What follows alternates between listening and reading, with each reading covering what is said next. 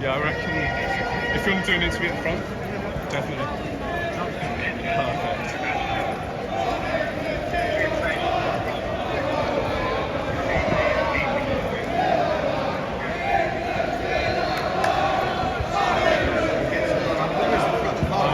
No, it's one of that.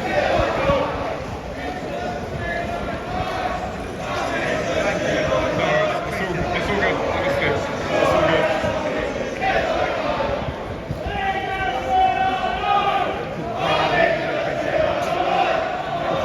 Definitely.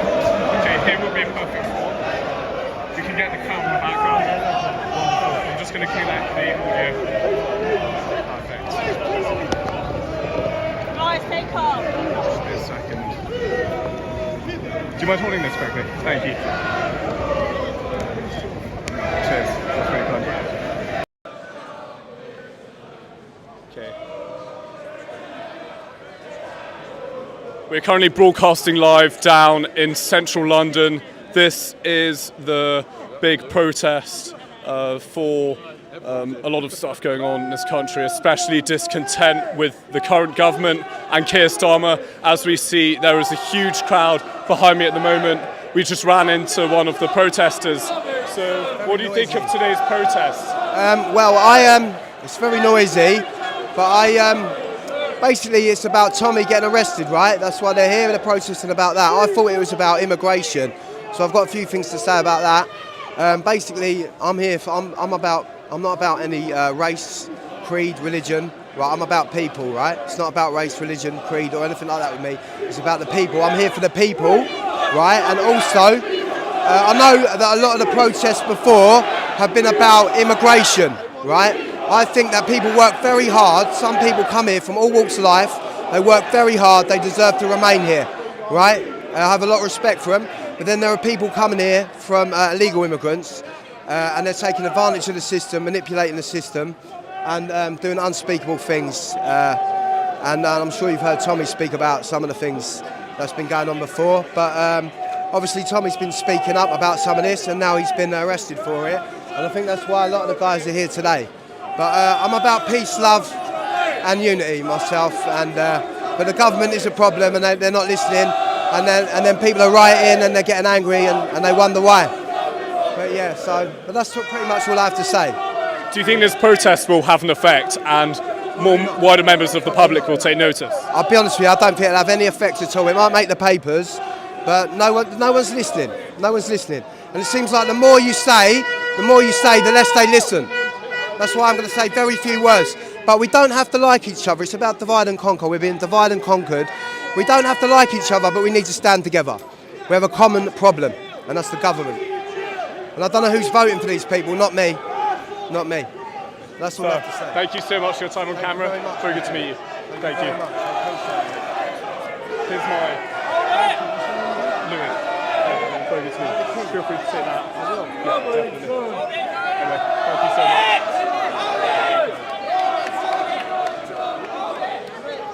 Excuse me. Thank you very much indeed. Thanks.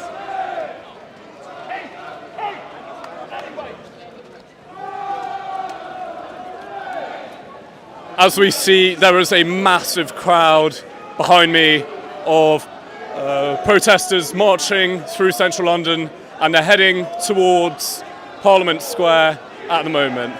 Welcome onto the channel. My name is Louis Errington. I'm an independent freelance journalist. I cover a broad variety of protests and events in central London. So if you're new to the channel, feel free to subscribe and also hit the bell notification button. Thank you once again for tuning in, and I hope you enjoy this live broadcast at the moment.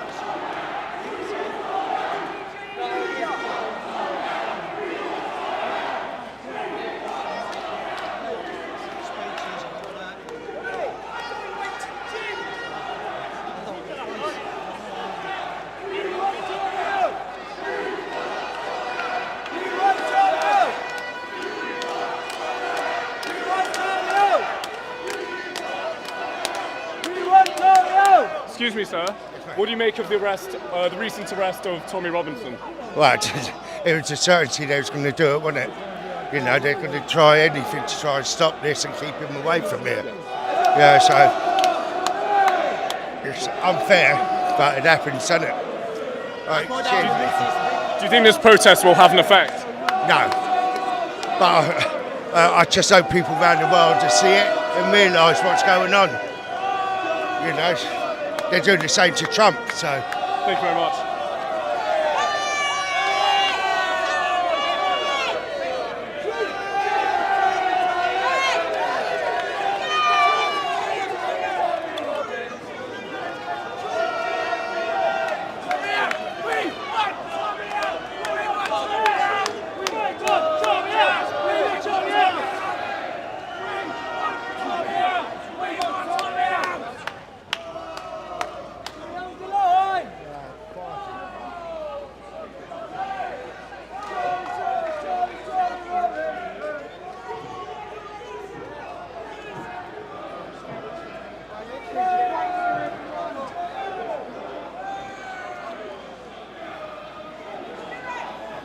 So as we see, there's a massive crowd behind me, and also just in front, it does appear that the TSG have formed some sort of cordon, possibly to keep crowd control.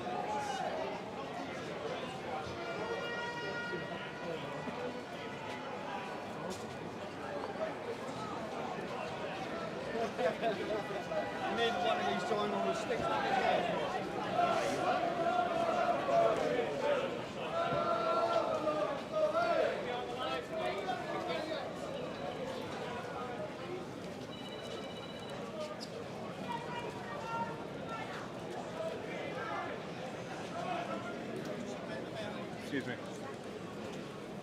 Move this away from there too early. Yeah. Excuse me. Thank you very much. Everybody here at the moment. Thank you. So they're not letting us through. They're not letting us through. They're not letting us through.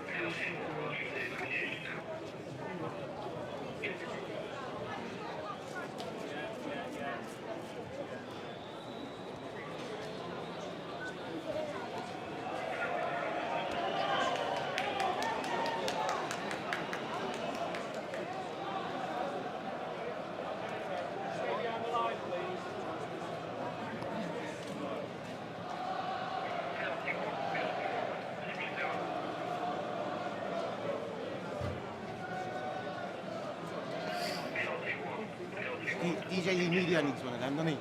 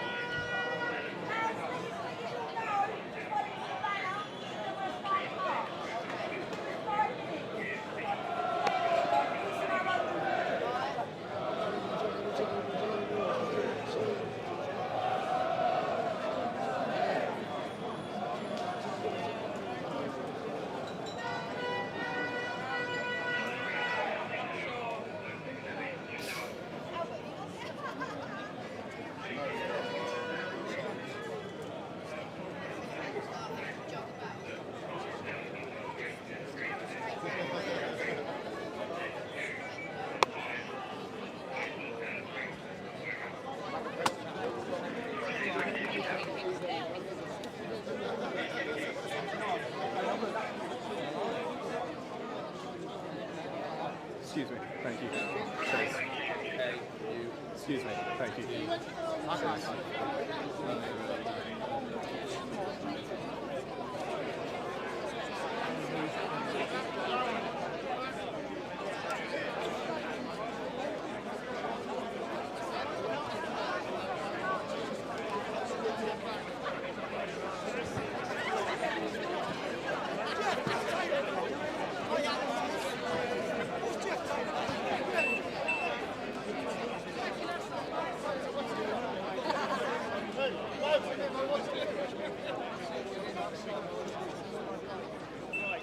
Staying out of the photographs, that's for sure.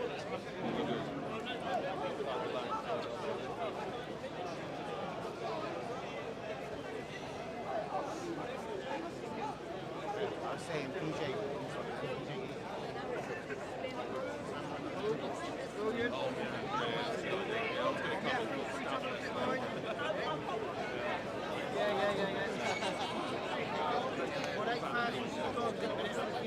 Excuse me. Hi there. Would you like to say a few words to the camera about today's protest? Okay. Sure. Perfect. My name is Louis. Very good to meet you. How do you do? Very good to meet you. Do you think this protest will have an effect, and a lot of people and members of the public will take notice, especially online? Of course, Louis, all our protests have an effect. People come for many different reasons. Obviously, we're here today for Peter Lynch, rest in peace, a man wrongly jailed, who's now dead for no apparent reason at all, and also for our dear Tommy, who's now banged up, as we know, and also to bring people together to celebrate British values. That's very important. That's what we're losing. Nobody's integrating. We'll say nobody. Some people are not integrating, and that's not how it works. I've lived in India, I've lived in Portugal, I've lived in Germany, I've lived in many countries, and in each country I learned the language and I integrated. And it actually warms people's hearts to immigrants when you do that. So thank you very much for reporting on today's march, and have a wonderful day. Thank you very much. Do you think, Tommy, what do you think will happen to him? Because apparently on Monday he'll be appearing at court. I don't know the legal situation, so I don't actually want to comment on that because I'm not a lawyer and I'm not in on the know with Tommy with things like that. But I just do the media stuff and I'm supporting him. And if you ever see this, Tommy, we're all here for you. We're here for Peter Lynch and we're peaceable. And as you hear, we want Tommy out. Thank you. Thank you very much indeed. We want Tommy out!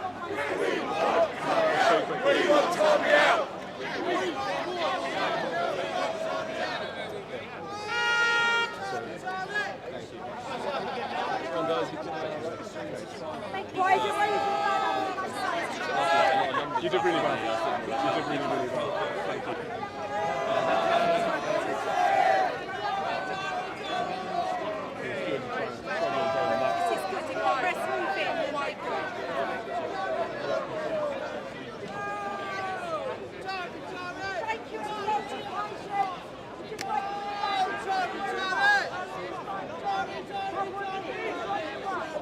Excuse me.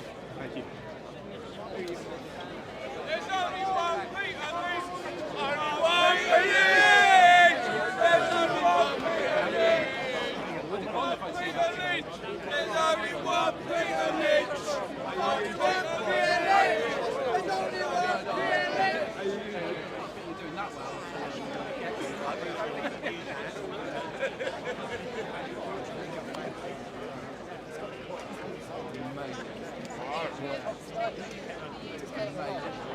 I've heard about it.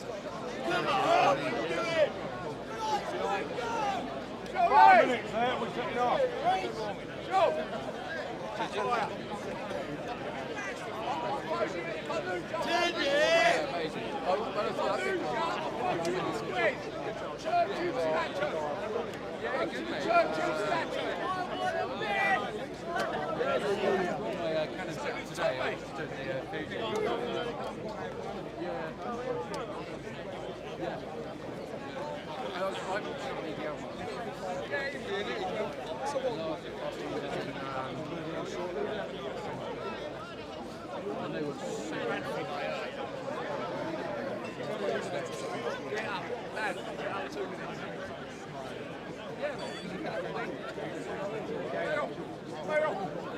Thank you.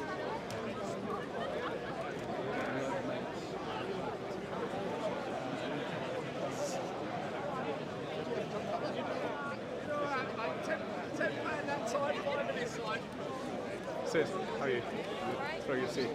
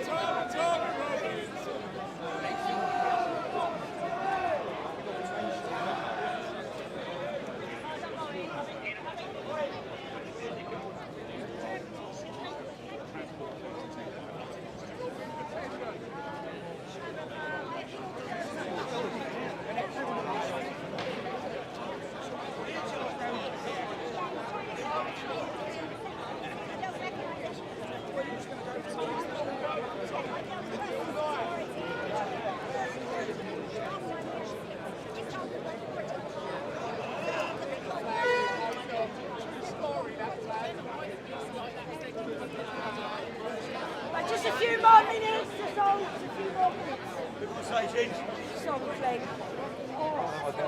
So as you see right behind me, the TSG have formed some sort of cordon, and apparently they'll be waiting for about a couple minutes, and then the march will be continuing and making its way towards Parliament Square.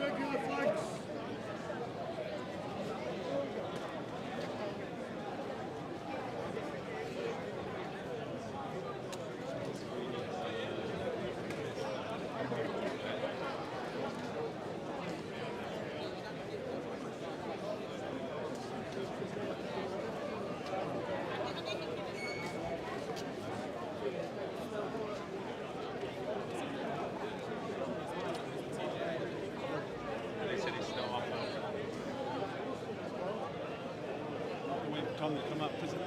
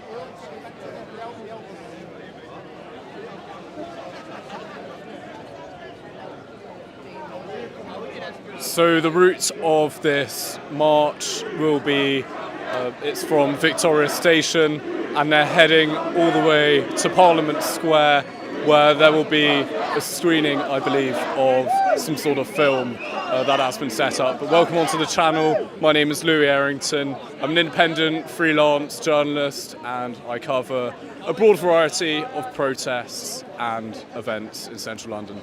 So if you're new to the channel, be sure to subscribe and hit the bell notification button so you can stay up to date with future live, impartial London news content coverage of a variety of protests.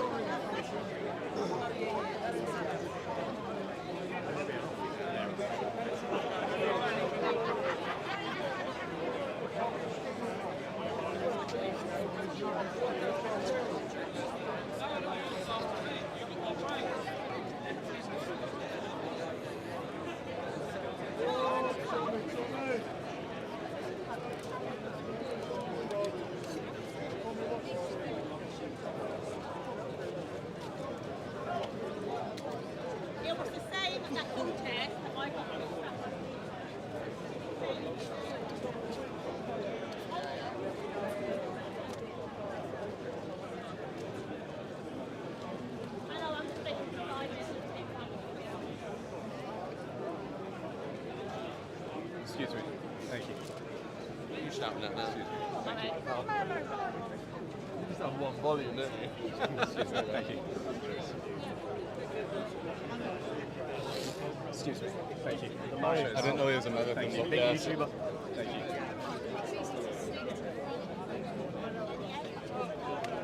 Come up on your own and you've seen. Excuse me.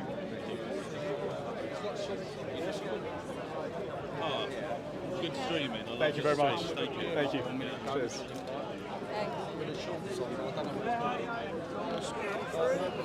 Get out of the way. Sorry. Yeah. That's why I bought this camera to go live in 4K.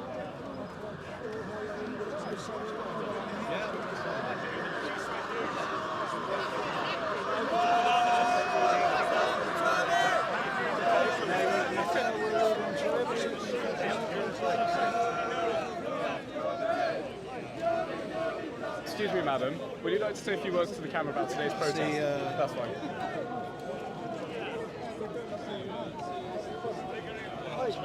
For a second. I'm from London, cuz. Excuse me, sir. Would you like to say a few words to the camera about today's protest? That's fine. Steward. Oi.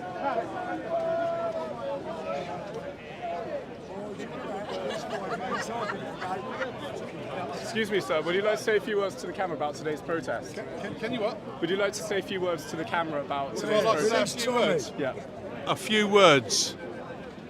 So, in terms of today's march, do you Today's think it'll have march? any effect? They're marching, or we ain't going nowhere. Well, personally, if everyone stays peaceful, it'll be fun. It'll be good fun. But I think it's going to send quite a message to the establishment that it ain't going to happen with them. Yeah? Because I think if they have another one, it'll be even bigger. Yeah? So, yeah. And the coppers are a bit more chilled today, so which is quite good. Which makes a lot of sense. Yeah? But whether they're doing this to provoke a reaction, I don't know. There you go. Oh, here come the ladies with their knickers. They've got to spread the knickers across the road so you don't get past. Sort me out! Sort me out! Sort me out! But it is what it is in the end.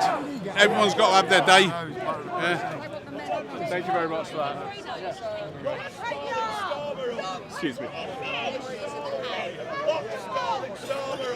He should be in jail.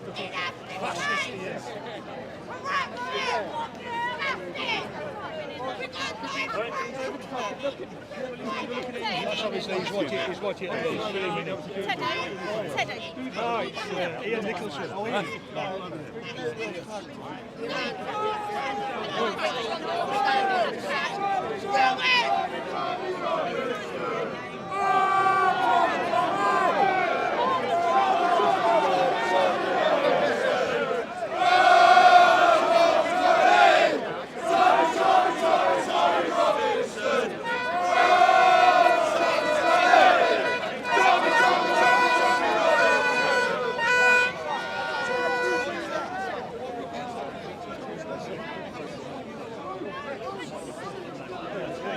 Far right foot. Line, yeah?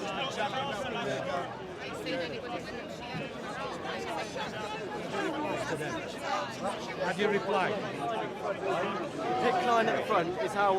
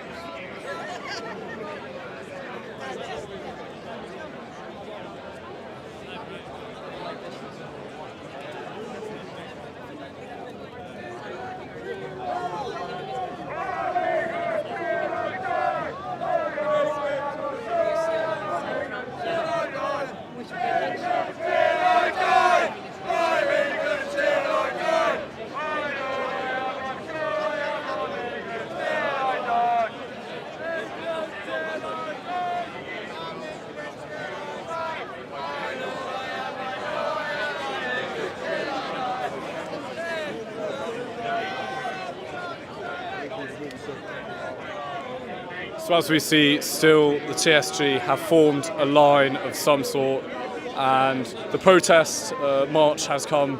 It appears to be it came to a standstill all of a sudden, and as we see, there's a massive crowd of protesters behind me, and the march is heading towards Parliament Square, where they'll be doing a rally later on. But it appears they're waiting for their organisers from this rally. But welcome onto the stream. My name's Louis Errington. I'm an independent freelance journalist, and I cover a broad variety of protests and events, and also Speaker's Corner from time to time in central London. So if you're new to the channel, be sure to subscribe and hit the bell notification button so you can stay updated with future live streams or videos like these of impartial live London news content. Thank you for tuning in once again.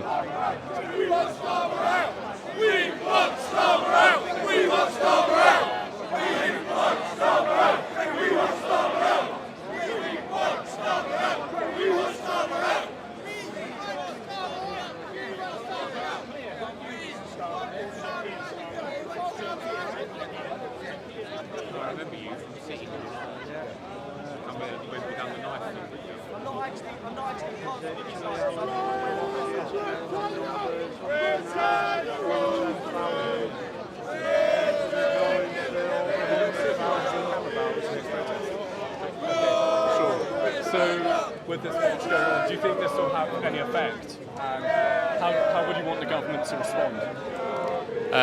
Effect in what way? In terms of people noticing and recognising your guys' movement? I mean, more people are going to notice it. More people are going to start to realise it. You make martyrs out of people. This is the consequences you get at the end of the day. You know, you can't be arresting people for just showing films and documentaries. You know, regardless of whether you like them or not.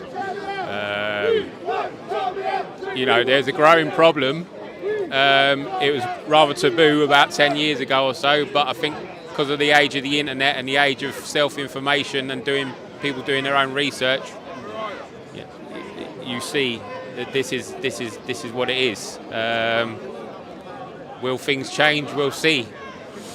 In terms of the current government, no.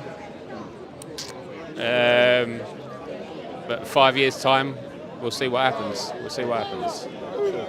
And in terms of the protest march itself, do you think wider members of the public will take notice, or do you feel as if they have? The wider public have taken notice. You know, if you was, as I said earlier, if you was going to do this 5-10 years ago, people are taking notice, starting to take notice, and the more, as I said, the more you start making or these people make martyrs out of people, the bigger it's going to get. So yeah, this is only going to grow and grow the more they keep pushing back on us. Like I said, the current government are not going to take much notice of it. You know what's going to happen the next day, what the press are going to say, what the government are going to say and everything else. We also know who else is coming down this afternoon. And they're going to have their say. Hopefully it'll go without a glitch. But we'll see what happens. We'll see what tomorrow brings, will we?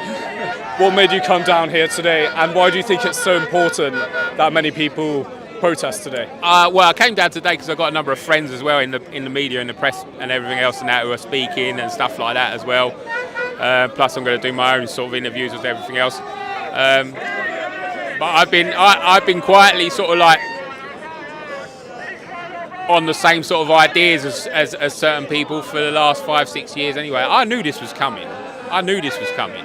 But like I said, if I had shouted to the rafters about 5-10 years ago about it, I would have been called all sorts. And you see that with Tommy and so forth, you know. It's just, it's unfortunate. It's a shame as well, as I said, because I can't see what he's done wrong, you know. Like I said, you know, at least he's got the pair and he's got the set between him. And he stood by his morals, he stood by his conviction. He has done for many, many years. He ain't going to change his tune, he ain't going to change his mind. And as I said, you know, you can't be arresting people for that, you know, simple as that. So we need to all stand together. We all need to be singing from the same hymn sheet, peacefully. If the other mob that come down here, if they want to cause a ruckus and they want to start trouble, the best thing we can do is just ignore them. Let them crack on. Because if we do, and if we interact with them, you know exactly what's going to happen the next day. So, yeah. Do you feel as if many years ago you felt afraid to speak up against what you believed in? Yeah, kind of, in a sense. Yeah, I never used to say it publicly. I used to say it personally among friends and everything else. Whereas now, I ain't afraid to say what I think and to hell with whoever thinks otherwise. You know, you want to have a chat with me, come and have a chat with me. You know, I'm a nice person. I'm not argumentative, you know. I've got my own opinion, and that's the end of it. You know, don't like it, walk away. Simple as that. So, yeah. So, thank you so much for your time on camera today. My name's Louis. Very good yeah, to I think I follow you on YouTube anyway, so I'll find you anyway. So. I hope you enjoy the content. What is your YouTube channel? We've got a card. So, sort of improvising at the moment. Yeah, this is. You're on Instagram now, not on you. So yes. I'll follow you on Instagram. All the socials, basically. I'll find you. Thank you very much for that. Cheers.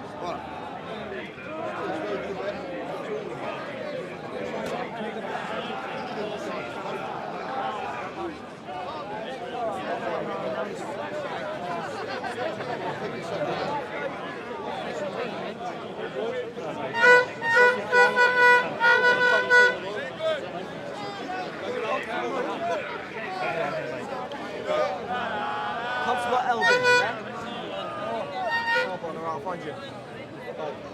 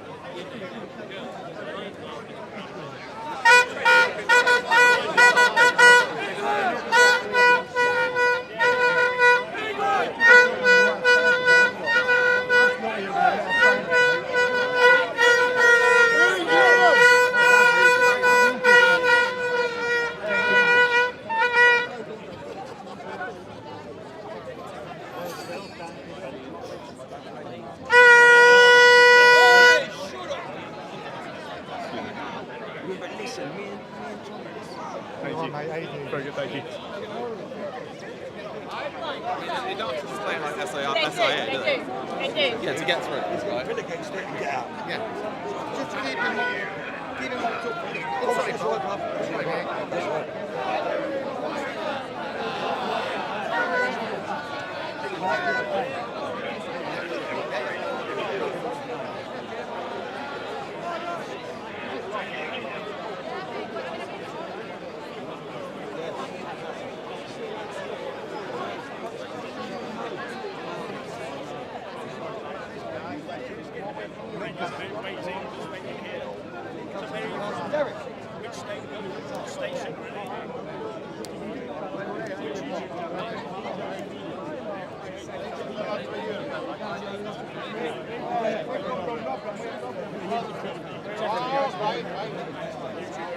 I've got some video from you before when you do Brexit.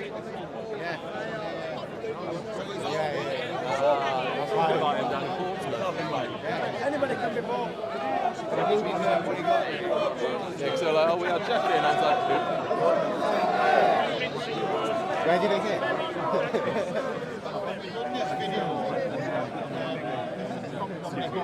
Excuse me. Thank you. Excuse me. Thank you very much. Excuse me. Thank you very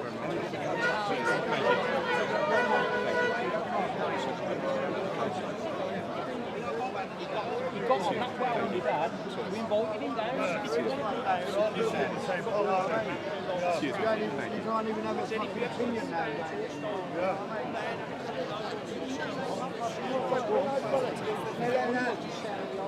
They're letting that nonsense and come on, son. Fucking make people like that up.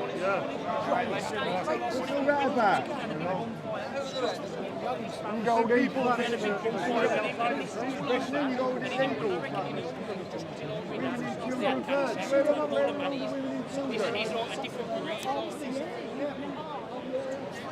I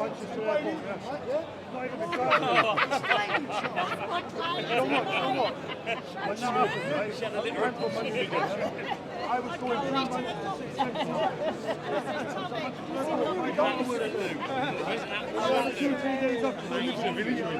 So as you see, the protest is still at a bit of a standstill at the moment, and the TSG have formed what appears to be a cordon of some sort, and the march is still waiting to move, so everyone is standing still. Everything appears to be very, very peaceful. There's no trouble at all. That's because there ain't no Spurs here. Do you want to say a few words to the camera about today? No, what about Richards, the geezer? What about him? We've got to remember him, haven't we? You know what I mean? The geezer got banged there like that, nonsense and rapists and what the fuck, I'm sorry about my language.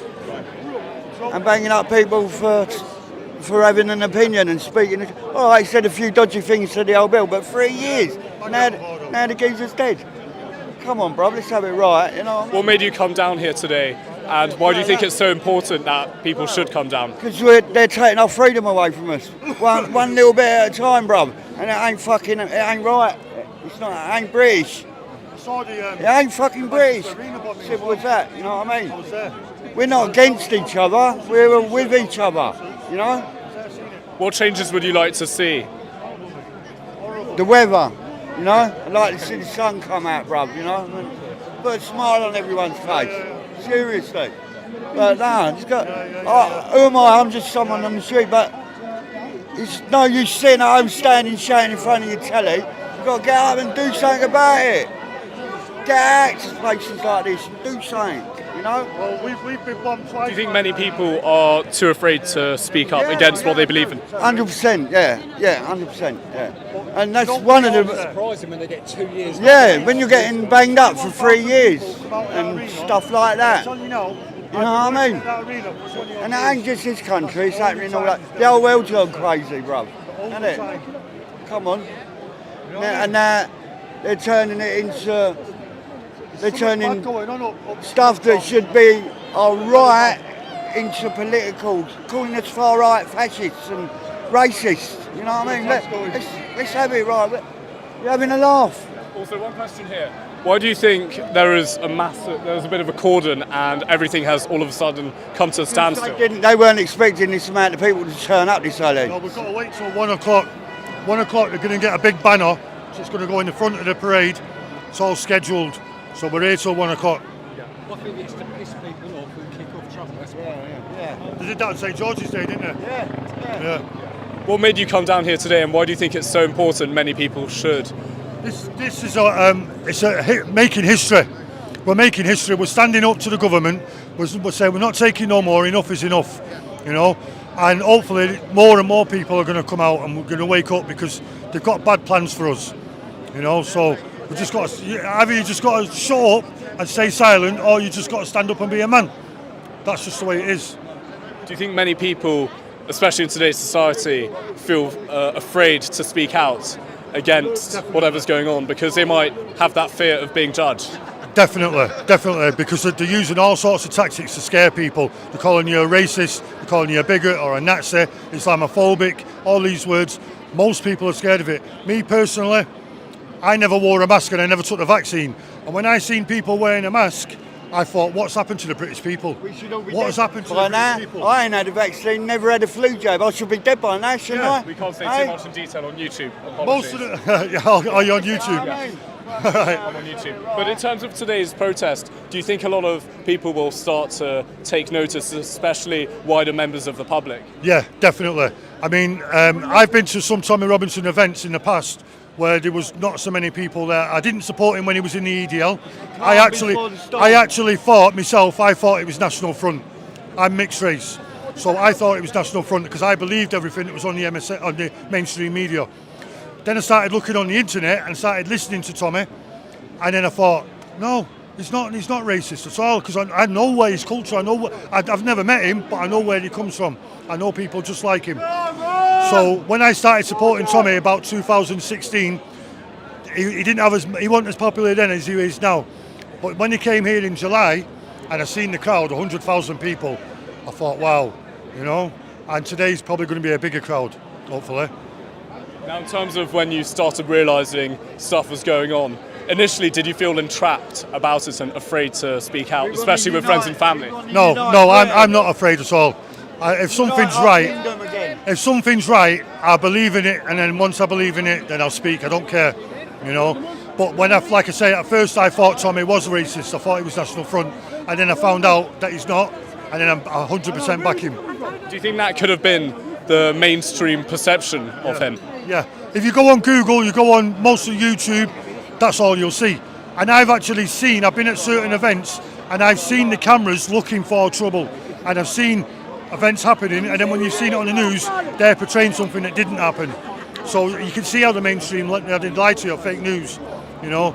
So I've seen it with my own eyes, you know. Thank you very much for your time on camera today, sir. My name's Louis. Thank you. Yeah, I think I've seen it. What's your channel called? Here, that's my channel. I think I've seen you on the phone. Maybe. I think I've seen you. Yeah, I might be a subscriber actually. I've subscribed to a lot of channels. Definitely. Thank you very much. Yeah, have a good one.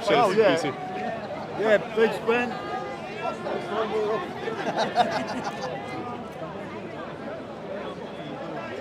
Excuse us. Cheers. Excuse us. think they now go into the front of this lot. So as we see in this protest, there's a huge crowd of people. It appears to be very peaceful. There's no trouble whatsoever. And the march is heading from Victoria all the way to Parliament Square, where there will be a rally later on. But apparently they are waiting for some sort of banner, and at 1 p.m, sometime soon, they should be setting off at some point. My name is Louis Errington. Welcome onto the YouTube channel. I cover a broad variety of protests, Speaker's Corner from time to time, and also Horse Guards Parade on a frequent basis. So if you're new to the channel, feel free to subscribe and hit the bell notification button to keep up to date with live London news coverage from an impartial perspective.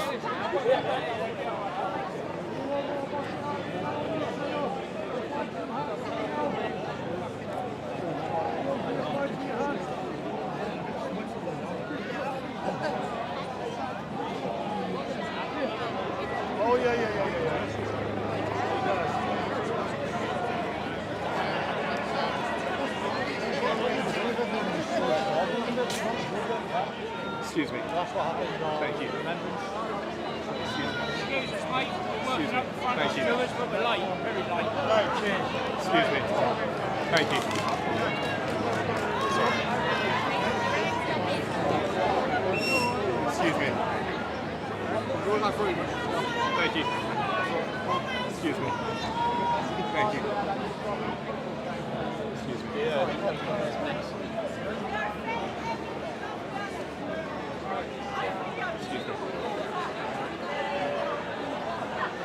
Excuse me. Thank you.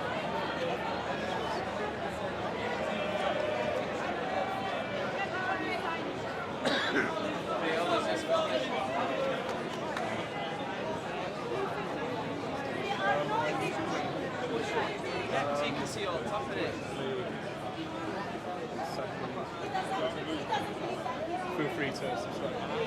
Cover more variety of stuff.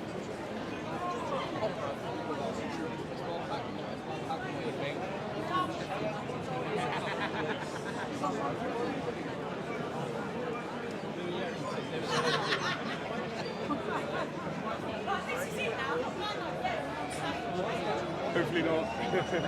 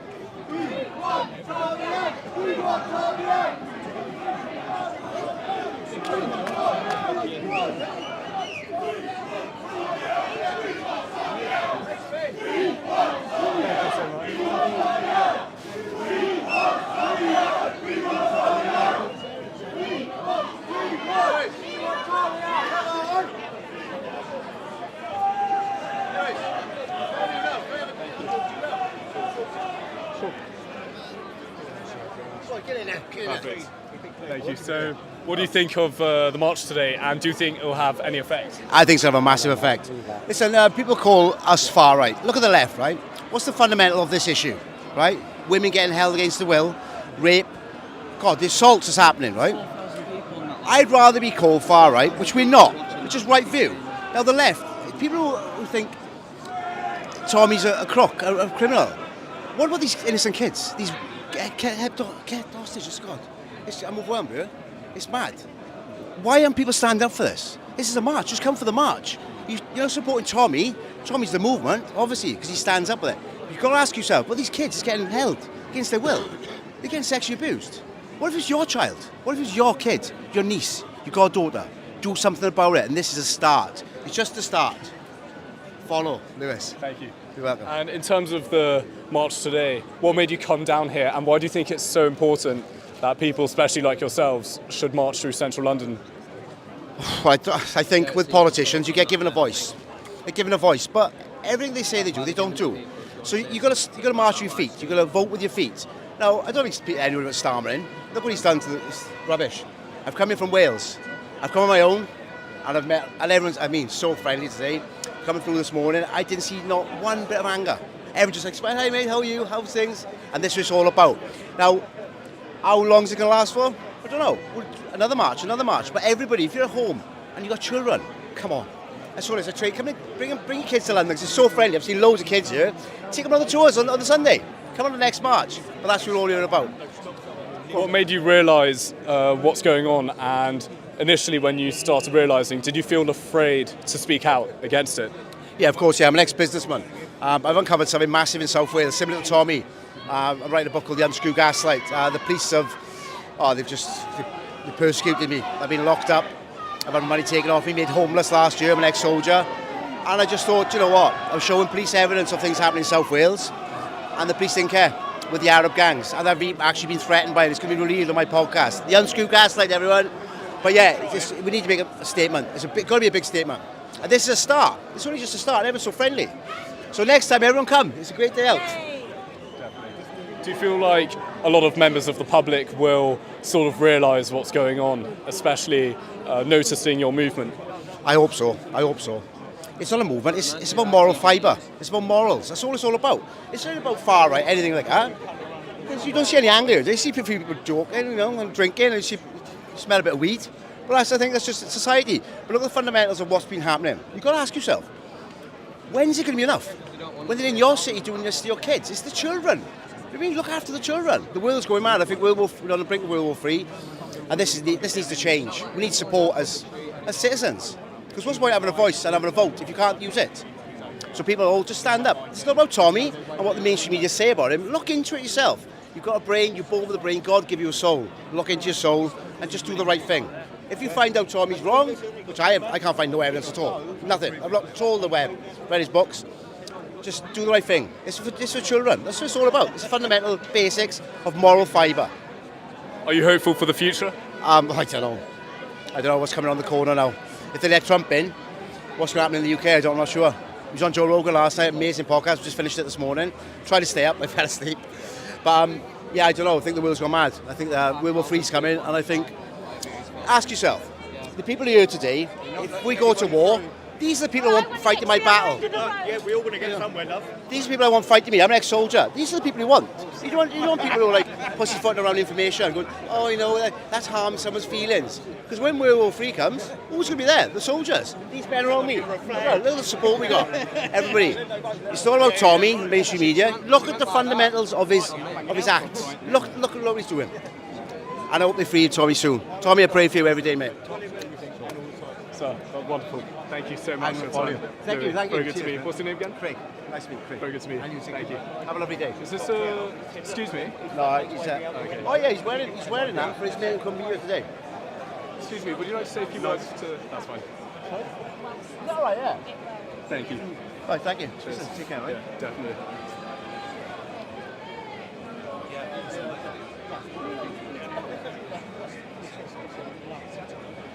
Chef, you will be less first. Chef, you will be less first.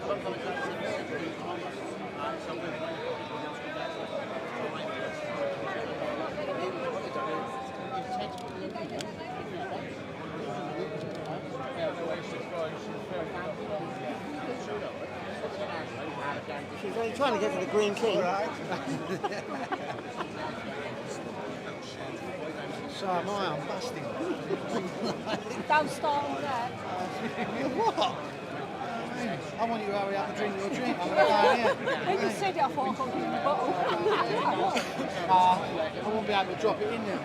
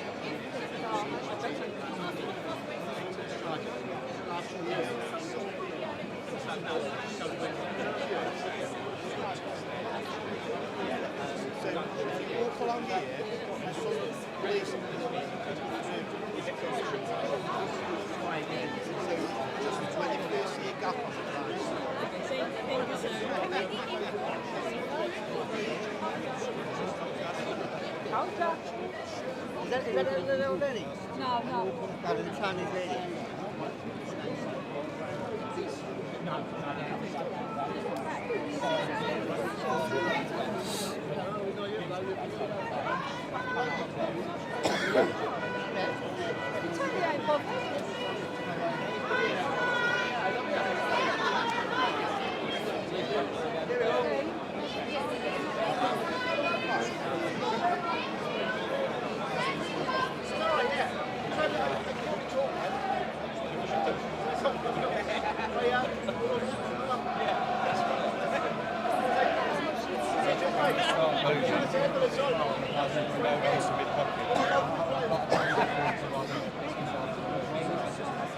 I need to get to that.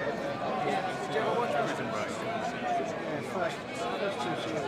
So as you see at the moment, the protest march has come to a standstill, and it's been like this for a while, but I believe it will be marching fairly shortly.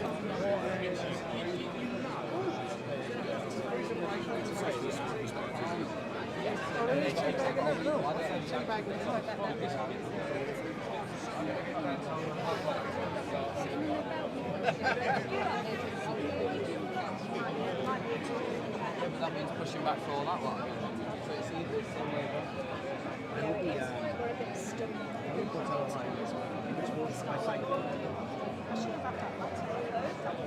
I've had a 4 medium.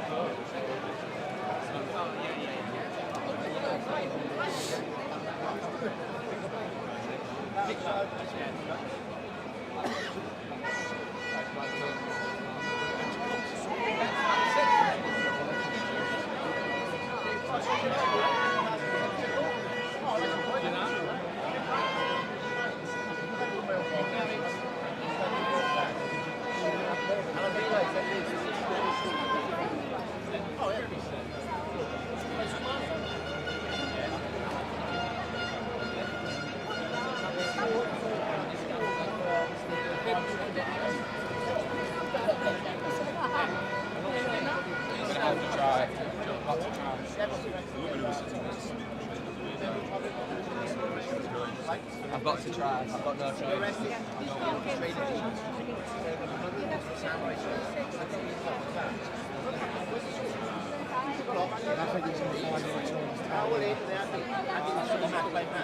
Just come up and speak. Hello, I'm saying hello. I've got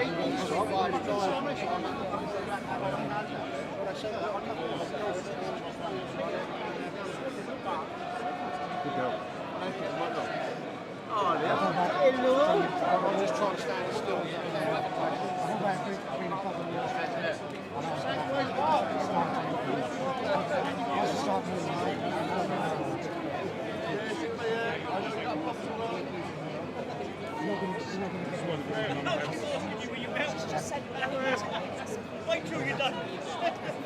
Excuse me, would you like to say a few words to the camera about today's protest?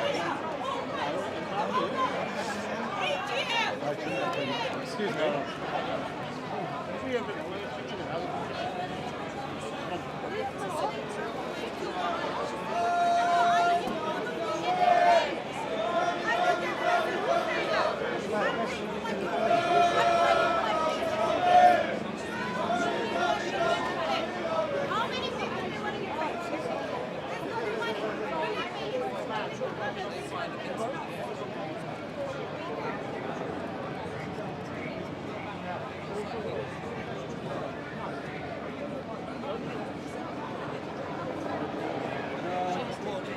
Get out.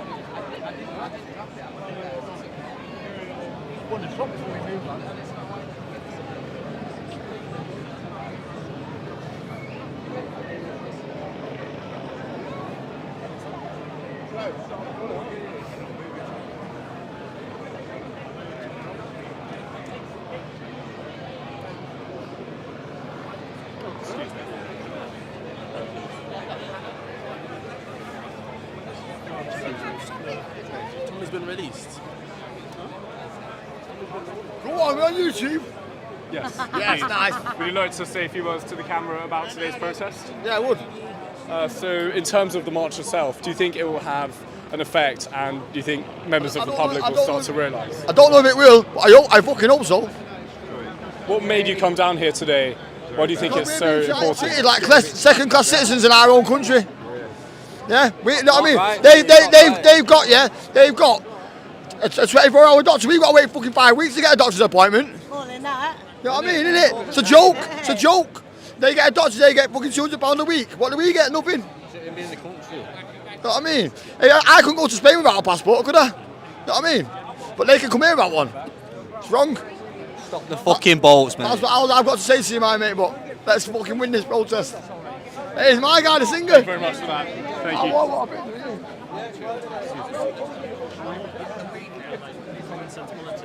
Yeah, excuse me. Thank you very much. Excuse me. Thank you. You can't get through. Thank you. You can't get through. Oh. Have to edge my way around. That way. Which way? That way or that way. Okay, thank you. Hey, Louis. How do you? You right? How do you see?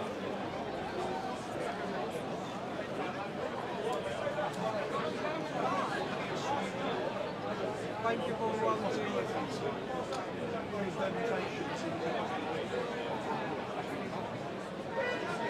Just thinking, I'm going to try to squeeze through this way. Thank you. Cheers. Thank you. Thank you.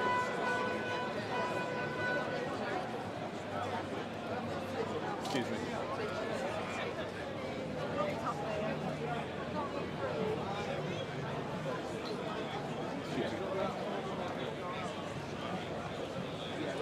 Excuse me.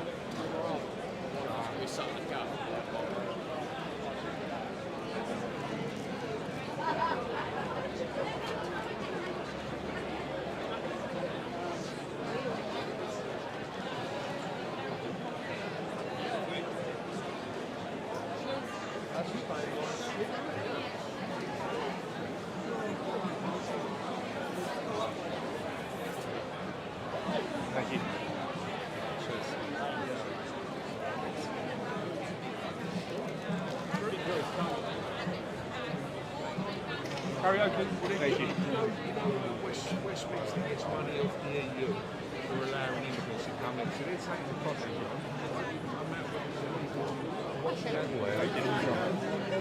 Very, very squeezy at the front. Yeah, yeah. Thank you. Cheers. Thank you.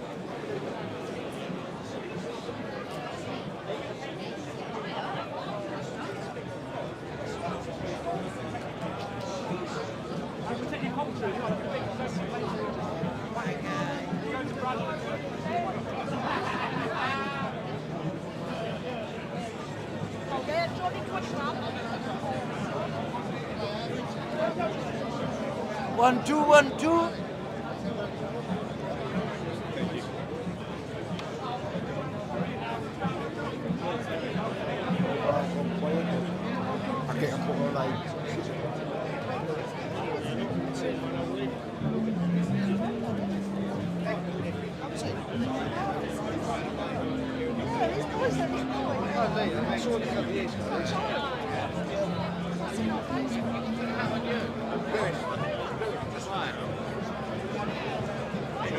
Very good, thank you. It's very busy at the front.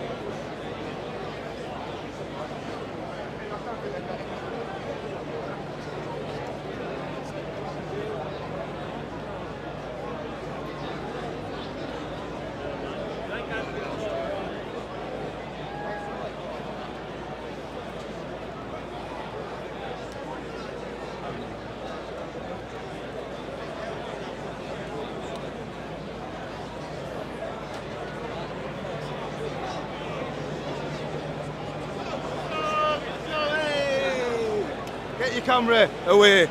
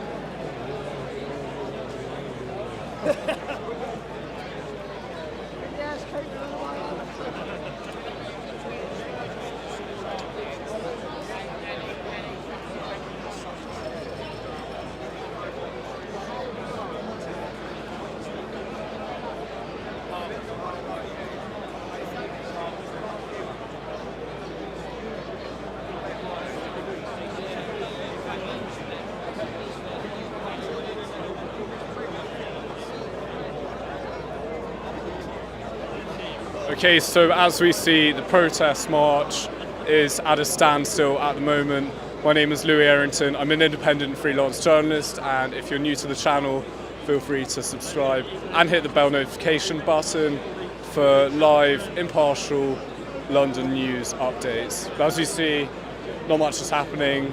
A lot of people are waiting as the march is planned to go from Victoria all the way to Parliament Square.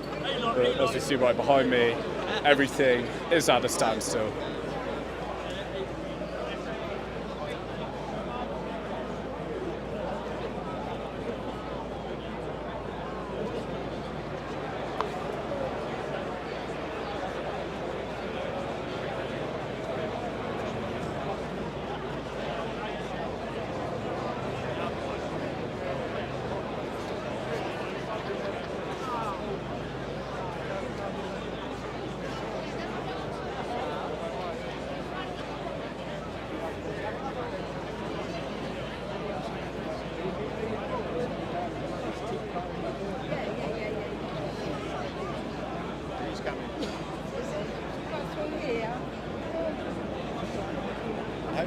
mention the fact that we're clearly not far right. Do you want to say a few words to the I camera don't, about today? no, I'd rather not. I have a YouTube channel. Yeah, I appreciate that. Unbiased comedian. Right, now what I'm just saying is, if you look at the people that are here, all demographic, it's not far. I'm sure you'll be great on camera. Yeah, I'm sure I will. Feel free to, if you want to add a few words. What's your name? Okay. That's fine.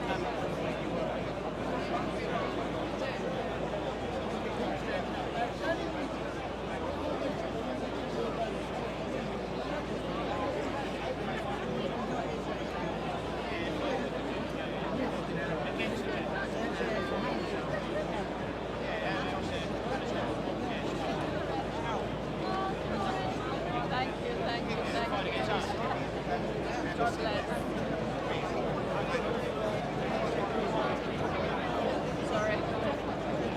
Apparently we did this weekend, like in the morning, whenever.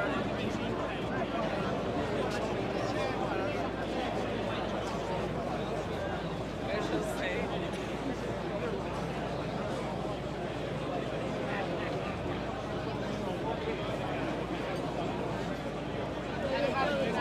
Have you finished? Excuse me. Thank you. Thanks.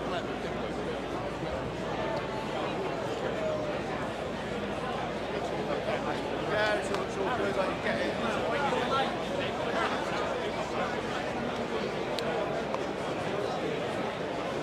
That's causing any prophecy on the other side in Israel.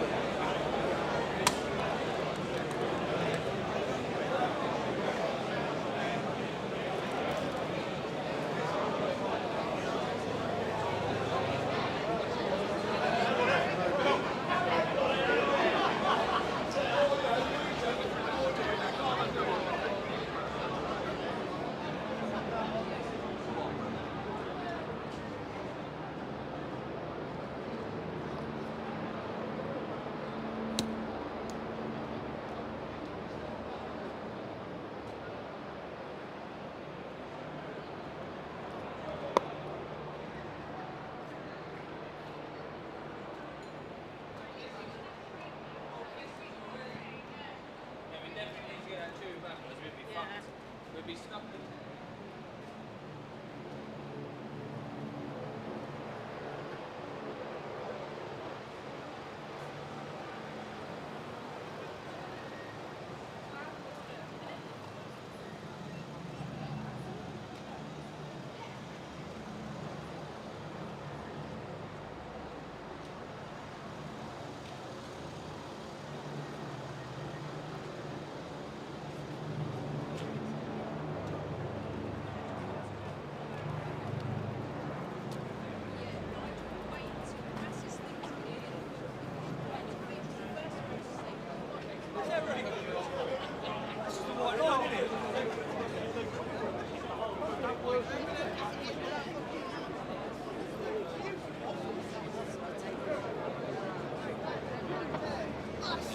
What about Tim?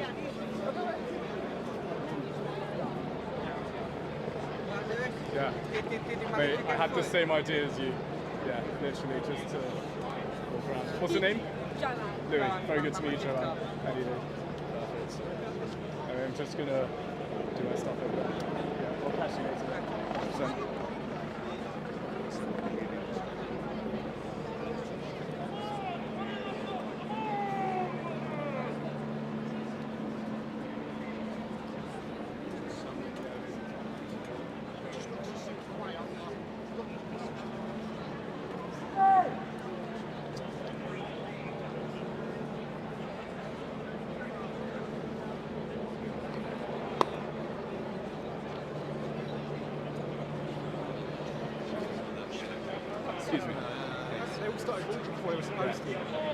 So what? They talked about missions going to there. So the stewards had to run from stage to here. And they said, no, you're not supposed to go. I was literally there yesterday.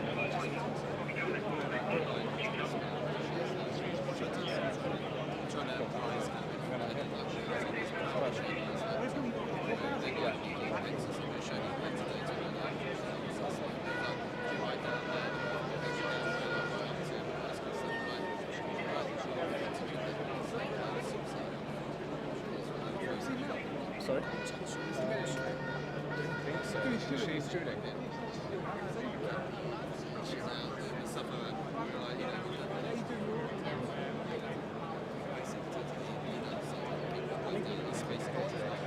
How far back's it go? So no, I think so. Probably like over 10,000 maybe.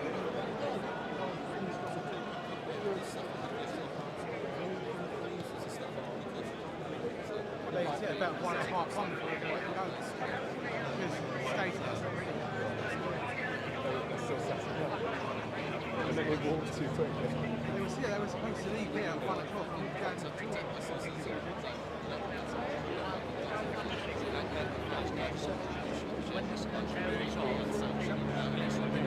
They left early. That's why the police ran in because they did.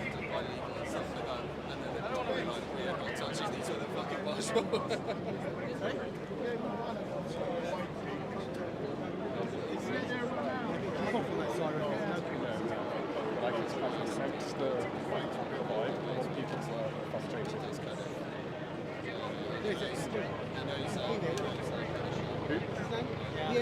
Which MP? Well, let's. Where is it?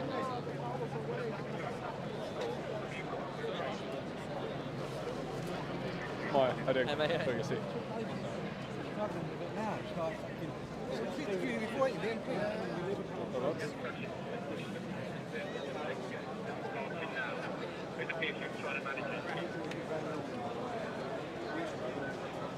Where'd he go? Who was it? Andrew Bridget? Yeah, Andrew Bridget was the one. Yeah, Andrew Bridget. Where'd he go? Shit, he was right in the front. Don't know. It's Took me out for a second. disappeared. You live streaming as well? Yeah. Nice.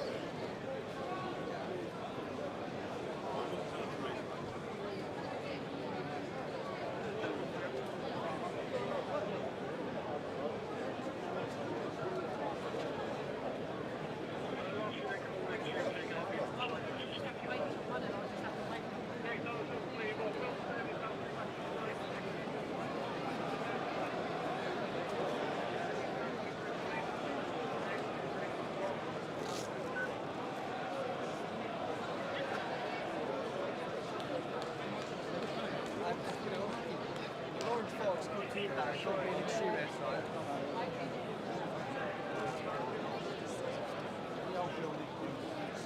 And then you look at shots out this.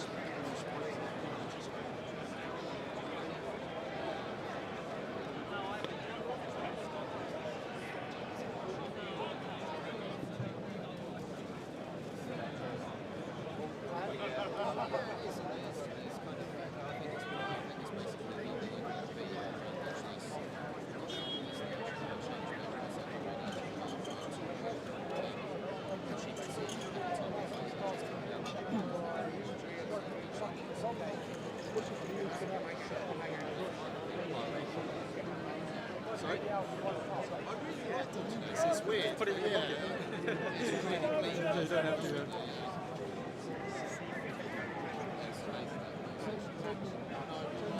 Such a strange.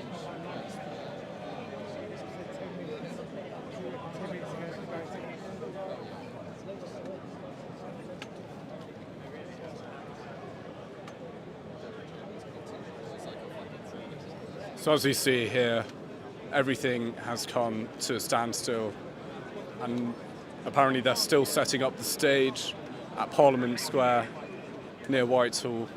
So as we see, the TSG have formed some sort of line, and the protesters, the march is right behind, and there's a huge crowd of people. I basically uploaded the drive, downloaded the other end, it's fine. So Sam's logo on. Yeah, but it's just a really good thing. It looks like that. It's a guy that, it's not, the role was amazing, but that looks fine.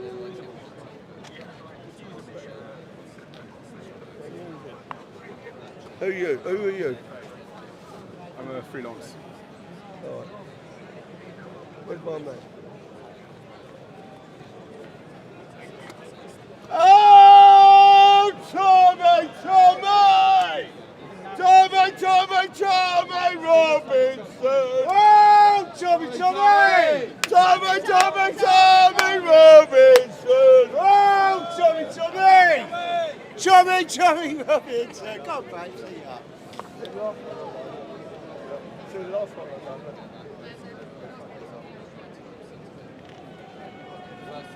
you manage to get a security pass? No, I don't have press pass. But I think I'm sure they'll probably give it to me. Banksy said that the guys there. Is Banksy is Hampers at the? Yeah, he's here. Oh, he's here. He's not at the stage, is he? Yeah, he said to me, down here.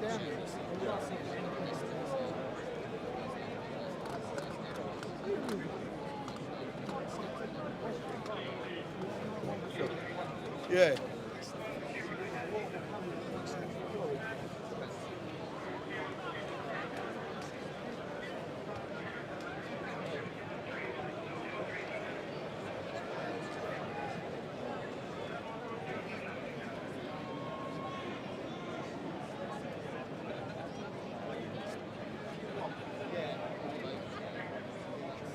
There's Derek over there.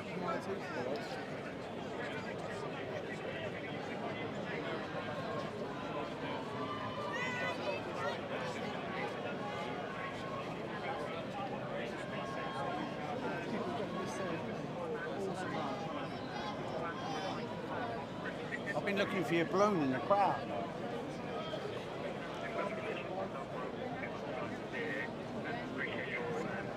Oscar, do you mind holding this quickly? Cheers.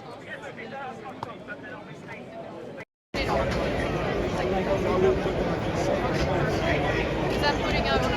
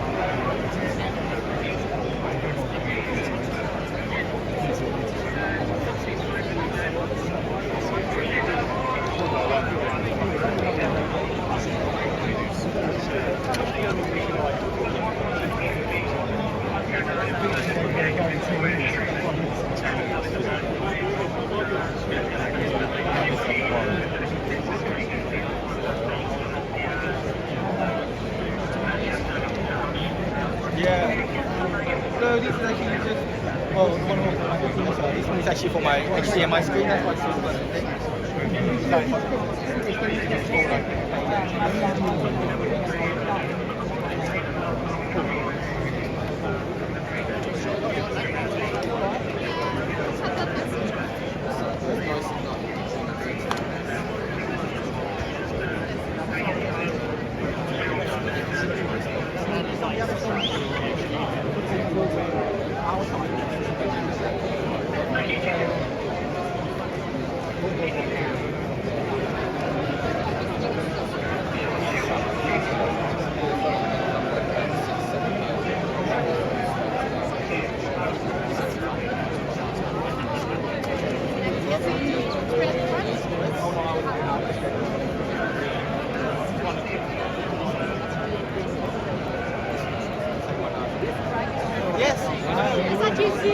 So as we see, right behind me. Everything is still standstill, and the marchers behind me, there are a lot of people at the moment. Marchers going to be heading towards Parliament Square, Whitehall fairly shortly, so that's what we'll be heading off to. My name's Louis Errington, I'm an independent journalist, and thank you for tuning in to the stream. Hi there, what's your name? My name's Ellie. Would you like to say a few words to the camera? I'll just set this up. So what do you think about today? Oh my God, it's just a union of beautiful English patriots that are coming together because we love our country. We don't want any violence, we don't want any nasty slurs towards the police, and we just love our country. Yeah. And we love you as well. Mwah. Are you married? No. What made you come down here today, and why do you think it's so important many people do so? Because I really fancy Tommy Robinson. Unfortunately, he wasn't here. Sorry. Oh no. Oh no. Sorry. No, I wanted to sit. I fancy him. And Mayor Toosey, if he's here. I think he is. I saw that. No, and also my political views are very important. Thank you very much for that. Yeah, good, thanks.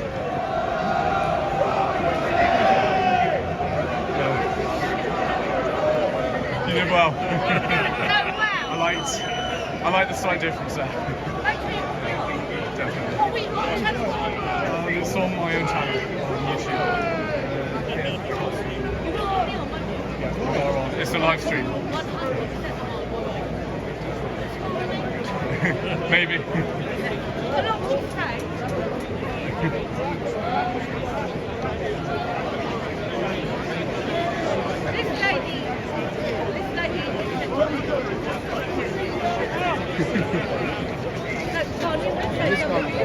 She wants to say something.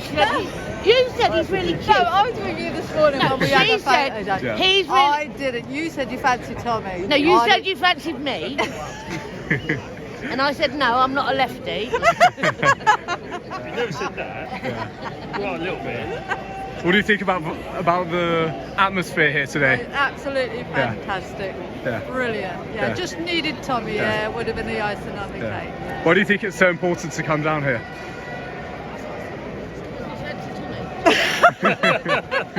It's really important because we've all got to stand up for our rights. Exactly. We've all got to stand up for what we believe in. Yeah. And what I believe in is that we all fancy Tommy. Well, I fancy Tommy as well. He fancies Tommy. You fancy Tommy? Yeah. I fancy Tommy, yeah. He's gorgeous. No, well, seriously, you know, it's just nice to see everybody getting together, all celebrating the beautiful country that we come from. I've just met this lovely lady. Sorry, I'm a little bit drunk. I met this lovely lady. We've all got the same cause. No one wants to start any problem. And then one more thing, the police have been absolutely lovely today. They've been so kind. So please don't start on the police. If you want to start on anyone, start on them. Yeah. And everything appears to be completely peaceful. It is so peaceful. It is so, and that is what Keir Starmer will probably hate, because do you know what? I don't know much about politics, but I actually believe that man is like a bit mental. I think he's got something wrong in his brain. But there we go. I'm not a psychologist, but no, he's a lunatic. We're off. Do you think Keir Starmer's almost scared of what's happening? I think Keir Starmer doesn't even understand what's happening. I think he's so far... It's like he's an alien. He doesn't know what's going on. He doesn't understand anything. He is so up his own fucking arse. I'm really sorry. I've got to go. I know I'm famous. You are famous indeed. No, we have around 4,600. I will come back later, guys, if you want to speak to me again. Sure. And I'll tell you all about my other things I've got to talk about. But at the moment, I love you. See you soon. What's your name? My name is Alyssa. Louis, very good to meet you. Make sure I'm on there, won't you? You are. What time? You're on there live. We're live streaming at the moment. Oh! Yeah. Oh, can I do some singing? Yeah, sure. Please don't. It's like rain on... Oh, no, I can't remember that. No, please don't. Oh. It's fine.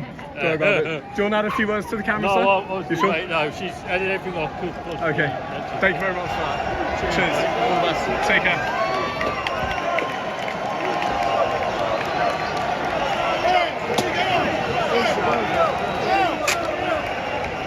So as you see, the march has just set off and it's resumed. There are a lot of people here. Welcome onto the channel. Hope everyone's doing well.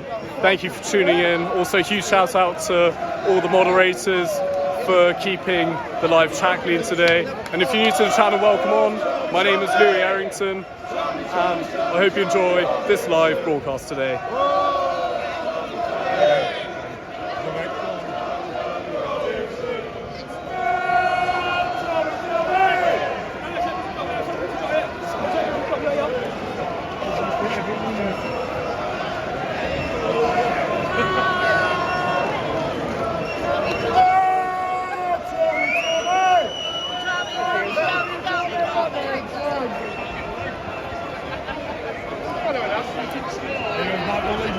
Excuse me, sir, would you like to say a few words to the camera about today's protest? It's the best thing this country can have. Free Tommy Robinson, mate. Sure. Let the boy out. What changes would you like to see happen? Steer Keir Starmer gone. Shut the door. Harder immigration. Better border control. Free heating bill for the IAPs. Immigrants out. Illegal immigrants out. All illegals. Overstayers the lot. When you first started believing in what you're believing, were you initially afraid to speak out against? No, mate. No. I'm not speaking out against anything. This is my country. I'm allowed to stand and fight for it. I've been doing this 30 years. And I still stand aligned with the boys. This is our country and we'll take our country back today. Thank you very much for that. Cheers, mate. Cheers.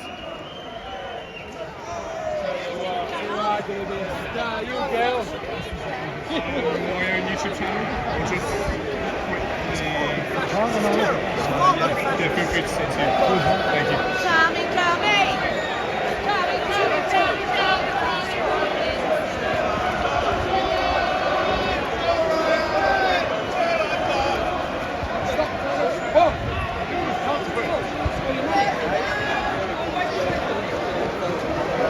Make America great again. Excuse me.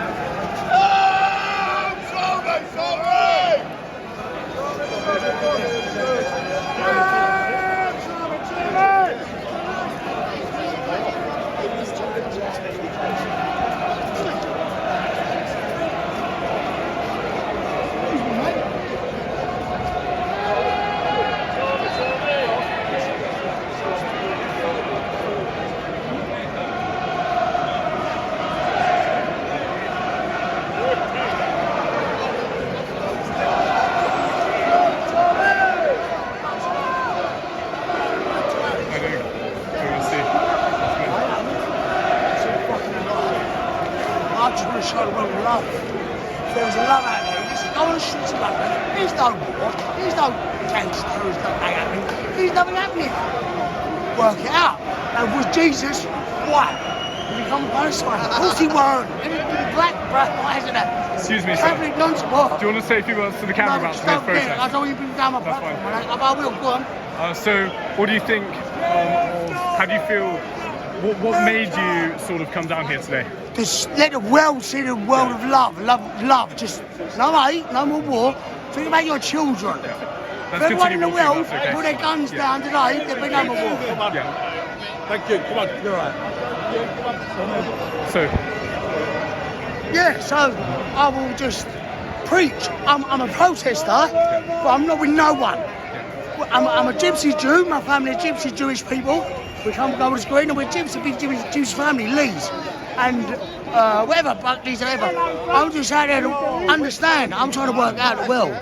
So today, I just done a little walk and I got chucked about by their security.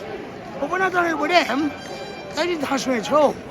I didn't march through them, and they didn't hurt me. I don't know who's who. I'm trying to work out. We've got our own firm. We don't need them. Look, they've got security around them, yeah? I've died 9 times. Last night I went over, yeah? You died 9 times, died twice. All around. Thank you very much.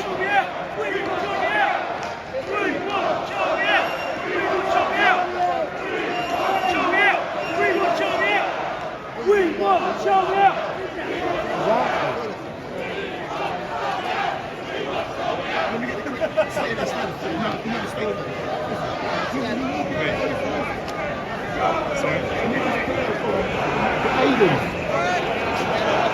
Look at my camera.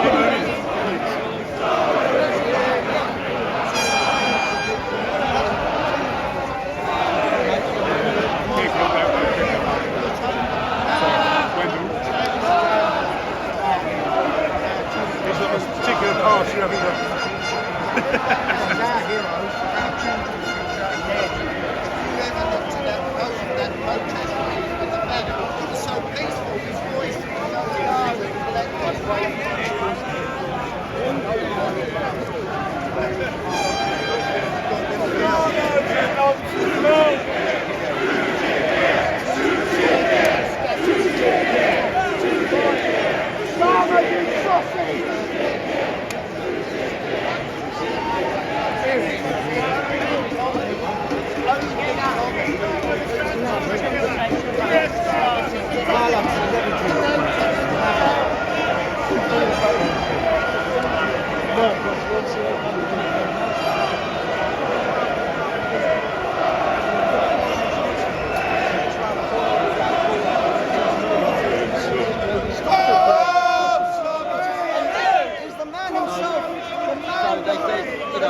The legend himself, Lewis Errington. We got Havertz. Sorry, I didn't recognise you there. How are you doing? You okay? I'm good, mate, I'm good. Yeah. How you been? Yeah, very good, thank you. Not bad. I saw you out there, but you were right in the middle, so I couldn't do anything. So how's the things? How's the interviews? I interviewed all sorts of people, range of people. It was very, very good. Did really well. Yeah. I saw Bosco actually. Bosco was out there as well. I saw him too as well. So, how's it going with the stream? It's good. Guys, we got Havertz here. Banksy, so check him out. Reflex. Yeah. Great channel, Lewis Errington. Yeah. Definitely subscribe to him. Yeah, so check out Havertz Reflex here on YouTube. He actually covered for me when I was away at one point at one of the, I think it was the second big event that you covered for me. Yeah, it was the second, this event, this is the second one, the previous one to this one. And also a couple of the street protests where Danny Tomo came out right after the Southport sort of stuff. But yeah, you guys would have seen those. They had like 200,000 views. So yeah, they were great. They were great streams. Thank you everyone who came and watched those streams on Lewis's and mine. Definitely. Yeah, check out Havertz. Anyway, so I'm going to try nip to the front. I'll catch you in a bit. Very good to see you, bro.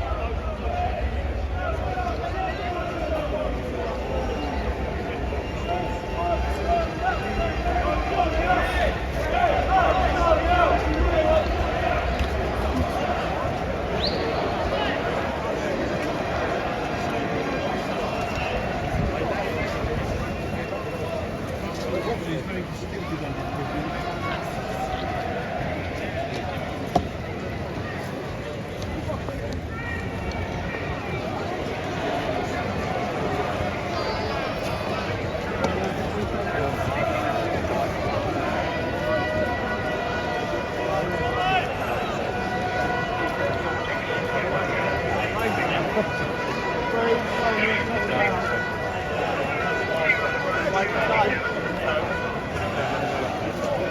We're waiting for you. You're like,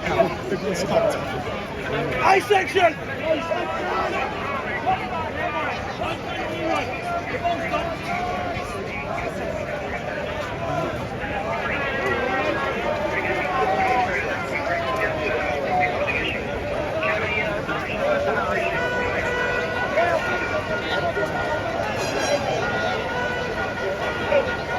Forward.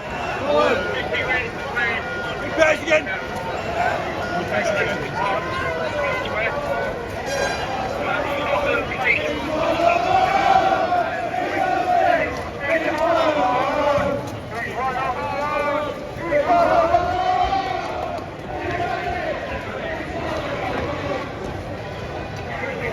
Oh, nice section.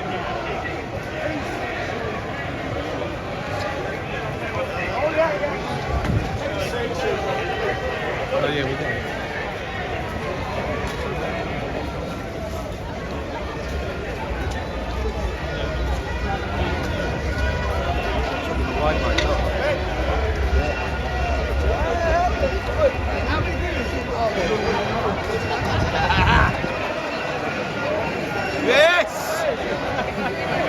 Would you like to say a few words to the camera about today's process? Free Tommy Robinson! What's that sign for that? Speak. What made you come here today, and why do you think it's so important that people should They come stick here? together and take the country back. And it's even more so now, seeing what they've done to Tommy. And they stick together and overthrow this shit government. What made you sort of wake up and when you... I've been away for a long time, mate, a long time. I'm ex-army, so I'll see what goes on. You're ex-army? Yeah. Ex-army, Royal Engineers bomb disposal, done 6 months tour in Afghanistan. And I've seen the way that they treat the soldiers there. You're just a number to them, to the government, do you know what I mean? Lads were getting killed and there's someone else in the bed space the next day. Nice to meet you. Thank you very much for that. Nice to meet you, mate. Cheers. Thank you.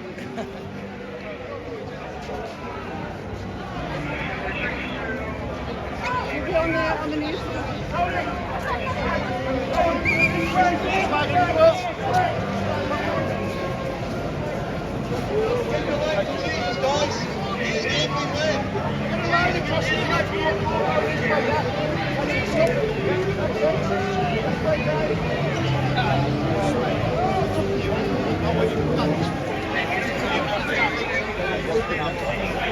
Yeah, mate, stand.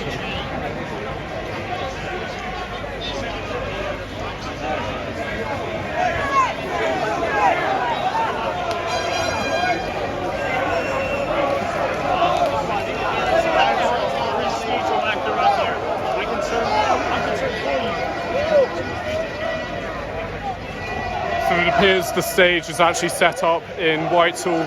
There's nothing at Parliament Square, so it's actually set up in Whitehall.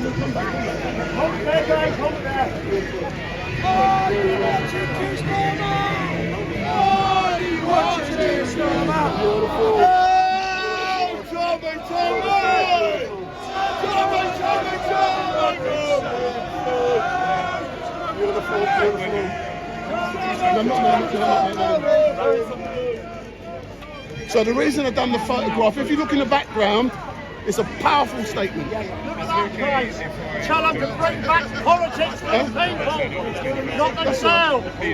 No, that's not. No. Not for the one I world. won't use it, man. Politics for the people of the country. It's what we need.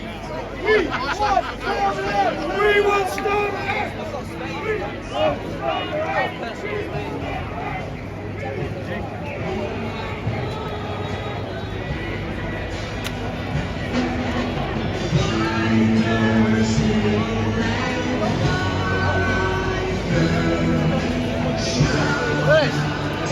I've got to tell you something. Yeah, sure. You go, right? If reporting a crime is considered a crime, you're surely run by criminals. You got that earlier on. Sure. Thank Thank you very much for that. Listen, thank you very much, mate. Cheers. Have a good day, right? Thank you. I'll You too as share as well. Thank you.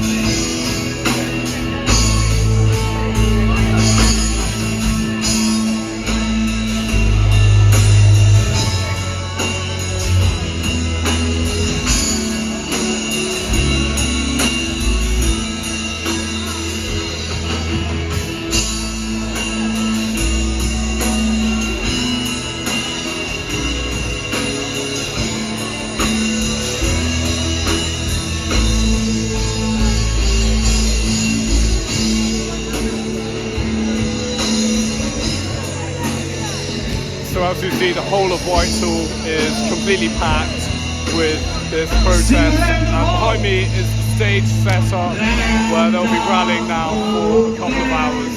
Thank you very much for tuning in. My name is Louis Errington. I'm an independent freelance journalist. I cover a broad variety of events in central London.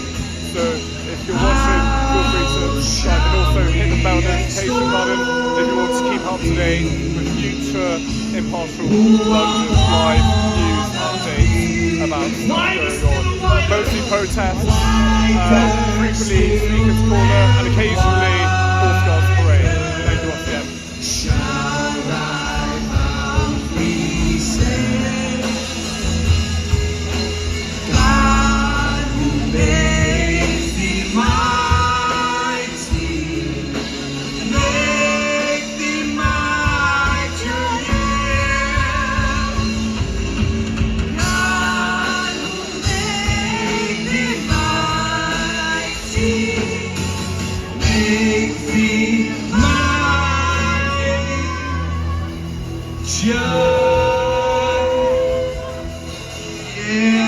Come on, somebody! Celebrate this Great Britain! Celebrate this England! This Scotland! This Ireland! This Wales! We shall never be back!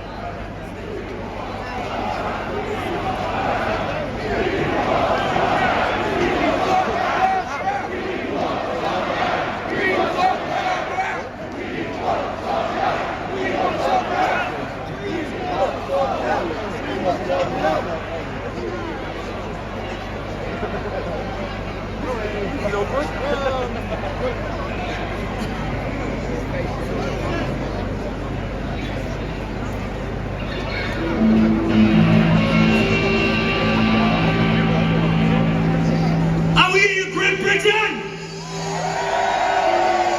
Is enough enough? Just high five your neighbour and say neighbour. Just high five the person next to you. Say neighbour. Enough is enough. High five somebody else and say neighbour. All British lives matter.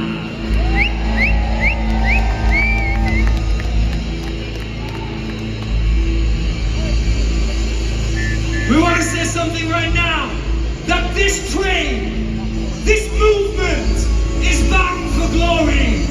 I don't know if you believe what I'm saying, but this movement is bound for glory.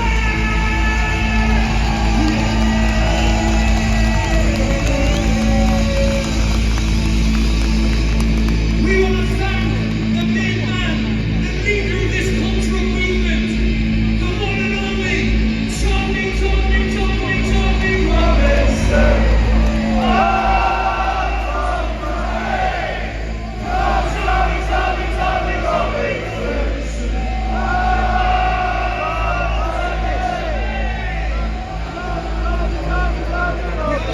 Today to represent the foundation of this great land that we call the United Kingdom. And that foundation is none other than the Lord Jesus Christ.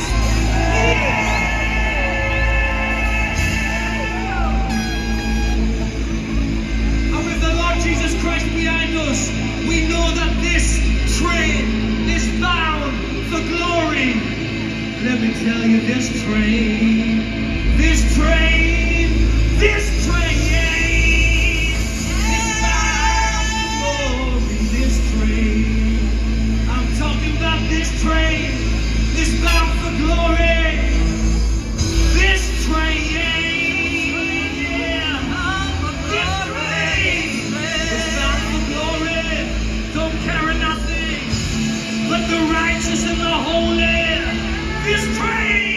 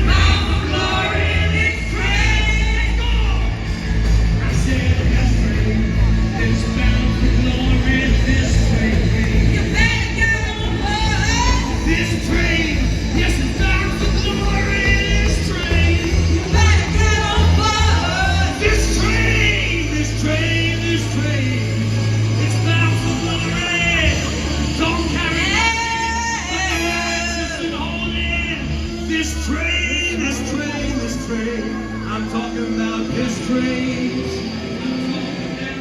Let's praise. Yeah. We're united in the kingdom. We shall never be moved. Tommy,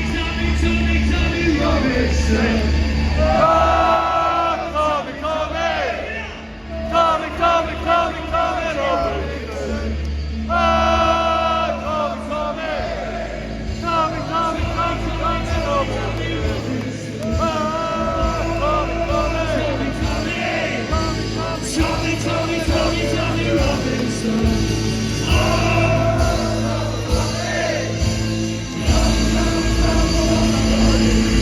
Somebody celebrating this flag!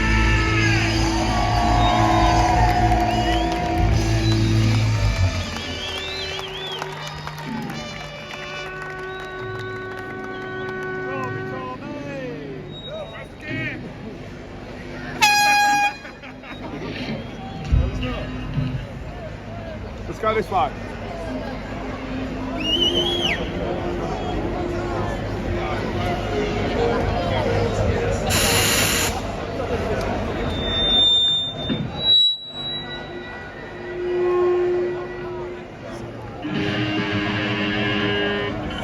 Got a broken string already.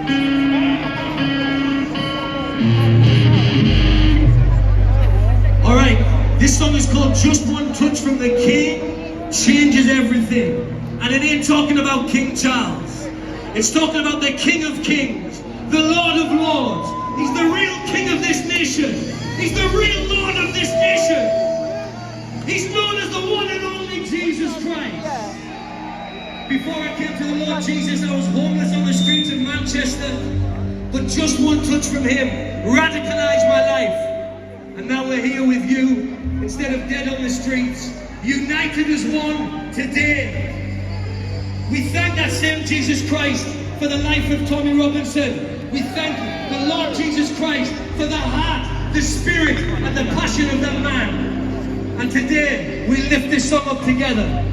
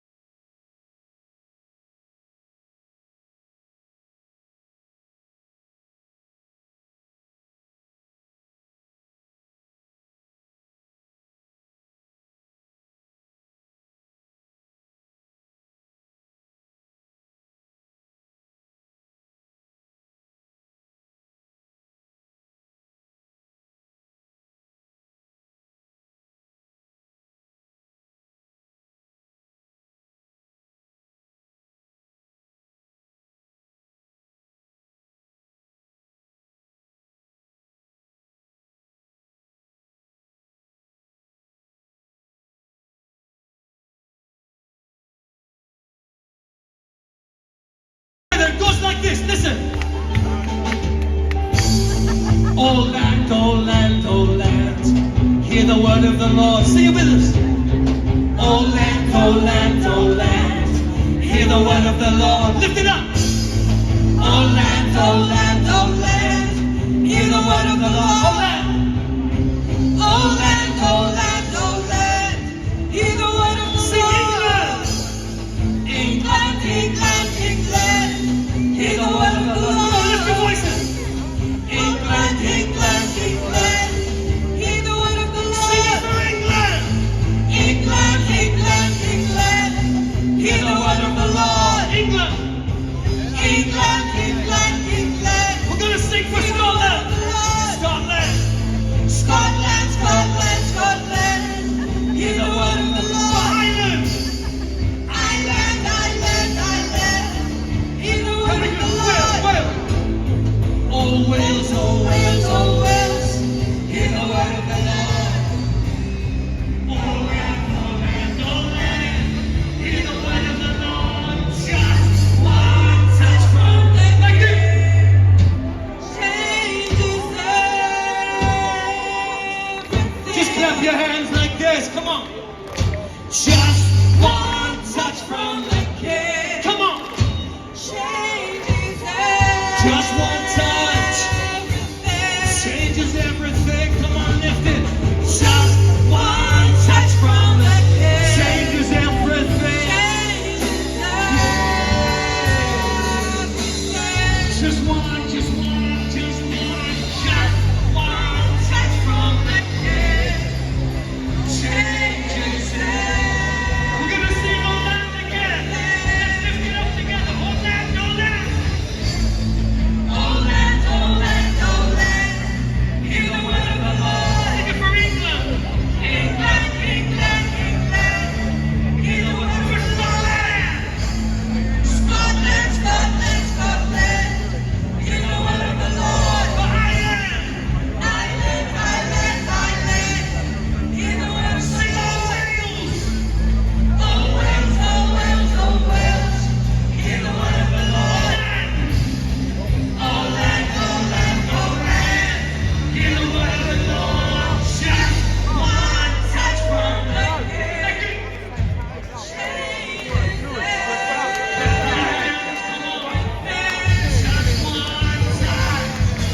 just one touch from the King.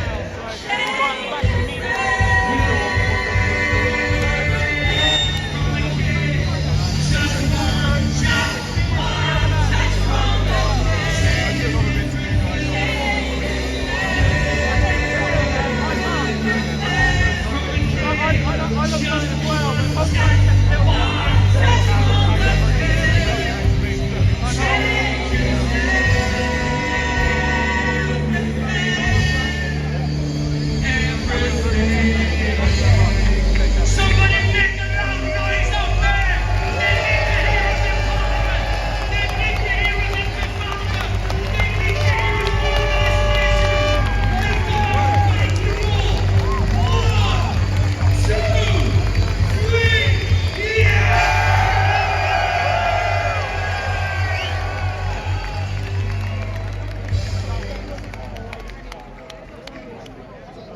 Alright, he wants to do a picture.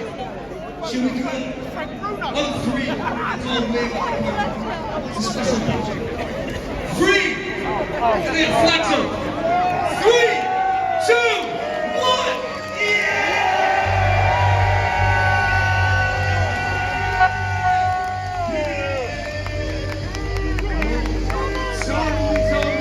Tommy Robinson. Whoa, Tommy Robinson. Oh, Tommy, lift it up. Tommy. This is for every policeman and woman. This is for every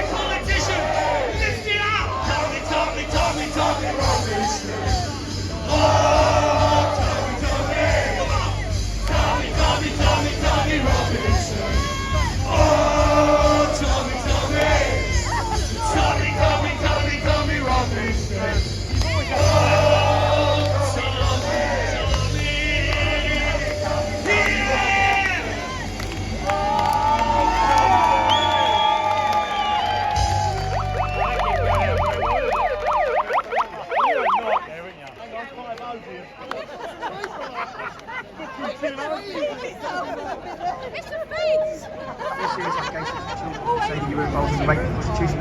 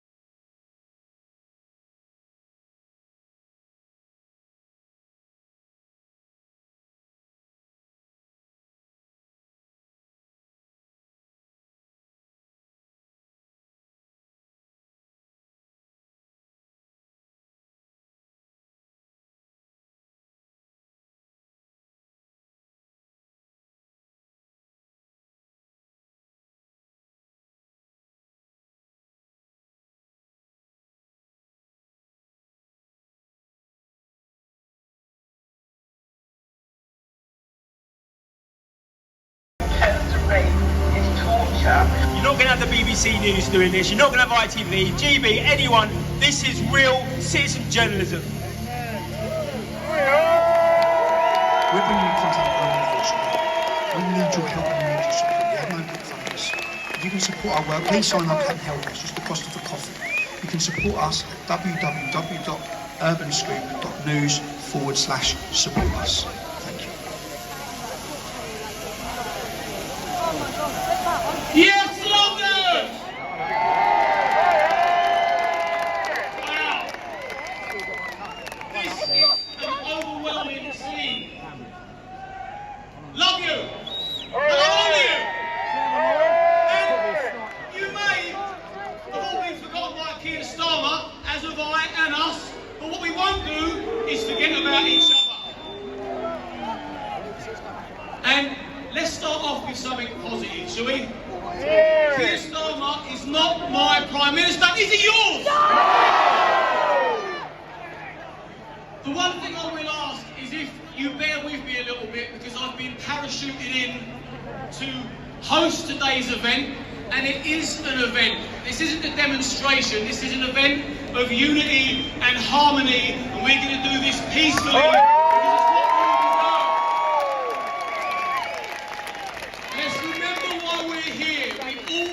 Change. And now under the Labour government, we've got to change the approach because they're not here for us. And can I, 2 seconds, can Charlie Healy come to the stage, please? You are scheduled in to sing. Now, emotions, I appreciate, are going to be running extremely high. This week, we've had poor Peter in jail, lose his life because he was put in there for nonsense charges and encouraged to plead guilty. Yeah, rest in peace, Peter Lynch. And let's make sure we do him a good turn and his family today. Come on! Come on, London, let's do it! Yes!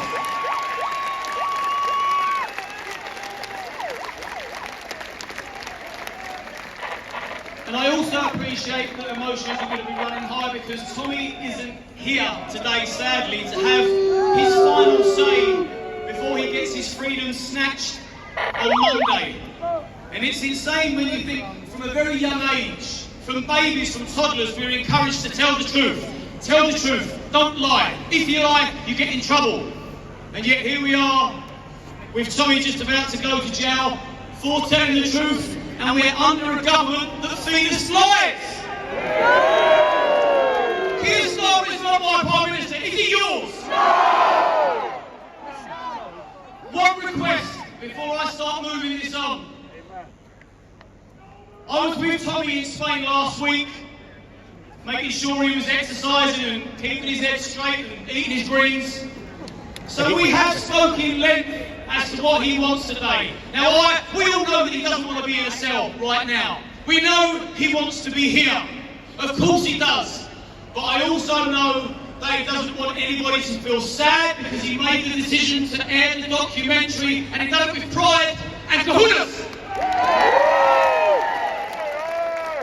But what he will also want is for everybody to play the game today and do it right.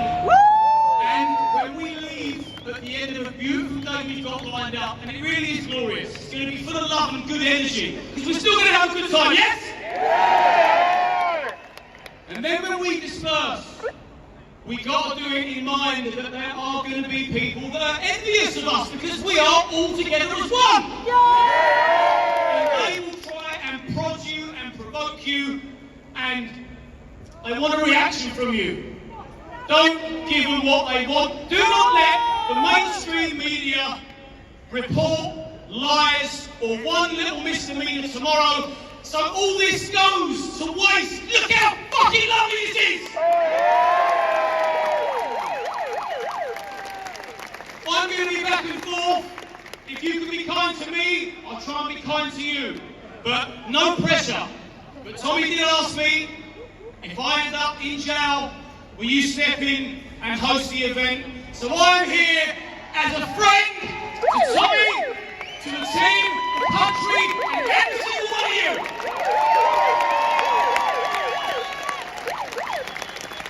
Thank you for such a nice reception. I'm now going to hand you over to a personal friend of mine and yours, Mr. Paul Thorpe, ladies and gentlemen.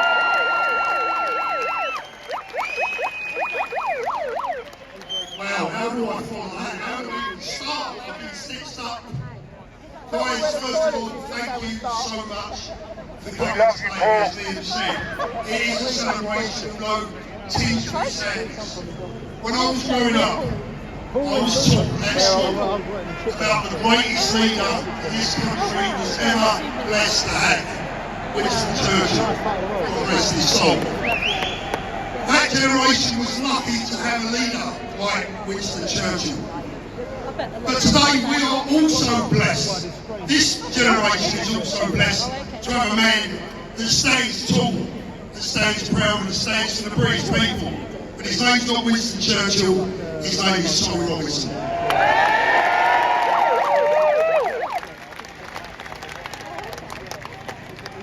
And make no mistake, never be in doubt. Doesn't matter what anyone says. You can go home tonight, put your head in a pillow, and rest assured that you have been here today for the right reasons. Never let anyone sway you from that. And our job is now to awaken our friends, our families, our neighbours. And I want to finish by paying a tribute to Peter Lynch. Who would have been here today if it hadn't been for the horrendous sentence that this beautiful man was told his grandfather did not deserve. And I want you to join me now in a minute's applause, not only for our Tommy, but for our Peter Lynch. God rest his soul, God bless him. Peter and your family, we are here for you.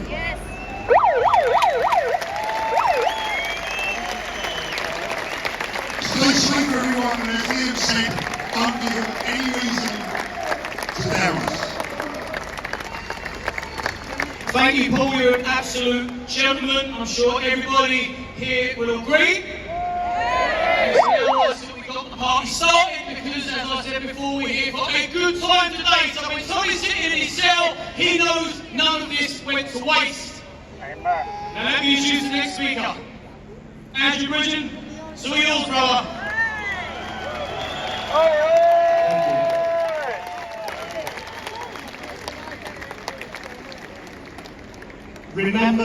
Remember the 5th of November, gunpowder, treason and plot. I see no reason why gunpowder and treason should ever be forgot. There's going to be a big event of world significance on the 5th of November in America. This will affect the whole world, and I ask you to pray for the right result. Ladies and gentlemen, I'm so proud of you all. I'm proud to be here, but we're all saddened at those who are missing. And our prayers and thoughts should be with Tommy Robinson and the family and friends of Peter Lynch. Their suffering is a demonstration of the tyranny that we're living under at the moment. We know that Tommy's not a terrorist, and we know that Peter was never a rioter. They can take 1,000 of us, and 10,000 will stand up to take their place.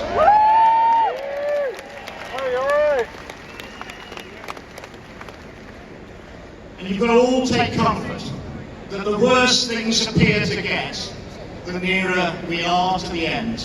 We're in a dark tunnel, but we're nearer to the light than we are to the beginning, and we must press forward together. The worldwide attack on freedom and liberty we've seen over the last few years cannot succeed because too many people around the world have woken up. We see what you do, and we will not let it happen. In life, we tend to get what we're willing to tolerate. Well, the world, the good people, freedom-loving people, will tolerate this no longer.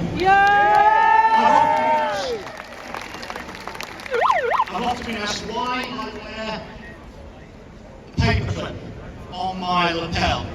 Well, 2 years ago I spoke at a conference in Norway, and in Norway they call them binders. They bind people together. And they told me they invented the paperclip just before the Second World War. And during the Nazi occupation of Norway, the Norwegians wore the paperclip as a sign of resistance to occupation. It was punishable by summary execution by firing squad, but still the brave Norwegians resisted. They said they had no one in Norway to speak in their parliament, but would I wear the binder when I spoke in our parliament and speak for them as well. The paperclip is a sign of opposing international oppression, and I'm proud to wear it for you and for the Norwegians.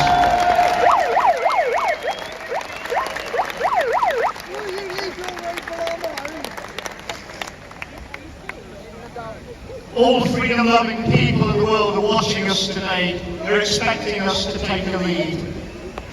As has already been said, we must be peaceful. There's a right of protest, and they've got a right to protest as well.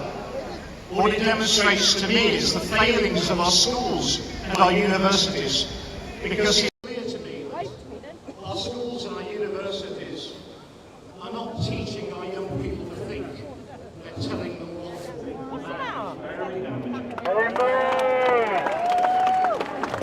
The main weapons our oppressors use against us is fear. And once we learn to live without fear, there's nothing they can do to me. There's nothing they can do to Tommy, and sadly there's nothing now they can do to Peter. We have to live without fear. People think that we have no power, we're just individuals. We're just drops in the ocean. But we're not. We're all linked. We're all connected. Beyond the life of the individual, it's the nation. Enjoy the day. Have a great time. Thank you. Thank you, sir.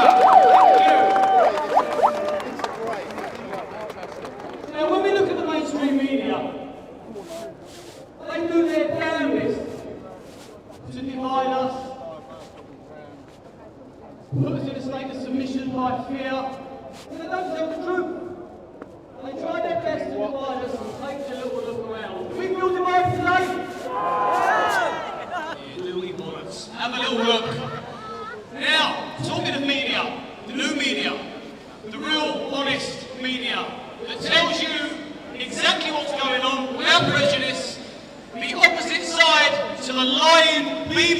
is Sky News filth.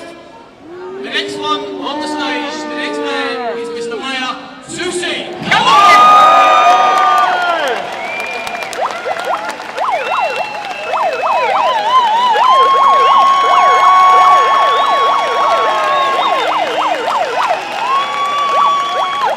Apparently this flag is a taboo.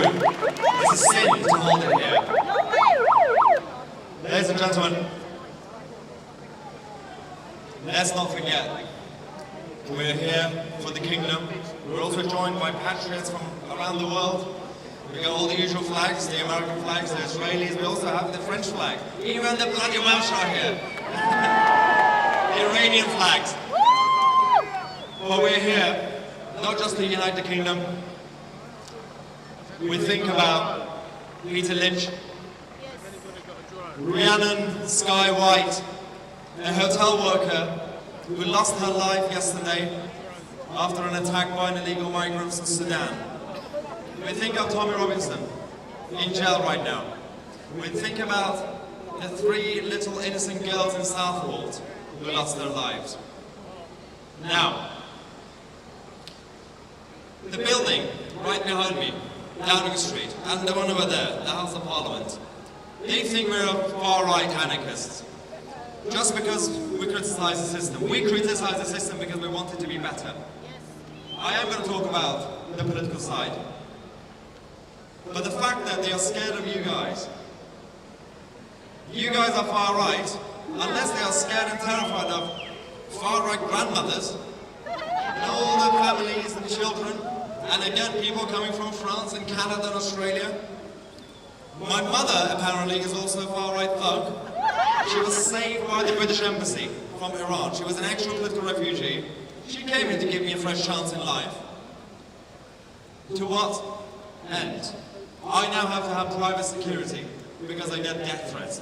For doing my job, for doing a job that the BBC should be doing, for simply reporting the news.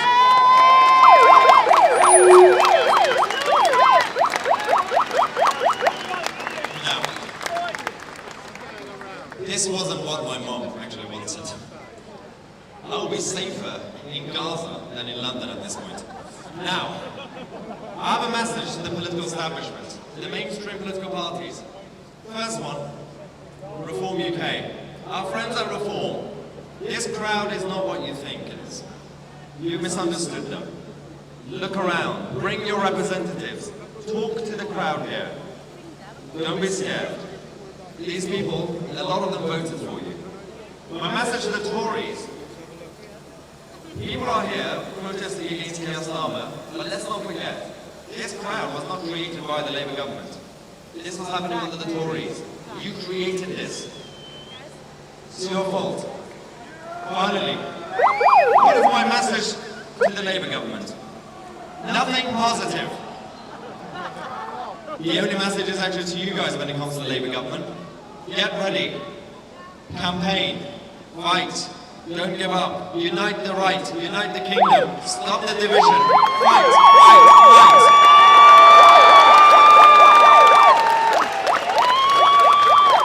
Final message to all the other patriots who come here to support the British public, the Americans, the Israelis, the French. Thank you. Thank you for being here. Thank you for your support. We will support you in your fight in your countries. Nationalists and patriots, it's time to unite. We've been too isolated. We've been left each other alone. It's time to support each other. Thank you very much. I'm Ryan TC and we are the media.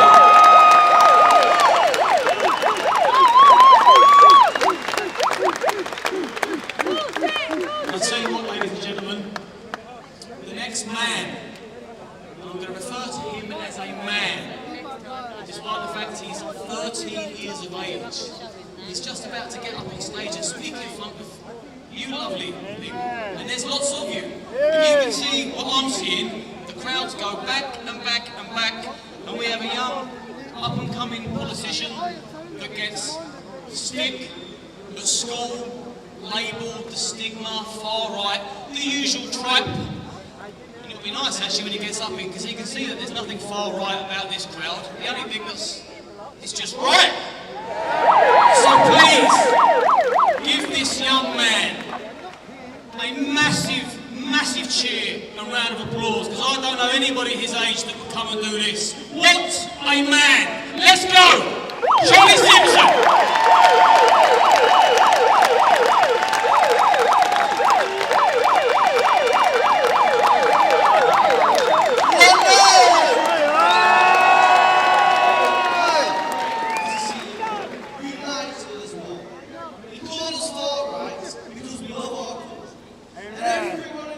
Hello, man, young man.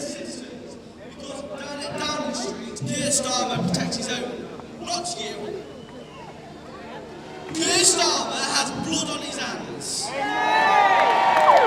We stand here united.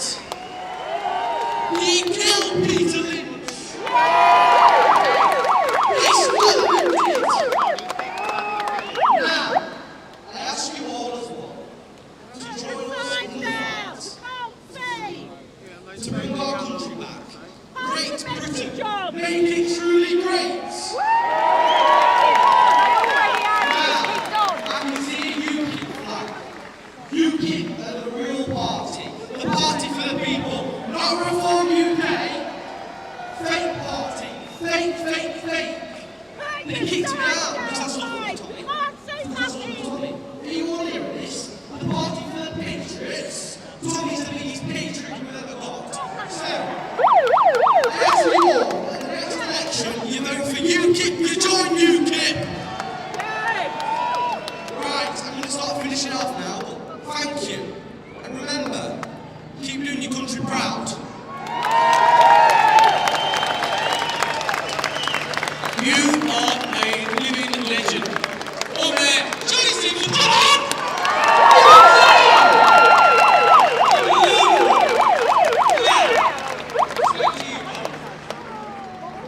Get a picture.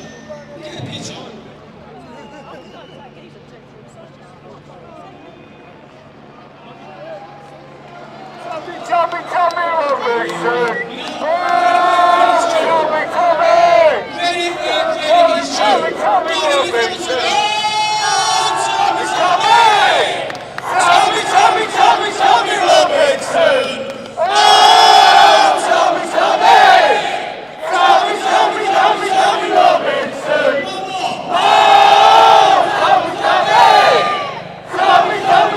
Tommy Robinson!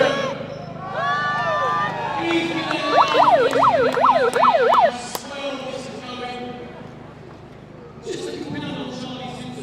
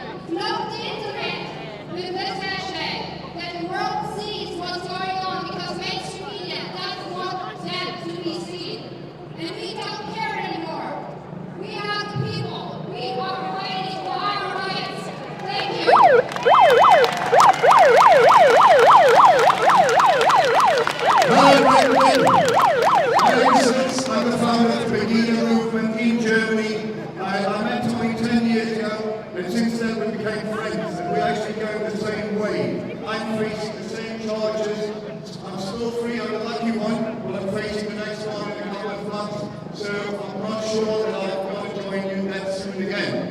But we have to stand together everywhere, all patriots all over the world. We have to go our way, we have to fight for the freedom of speech. Tommy's been charged with it, I'm charged with it. So that's why. Support Tommy and support every people's movement in this world which is going to fight for the freedom of speech, which is a people's right. This is the most important thing. If they take away that from us, we are at the end. That's it from me. And free Tommy, let's call it again as Liam did before. Oh, Tommy, Tommy! Tommy, Tommy, Tommy, Tommy Robinson! Oh, Tommy, Tommy! Tommy, Tommy, Tommy, Tommy Robinson! Thank you, London. Thank you, Great Britain.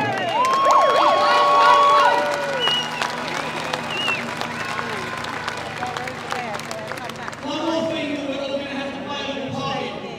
Charlie Healy from X Factor is due to be singing on stage, and he's in the crowd, and he's struggling to get through. It's a great thing because it shows how many people have turned up, but we need to figure out a way of getting him through, you lot.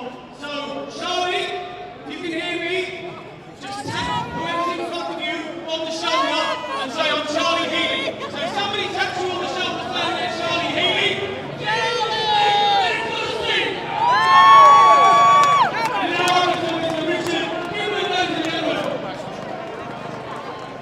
Well, what Liam just said there reminded me of old Phil, old Spartacus. How far is it going back? So, we don't want to talk about Charlie Healy. We only want the real Charlie Healy. But if you remember that film Spartacus, what was the catchphrase from Spartacus? I'm Spartacus. I am Spartacus.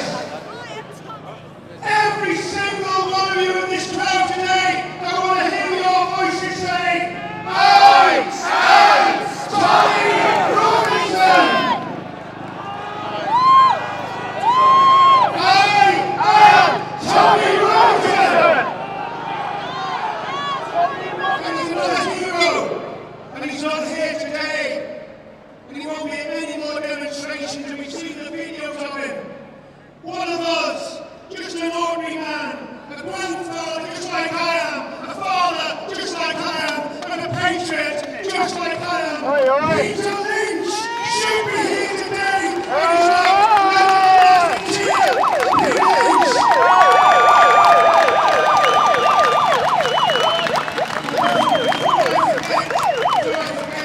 what we're going to do when the film's on. We're going to pass buckets around the audience, and we're going to do a collection for Peter Lynch's family.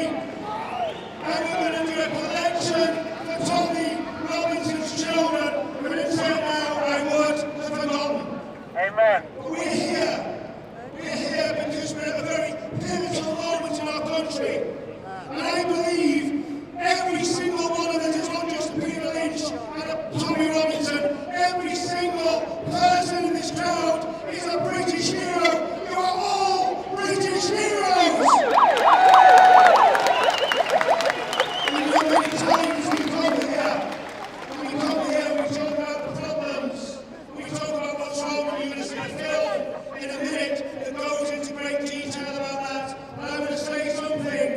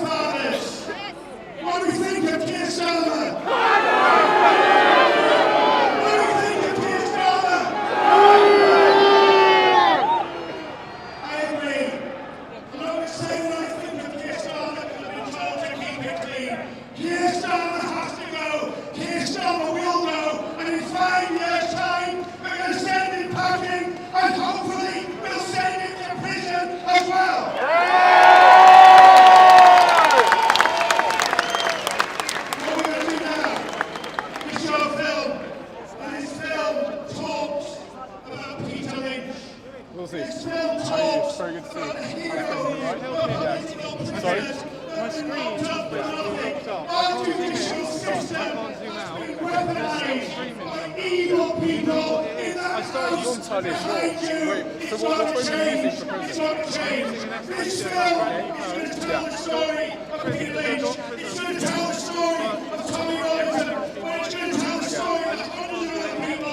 Okay, let me check if your stream is still rolling. It's still going. Still going. Out there doing Oh, and you can't zoom in. I'm not entirely sure because I might have to check. Do you think there's any way it can squeeze through to the front? Do you think there's any way it can squeeze through to the front? Everyone in this crowd, I want to observe. I mean, because I don't have one on the moment because I don't have time, so I was just doing my own thing out there. Talking. No, I just decided to walk off. In about 30 seconds, I want It doesn't really matter, but I got really good. When I stop talking, I want this entire crowd to go silent for the hero of our age, Peter Lynch. Well, it's just literally the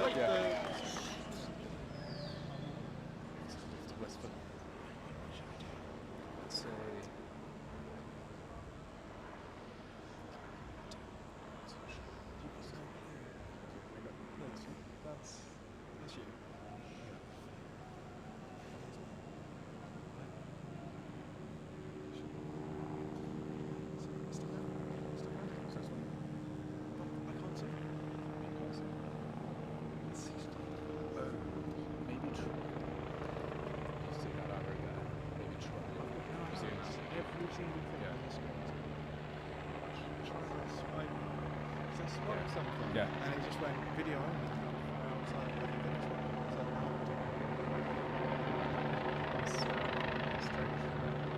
Might need to see.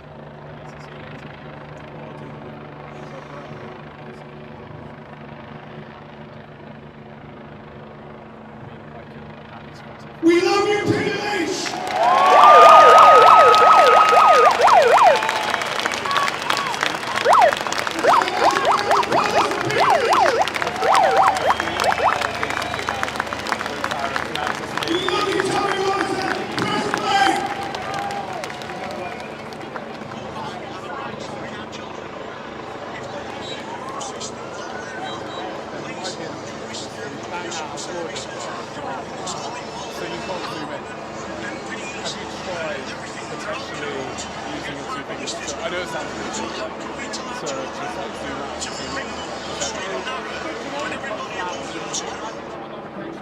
Peter Lynch, 61, proud grandfather and father of four, was sentenced to 2 years, 8 months in prison. His so-called crime? Raising his voice and holding the banner in defence of what he believed. Branded a far-right thug by the media and Keir Starmer, Peter was thrown into a brutal prison system among violent criminals. But the real justice, he paid that ultimate price. Alone, isolated from family he cherished. Peter took his own life in a cold, unforgiving cell. His voice may have been silenced, but his sacrifice will echo through history. May he rest in peace.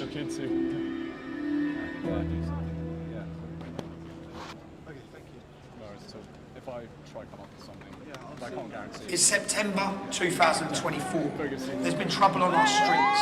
The government and legacy media tell us one thing, social media and citizen journalists tell us something else. What we do know is the British people are angry. What's ignited this anger? What is going on? And are we seeing lawfare waged on the British people with a whole new level of intensity?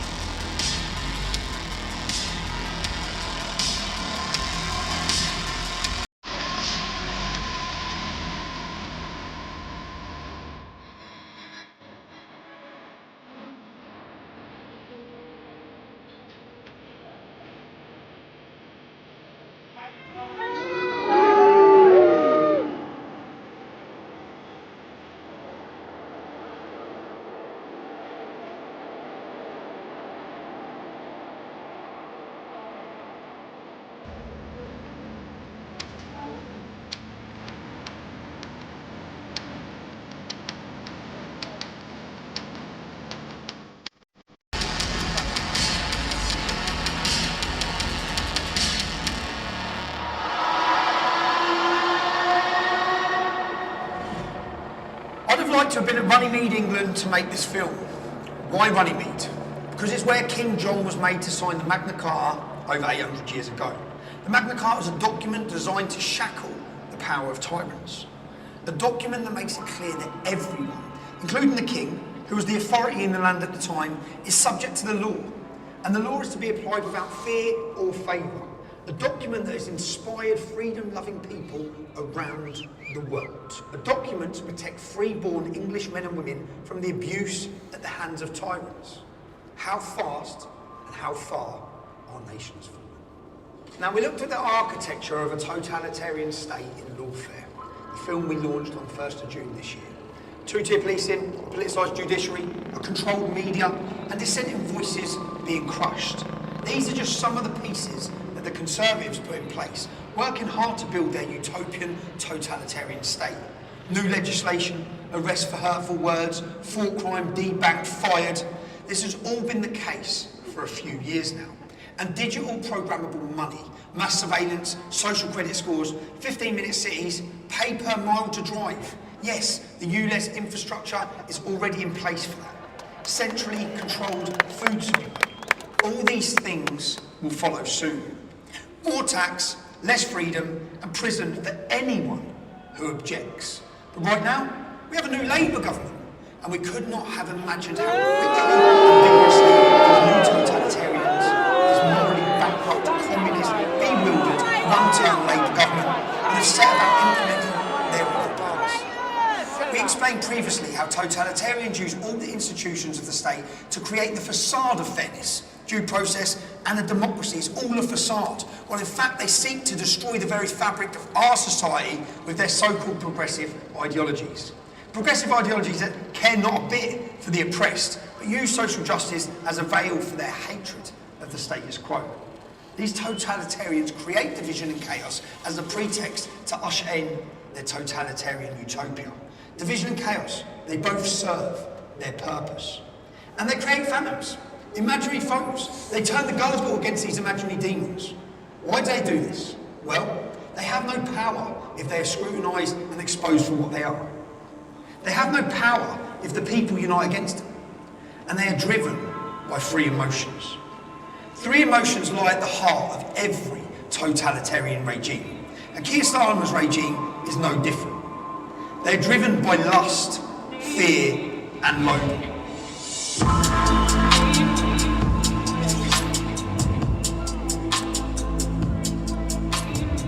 They're driven by lust, a lust for power.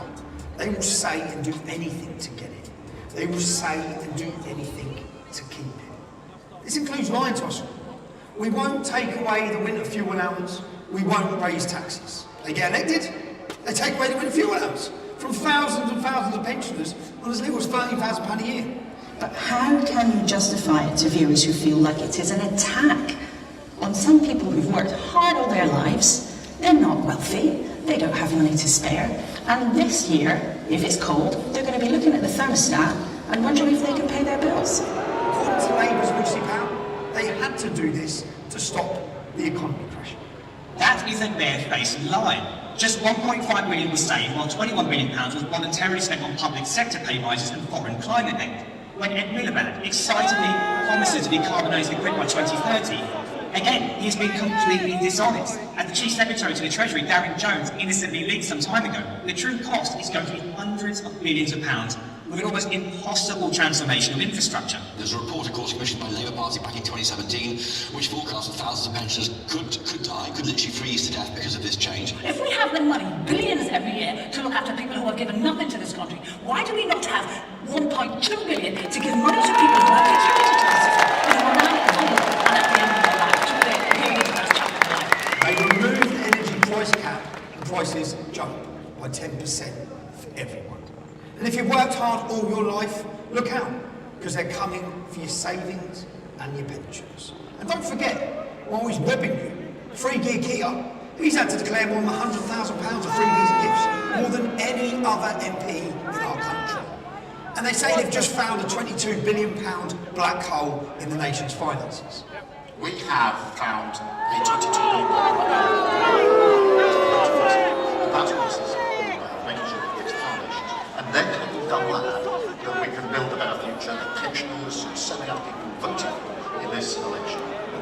out the state of finances long before the elections. They just forgot to mention their plans. And when asked to spell out the details of the claimed black hole, they refuse. They're not telling. They won't. The dog ain't no homework. Ridiculous. They're not hiding the political choices they've made. They're actually proud of them. They can't use your taxes, remember our taxes, that's whose tax it is, it's yours. They can't use them to help freezing pensioners this winter. But they can choose to send $3 billion a year of your tax to Ukraine to drag us towards war with Russia, instead of pursuing peace. They choose to send $6.4 billion a year of your taxes to support asylum and illegal migration. That's according to the Institute for Fiscal Studies. That's up 50% from last year and 6 times higher than in 2018. What's it going to look like next year or the year after? That's right, $6.4 billion in support of unilateral cultural suicide. Angela Rayner has announced that she's abandoning plans to give British people, in brackets, who have paid their stamp or taxes, close brackets, priority council housing. We're going to allow migrants to get out. If you thought that wasn't bad enough, I love your response to this, because this sent me today quite literally over the edge. If you're a terrorist and you wanted to get social housing, you were going to be banned under Labour's manifesto. That's been reversed as well today. So what we're saying then is we're going to allow millions of people to come into this country and take away homes or whatever from British people who need them. And that is not racist to make that comment. That is an absolute proven fact. It is a proven fact, and that, amongst other reasons, is why people from all those deprived communities across the United Kingdom have been protesting against immigration for the last few weeks. They choose to give away $8 billion of your taxes on climate aid. That's giving money to other countries to help them for their so-called climate challenges. $8 billion of your money, but can't keep pensioners warm. They choose to spend trillions, yes, trillions of your taxes to pursue their own net zero wet dream, exporting our carbon emissions to China and India as we commit unilateral industrial disarmament and drive millions and millions into fuel poverty. Don't take my word for it. This is a co-founder of Greenpeace on climate change. I say not only is carbon dioxide good, it is essential, and it's a good thing that we're putting some more carbon dioxide in the atmosphere before we came along. If we had definitive proof that CO2 was causing serious problems, a paper somewhere so people could read it, they don't have definitive proof, period. I am firmly of the belief that the future will show that this whole hysteria over climate change was a complete fabrication. They'll smash those gangs that are transporting illegal migrants into the UK, costing us $6.4 billion a year. Round up, detain and deport illegal immigrants. That's what new Home Secretary Yvette Cooper has just promised to do. Well, do you believe the woman who held up a sign saying refugees welcome, close the Bibi Stockholm and scrapped Rwanda on day one? Do you believe it?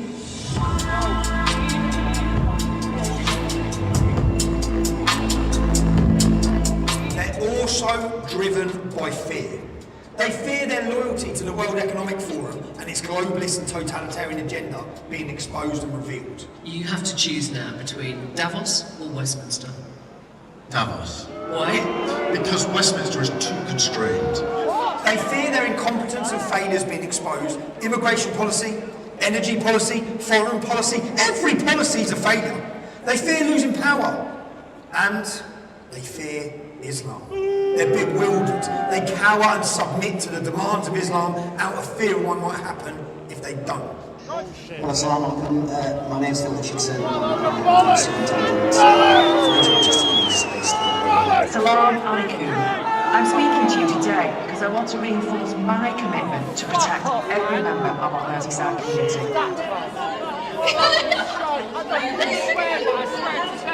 Yeah? Fucking traitors, man. Of course, cowering in the face of Sharia-loving fanatics does not placate them. It emboldens them, you morons. Our government's appeasement is like feeding the crocodile and hoping it will eat them last. I think Churchill said that. And hiding things, covering things up. That doesn't solve our nation's problems. It's obvious to most of us by now, covering things up lets the problems grow and grow and grow. They've done that for the last 40 years with Pakistani rape gangs for the sake of community cohesion. And they're doing it now with mass migration and the Islamisation of the United Kingdom. But lying to cover things up doesn't create community cohesion. It does the absolute opposite. It stokes anger in British people. There was no growth in our economy in July, and yet we continually get pumped with mass migration. I'm just going to pose this question. If migration makes us richer, why aren't we getting poorer? Our politicians can't just lie to us and hope we don't kick off. If the truth is so bad that we might protest if we knew about it, then maybe they should do something about the problem, instead of covering it up. And the population know they're being ignored. And worse than being ignored, they're being condemned. This time by a Prime Minister. How on earth did he end up with this job? Anyone who thinks mass immigration might not be such a great idea, well, Tutik here, he's branded you, all of you, as far-right thugs and Nazis, prejudged you as criminals, and his stormtroopers will come and arrest you shortly.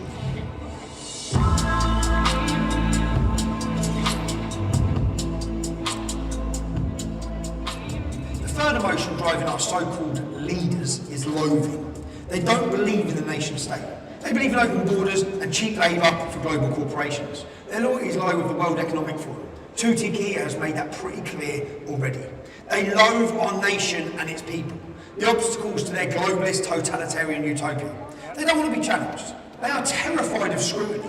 They don't want their lives exposed, and they certainly don't want to listen to you, the British people. Everybody's lives matter. Black lives matter. Trans lives matter. Refugees' lives matter. Except old people's lives don't seem to matter. Why on earth are they choosing this as their first thing to die on? Will our so-called leaders ever recognise the legitimate concerns and grievances of the British people? Do our so-called leaders actually want to solve the problems, or do they want to use the problems? Problems they created, by the way, to take more power and take away more of your freedoms.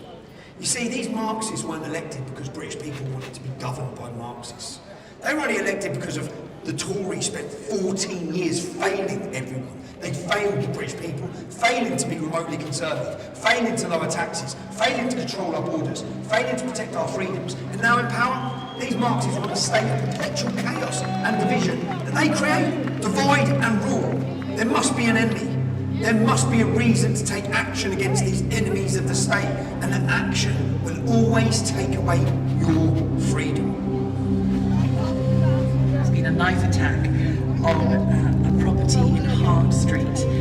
There are reports of it involving children, and I can now confirm that some of the patients have been taken to Alder Hey Children's Hospital, so that would suggest that those reports have indeed been accurate. Here in the UK, 2 children have been killed in what police called a ferocious stabbing at a dance class. They need a bigger bucket than that, isn't it? England. Oh, there's 50 buckets.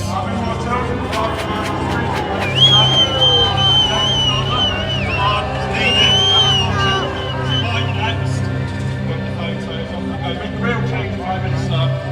Make the real change! Ain't no Prime Minister. Start children! Crazy. Go away!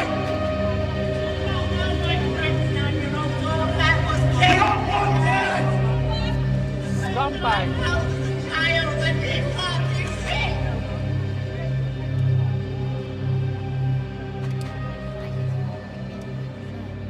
So what actually happened in Southport? A man of Rwandan descent murdered 3 beautiful girls and stabbed 8 more children and 2 more animals. How did the government react? What did the machinery of the totalitarian state do?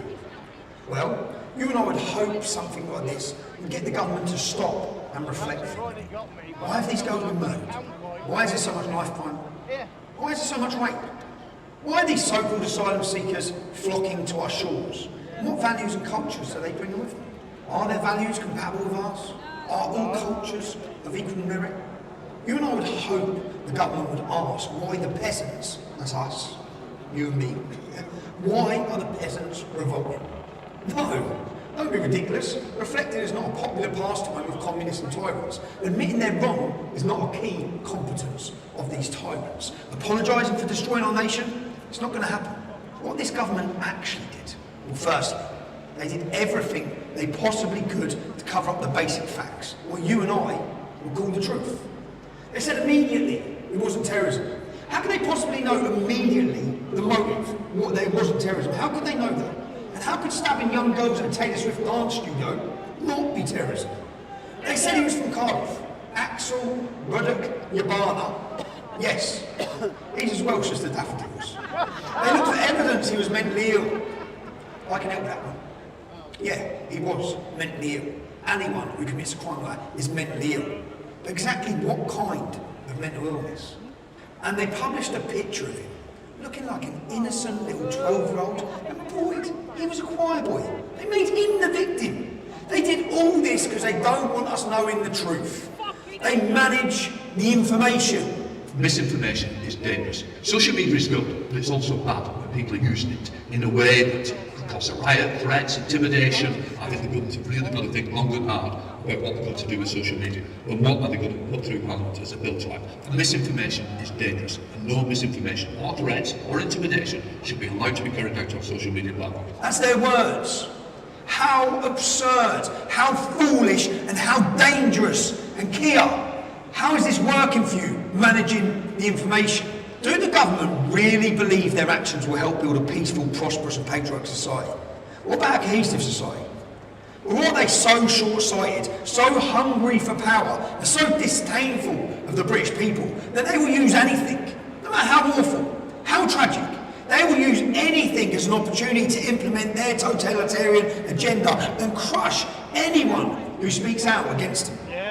As we've said, these Marxists want a state of perpetual chaos. There must be an enemy to mobilise the population against, an enemy to divert attention away from the government's agendas and their favours. You said the riots showed there was a societal black hole. What did you mean by that? What I meant by that was that the riots, I think, were symbolic of a broken society. They were far right in the main. What I'm doing is I think it was a societal black hole breaking society. I'm convinced that the answer to it is delivering government. So the best argument against the far right, best argument against the Etheans, is to deliver, to bring about the change that we promised to bring about. That's right.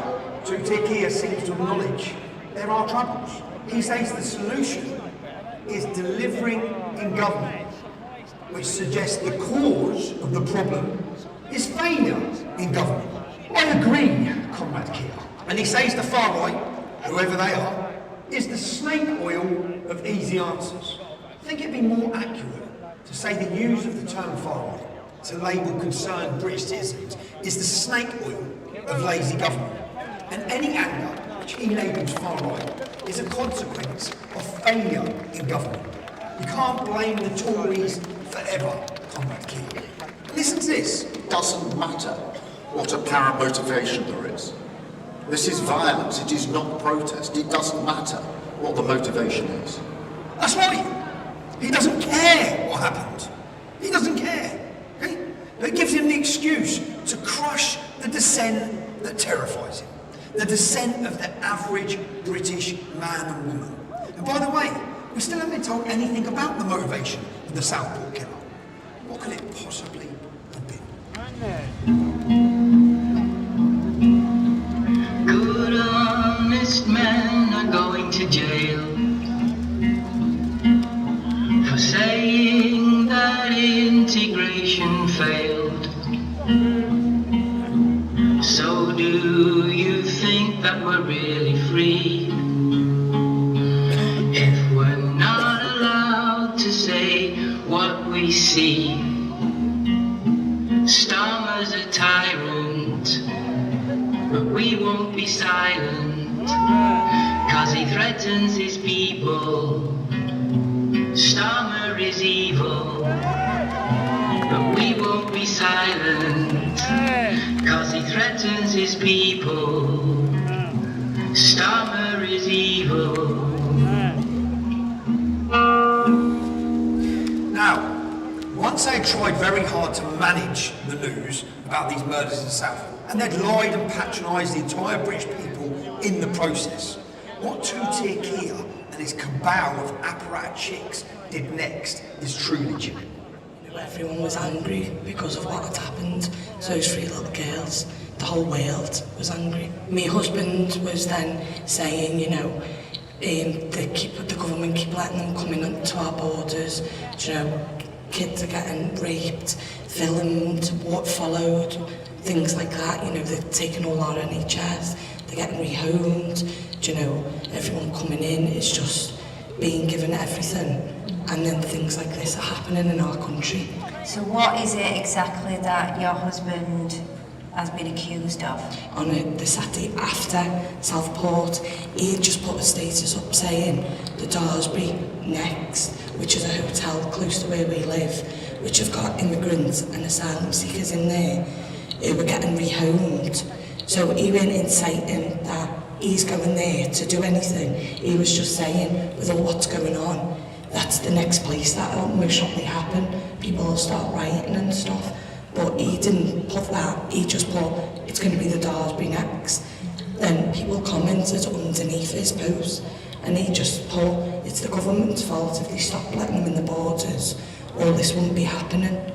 Okay, so he was being vocal on the immigration issue? Yeah. He went there for his daughter and for his little sisters to stand up and say, like, enough's enough. With Jack being a father himself, he's a first-time dad to a little girl. He felt it, like, it touched him emotionally, what was going on. When he was there, he was waving his flag. He didn't say anything racist. He wasn't shouting abuse, he wasn't swearing. There's actually numerous videos of the police telling Jack he has to put his flag down, he's not allowed to hold his country's flag. Jack saying to the police, listen, I'm not here for no violence, I haven't came for violence, I've came for a peaceful protest. The reason why he wasn't arrested was because the police blockade, or whatever they call it, where they all have the shields, they ran and pushed his mum over, Julie, his mum, she's 68-year-old, they pushed her over, trampled over her, she was on the floor, they trampled over her. Lee seen this and then obviously tried to get through the police to get to his mum who were on the floor. They were whacking him with a shield, sprayed him with CS gas, and he was saying, look, my mum's on the floor, I just need to get to my mum. When he was being, after he just got arrested, when he was being held around the back of the Bluebell, the police officers were saying, but we don't even know why you've been arrested, because his mum were there as well, obviously, all the face were bruised. They could see that she'd been injured, badly injured. I don't know if he was a sergeant or just a normal police officer. He was saying, I'll ring the inspector and see if we can let you go, because I don't think it's serious enough to be arrested. It's like he said, if it were my mum, I would have done the exact same. Obviously, we went home and we thought everything was fine, because obviously Jack didn't do nothing violent at all, and then that's when, exactly a week later, the police had knocked on the door, and then that's when he got arrested. So they started booting my door through. My little girl was screaming in the garden. Screaming in the garden, so my neighbour took her away. So I asked them to stop beating my door down, and asked them what they were here for, and they wouldn't tell me, and I said, have you got a warrant? And they said, we don't need to give you one. And they said, my back door's open and my back gate, you can go down there, stop moving my door through.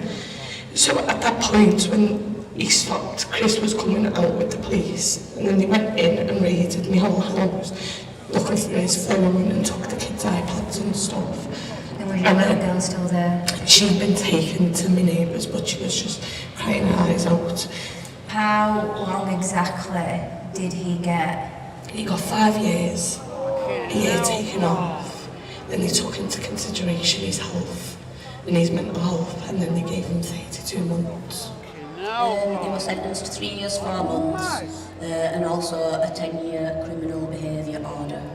You're not going to see your partner lay down for 3 years, 4 months. No. How do you think you're going to cope with that? I'm absolutely gutted. Gutted, Sammy. It's broke the family up, like it's his daughter, he's a first-time dad for a little girl, like he's got Christmas coming up, it's the first one where she understands things. He's going to miss out on her first Christmas, he's missing out on her second birthday, like... She's just like a little child, she's usually a wee little girl, she's just not herself. She's not the same little girl, she just like, she sits and just stares into space and stuff. So with the most recent atrocity in Southport, and regardless of the murderer's motivation in this particular case, it was the last straw. People were angry, not surprisingly, not just about the Southport murderers, but about years of having their legitimate concerns about mass immigration being completely ignored. They're angry about two-tier policing and politicised judiciaries. But Labour cannot afford to have pesky voters asking questions about the consequences of open borders, mass immigration, and the incompatibility of some ideologies of our culture. So they create a different story.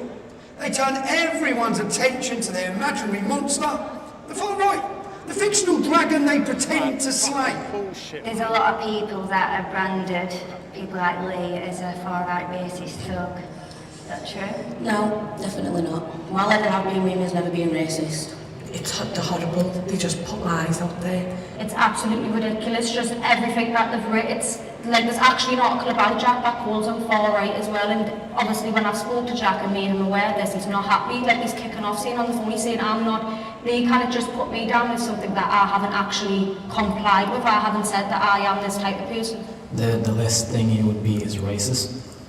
And like every person, I think you should have loyalty to your country. And if there's something wrong with your country, why can't you speak about it? And more fanciful than that, they blame the English Defence League. Missiles were thrown at riot officers and the police van was set on fire by a large crowd of protesters believed to be supporters of the English Defence League. We don't know where they streamed in from. They're believed to be supporters of the English Defence League. There's over 50,000 apparatchiks working in the Home Office alone. And no one told Tutik here that the EDL disbanded a decade ago. It hasn't been here for a decade.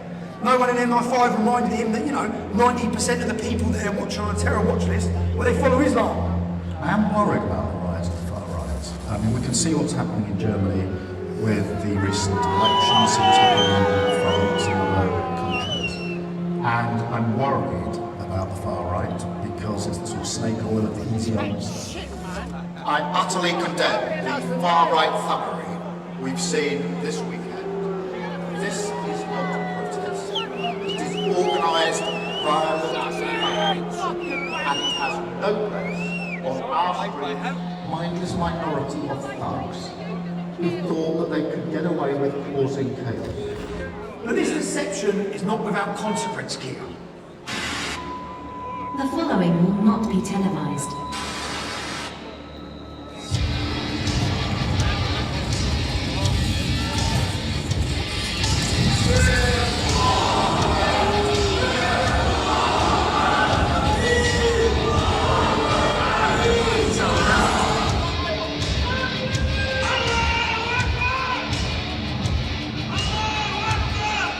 Alan Snapper! Alan Snapper!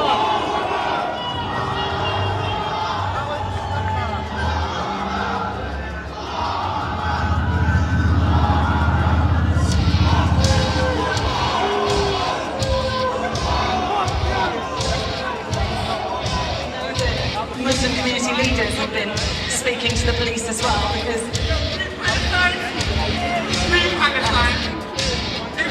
I think, apologies for the language you're hearing, but I said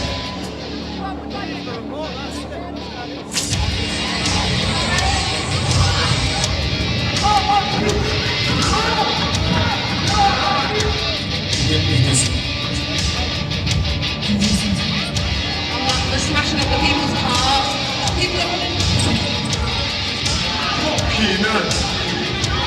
I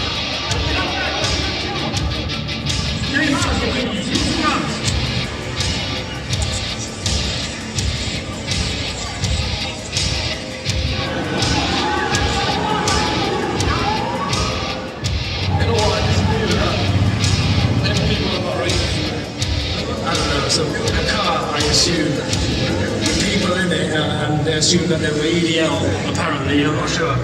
That's why they all... Kia, you violent Muslim militias out on the streets. You lied to them. You created this facade of this far-right English Defence League roaming the streets. But at least people can see there's a militia there waiting now.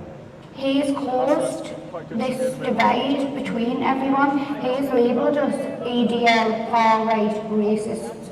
But I think people are angry, and it's all down to Keir Starmer because he hasn't addressed why people are angry, why people are taken to the streets with such anger. I mean, these are lessons. There's no belief And anyone who is even remotely concerned about mass migration and its impact on our way of life will channel in Nash Sharp's retweet. We would all better shut up for the sake of diversity. Of course, the media clapped along with all this. They know there's no far right. They also know there's no EDL. Or ってthey're talking about those thugs who gathered in Trafalgar Square on July the 27th. How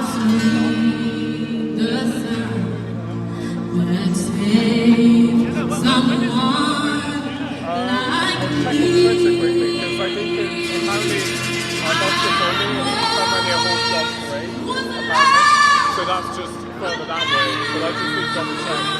I don't know if they're counter protesting for long time or they might be there for just double check.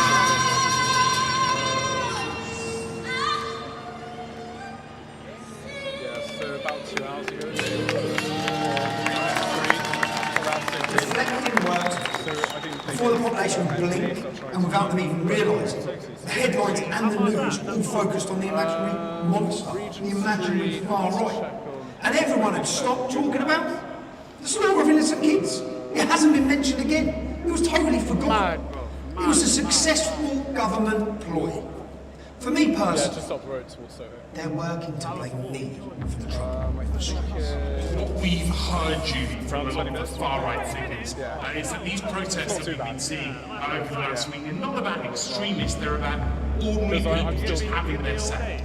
Here's an example, and it's not the only one from the man known as Tommy Robinson. Probably the most influential instigator of all is Tommy Robinson. For this to be hijacked by people lying on sunbeds in Cyprus. It's been coordinated by a man. He was just led England. The English Defence League have been giving their phone number, giving their email. I mean, the fella who's associated with most is on a sunbed in Cyprus. I mean, he hates Europe, but there he is enjoying the European sunshine and stirring up poison and hate in this country. There's no truth in that. Bring the case against me. Bring the evidence. The evidence shows the total opposite. Not once did I call for violence, ever. I asked people not to be violent. Lads, you've got to remain calm. Look at our events in London. Totally peaceful, totally calm. Didn't matter. We were under attack by the media and politicians, by all of them. As far-right, racist, hooligans, all these things. A total appeal for calm. Try to remain calm. Just an appeal for calm, man. Bring the numbers. Bring the noise, but don't bring any violence, man. We movement coming. Galvanise the country. That's what we need to do. Unite people. Now, yeah, the level of violence, it won't work. Anyway, stay safe. Stop the violence, man. And to the men committing the violence, lads, those individual police officers who are coming out doing a difficult enough job, they've got families at home. They're ordinary people. Okay? A peaceful revolution is brewing in Great Britain. A peaceful revolution. Now, why are the British public angry? I want to pause and take a moment to answer that question. I want to take a moment to help Keir in this cabal of apparat chicks. Because he seems to know there are troubles, he admits it. There's troubles on our streets. But I fear he may have misdiagnosed the cause. Well, it was publicised as being a protest against the lack of government action to deal with the increasing amount of stabbings and knife crime across the country, but in particular against the awful, atrocious, horrific, brutal murder of the 3 primary school age girls in Southport in their playgroup, which, like I think so many other people, I was incredibly upset and distraught about that. And I went there in that spirit. I went there in that spirit, intending to attend, and did attend, a peaceful protest. 7:45, so 8:45 in the evening, the police, decided to just charge the crowd. There was absolutely no forewarning, there was no announcement by the police, like on the megaphone or anything like that, to say, can you clear the area, can you move, because we need to start arresting people. They didn't do that, they just started arresting people completely out of the blue, suddenly, without any notice whatsoever. And I turned around and I saw a police officer arresting someone, and then the police officer came towards me and arrested me. I was handcuffed. I was handcuffed behind my back. So you were arrested for standing in the street? Basically, yeah. Well, absolutely, that was it. That was why I was arrested. And I did nothing. Didn't resist arrest.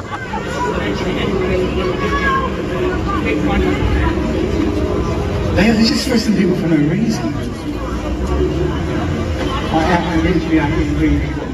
I think this has been going on for a long time, with escalating concerns of rampant knife crime, stabbings, and violence by some of the migrants and asylum seekers that is not being covered by the press at all because it doesn't fit their narrative. Censorship, fear and intimidation is the tactics of a dictatorship. It's the same as any dictatorial regime in the world. If you look at Venezuela, what's been happening there, the way they control their population, they send people to prison because of their political beliefs. This government isn't acting any differently from that. It may not be as extreme yet as that, but they're certainly headed in that direction. We already know people are angry about the authorities covering up years and years of child rape gangs, mainly Pakistani Muslims. They are angry about two-tier policing. They're angry about politicised judges. They are angry when they see the police cowering before Islam in the name of diversity. Let's have a look at what else is going on. Some of them, they're not screaming. It's like they wanted to be raped, you see. She also claps you see no It's more like crying, she's like, enjoying it, you know, even though she isn't, but it's like she's enjoying it. What about the consequences of what you're doing in terms of how that affects Exactly. the person that's raped? Yeah, the consequences, we look at that all the time, you know, because it happens, she might scream, you know, people might wake up. A lot of people, especially. I'm not just talking about, I'm talking about the emotional effect, the physical effect it has on people. Yeah. We might rape her and wake up tomorrow with viruses ourselves, like HIV, you know.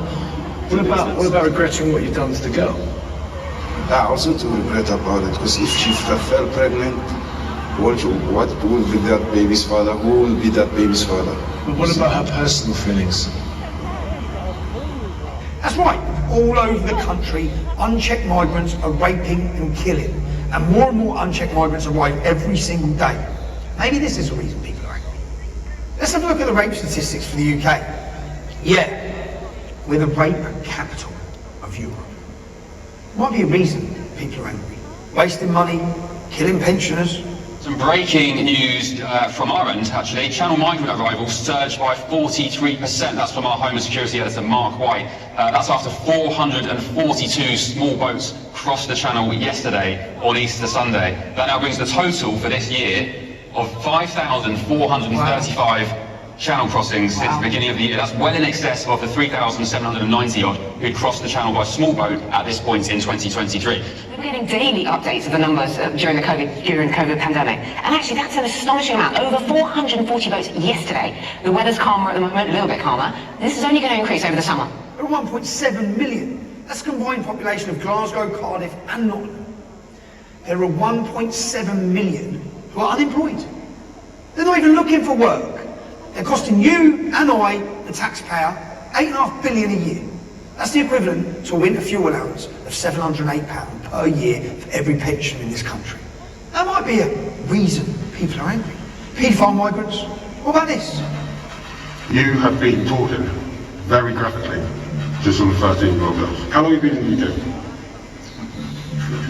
2 months. Did she say her ages? Do you want to see more dick? Yeah, do you want to taste it? You're asking other people's children to send them pictures of themselves. Ain't been nowhere. You facilitated the meet with a child for sex video. 13 years of age she was. You sent her pictures of your penis.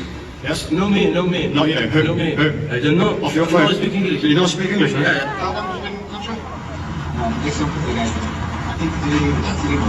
Freeman?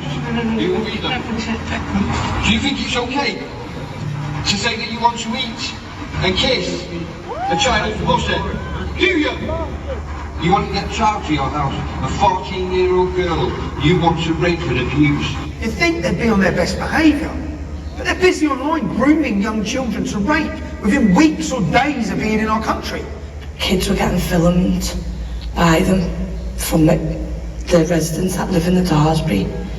Family members had rang the police and stuff. The police had come, they'd move them on, wouldn't take the phones or anything off them.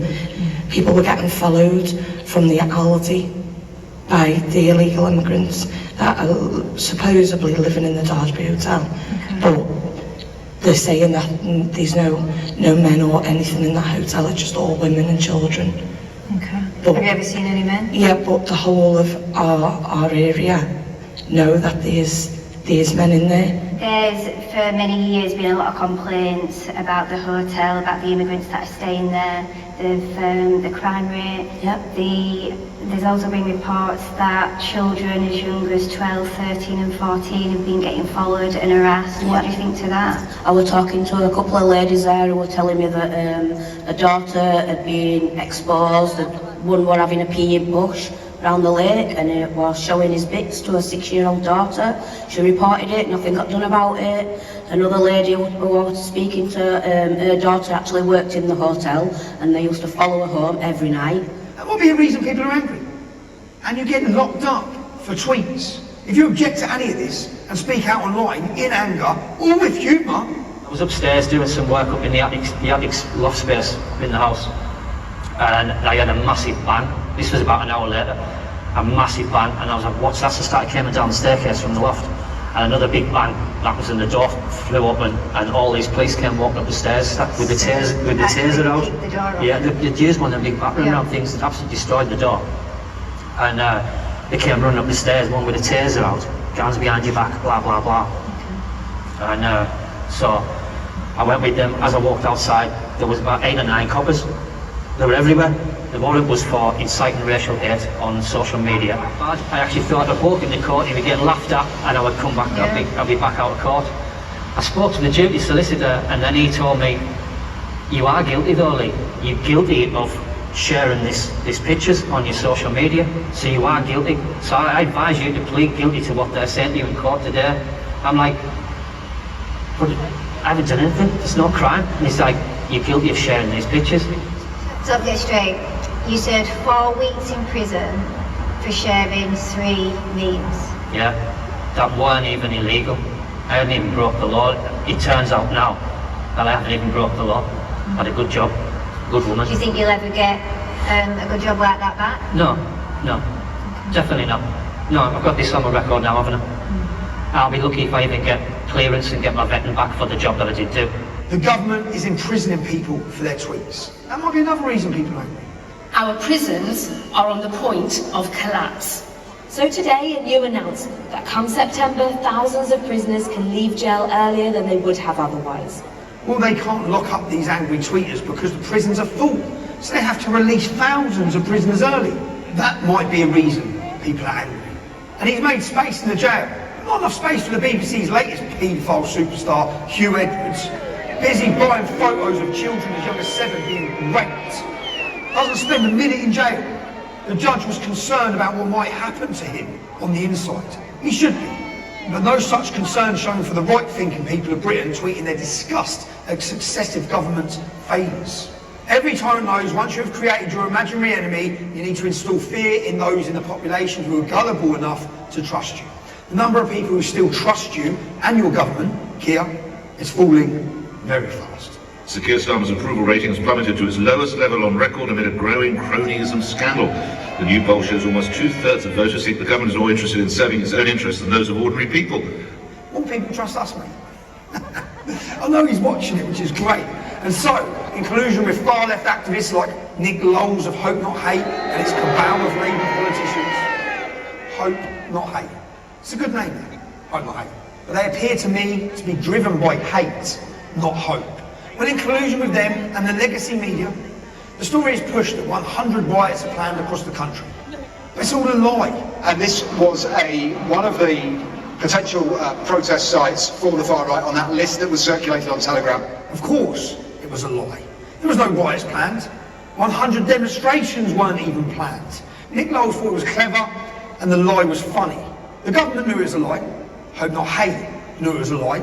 The papers knew it was a lie. But they didn't stop to consider whether it might be. But the lie was not without consequence. I love him. I love him. I love him. I do. I do. I do. I do.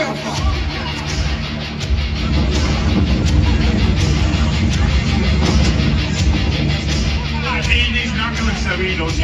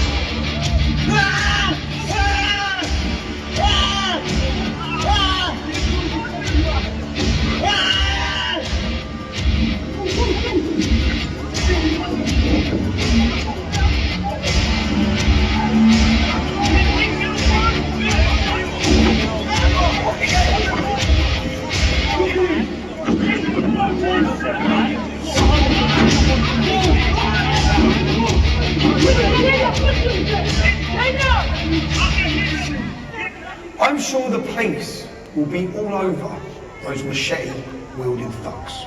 I mean, they didn't put the others that came out with machetes, knives, masked up. What happened to them? There's no, them are not in the paper addressed as racist thugs. It's just they portray us to be bad people. And Lowell's tweeted about this. See, that wasn't true either. That stirred up racial hatred. We are born here, we are Muslims, we will stand here, we will fight against EDM, we will fight our ground. Our innocent Muslim sisters are getting acid attack, must get bacon, but everyone should be here. Fuck the EDM! The top tier of Labour MPs and support resigned after that tweet. But Hope Hate is still a Labour-controlled disinformation unit. By the way, Mark Rowley, if you're still in the police when this film goes out, when are you going to arrest Conrad Lowells for spreading false rumours and inciting racial hatred? So Lowells doesn't get arrested for his lies, but Bernadette Spovroff, a Cheshire businesswoman who sent an anonymous tweet about the Southport murderer, she was arrested. She was held overnight. Then not released, but she was bailed pending further inquiries, which have since been cleared. I had expressed my own views on the state of the country and its failure to protect innocent citizens, and that is still legal. But it's very clear that a vocal part of our society wants the opinions of ordinary people like you and like me suppressed. They say they support free speech, but they mean only the speech they agree with. They say they support dialogue, but only the dialogue that agrees with their worldview. And they say they want equality, but they don't mean for people who think differently to them. Now, we've had nearly a year of violent anti-Semitic hate marches on the streets of Britain. The legacy media describes them as largely peaceful. Citizen journalist footage suggests that's a lie. The only solution is jihad by the armies of the Muslim country. Listen carefully to what this guy here in the middle of the video says in a moment. Did you hear that? We are ready to kill you all, is what the man said. Let's have a listen to the rest of it. Take a look at how the police respond. The police stand there and do absolutely nothing. You are racist, all of you. That's racist. All of you. Raise your hand. Raise your hand. Raise your hand. Don't do that. Don't do that for me. You're messing your head, my friend. And you are nothing to me. Hold on. Do it. Go on, mate. Go on. Do it. Go on. What are you going to do? Touch me again. Again? What? What's the fight today, guys?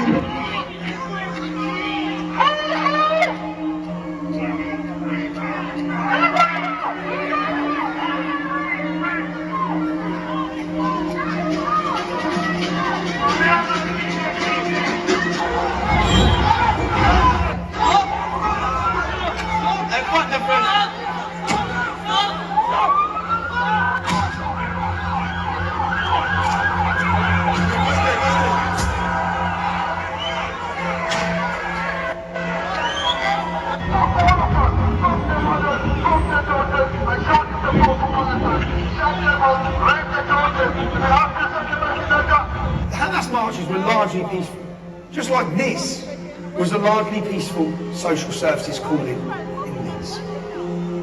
Jesus.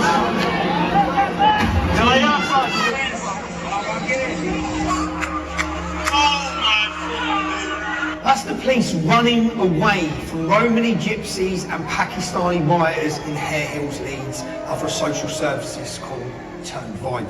The Hamas marches were largely peaceful, just like this was a largely peaceful chat between armed police at Manchester Airport and a largely peaceful Muslim family. By the way, these men, they were released without charge when a baying mob of Muslims turned up at Rochdale Police Station demanding their release.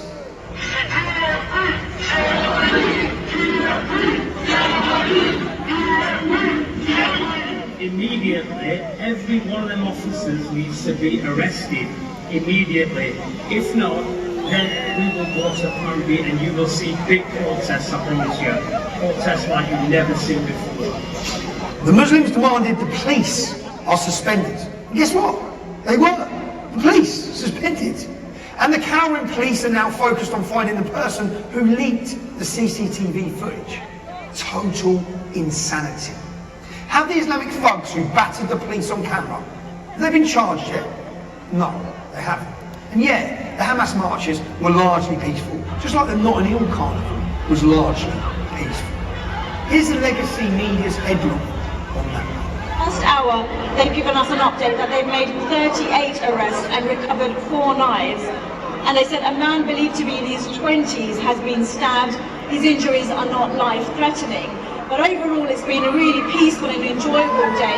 So, no swift justice for the Hamas rioters, for the Leeds rioters, Manchester Airport thugs, or Nick Knowles. I wonder why. And no swift justice for the killers of Notting Hill Carnival. That was just a cultural celebration, of course.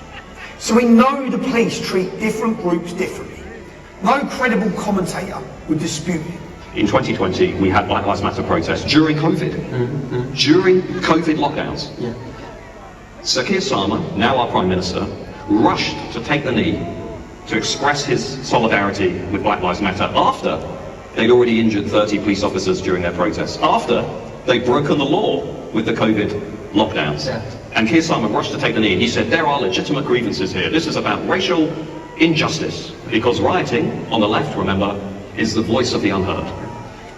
This time around, the same Keir Starmer, despite us seeing videos on social media of Muslim gangs beating up white British kids on the street, walking around with knives and machetes, this time around Keir Starmer said, this is all far right, this is not legitimate, it's criminality, get these people into prison as quickly as possible. There was no discussion of legitimate grievances, there was no discussion of legitimate protests. Now Tutir Kia appears to have ordered the stormtroopers to grab and arrest anyone, literally anyone, who protests or tweets against the government and what it's doing. Obviously except for Hamas-loving protesters, anti-Semites, members of the Muslim militia. None of them. This is the moment police raid the home of a mother and a son suspected of violent disorder in Middlesbrough. Here comes the dog. If you're involved in disorder on that day, we will identify you, we will arrest you, and we will put you before the court. National figures show 1,165 people arrested, 703 charged. Those figures, again, will increase. Have the police made any high-quality videos of them arresting Muslims carrying machetes in the streets? Or men fighting with knives and machetes in our parks? Or a single grooming gang that raped children? No, they haven't. They saved their high-quality videos for people saying mean words on Twitter. We do have dedicated police officers who are scouring social media. Their job is to look for this material and then follow up with identification of it. That the UK actually has a massive force of police officers scouring the internet for any repost, retweet, or original content that could theoretically incite whatever the government deems to be racial hatred. And if you engage with or repost that content, you are deemed so dangerous for society that they will arrest and prosecute you. So this is another man being sentenced to prison for a Facebook post that he made, and in this video the judge tells you what he posted and how long he's getting in prison, and I'll let you make your own mind up. Have a look at this. You went on to say that you did not want your money going to immigrants who, quote, rape our kids and get priority. Given the life of Riley, off the tax us hard-working people earn when it could be put to better use. Come over here with no work visa, no trade to their name, and sit down and DOS, and then there's more people being put out homeless each year. They get top band priority on housing and many more reasons. This offence is so serious that an immediate custodial sentence is unavoidable. The sentence that I pass has been reduced by 1/3 to reflect your guilty plea. The sentence is one of 20 months imprisonment. Every tyrant knows you can't run a totalitarian state unless the judges do what you tell them to. In Russia, North Korea, they're awarded DACAs, second homes in the countryside. In England, you get honours for doing what you're told. Honours. Let's be very clear. This has not been about protest. This has been about violence and thuggery. Bewildered Yvette, tough on crime, tough on imaginary crime. Her message to the judges was clear. People who tweet dissent, they're criminals. That's what she said, judged before any trial. And those judges have been busy. You have brought shame on yourself and the town of which you are a resident. You must be punished for what you did. The only mitigation, as I have indicated, is your guilty plea. Accordingly, the sentence is reduced to one of 2 years and 8 months imprisonment. I appreciate that will fall hard upon you as a senior citizen. Most of these cases that I've been reading about, for example, the case of this poor man, David Springer, a 61-year-old who's been working as a train driver for 42 years, who's now taking care of his sick wife, who has been sentenced to jail because they wanted to make a sacrificial lamb out of him. They wanted to set an example to the rest of the UK, and that message was very clear. That message was, you don't get to disagree with us. You don't get to be present at these protests, because David Springer did absolutely nothing. And we have video footage of that. He was there. He, according to the reports, maybe shouted something at the police. Well, boo-hoo. Is that worth 18 months in jail? A mother of 5 being sent to 26 months in jail because she threw a can at the police? Is that proportionate? A man online who committed the crime of, according to the government, inciting racial hatred because he posted one post on Facebook? Is that proportionate? That's right. Bang. You're inside serving years. And let's take another look at some of the judges who sent people to jail for hurting words. That's right. Rape, steal and stab. Let's just put it down to cultural differences. It's community service for you, lad. Fence painting. Picking up litter for a few hours. So tell me how our judiciary are not politicised. How they're not compromised and a tool of the state. And to the judges, I hope you get the honours you've been promised us. Tin pot despot Kia. Your political judiciary might be another reason people are angry. Maybe. This isn't just two-tier policing. This is a two-tier political and social system that is routinely prioritising racial, sexual and gender minorities at the expense of the majority. Now every tyrant knows the media is tyrant's best friends. Well, the media that does what you want them to, they're your friends. Everyone else, they need to be shut down. Which definitely includes us. I would prefer that the conventional media was more powerful, because social media, it's, you know, the truth of the matter is it's got many great aspects to it in terms of the way people interact with each other, but in politics it's a bit of a plague. That's right. They call it misinformation. You and I, we call it the truth. And the legacy media, they've been a cheerleader for mass migration agendas of successive governments. They've continually supported their open border policies. Just look at this. والله الشعور انحبست انا شهر كامل بالسجن. حسيت انه انا لو كنت بسوريا او بالاردن كان احسن لي صراحه، يعني كنت لانه ظلم وظلم انحبست شهر. That's right. The people held up to us by the media as shining examples, they all turn out to be rapists as well. More migrant rapists. But in the interests of balance, were the legacy media unlucky to choose the migrants as poster boys who turned out to be rapists? No, they weren't unlucky. The British aren't stupid. We all know people affected by these rapes. The unchecked illegal migrants you are actively ferrying into our once green and pleasant land. They're raping our daughters. They're killing, they're murdering. So tell me about university. How did that start? I only decided last minute that I wanted to go to university on my gap year a few months before. It was a very last minute decision. I just felt like I wanted a little bit of a change of plans in my life. How long had you been at university before the attack happened? 2 months. So not long? Yeah, new city, new lifestyle. Okay. I'd first met this man, or seen this man, way back in the city centre. Okay. He'd followed me for a very long time before the attack. Okay, so he'd followed you for a long time. Mm-hmm. Then what happened? So he just kind of grabbed me on the street and just kind of pulled me into the churchyard. So he pulled you into the church? Yeah. And then what happened? Then he kind of pushed me against, it was like a concrete block. Okay. And then just kind of pulled down my underwear. I suppose it's every parent's worst nightmare. She's very innocent, very trusting. And I was told that I just needed to step back as a dad. You want to take control, and you want to get in there and fix all the problems. But on this occasion, I had to step back and trust the police. And how long was it before you got to trial? It was 6 months, exactly 6 months from the day he was remanded. And did you go in and give evidence? I did. That must have been difficult. How was that? It was difficult. It was especially difficult because I had my final exams for uni on the same week. Wow. My exams for university were over a 2-week period, and it fell in the same week as the trial.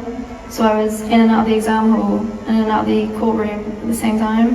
When the court case was going on, I looked all the time off, and my intention was to go there for every day of the case, but I was pretty much told do not come by the police and the barrister due to the severity of it.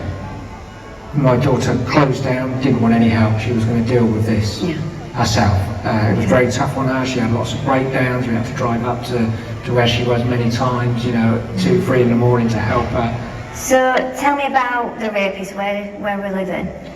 So this is what really gets to me, is he was staying in a hotel, and it's not far from Student Village.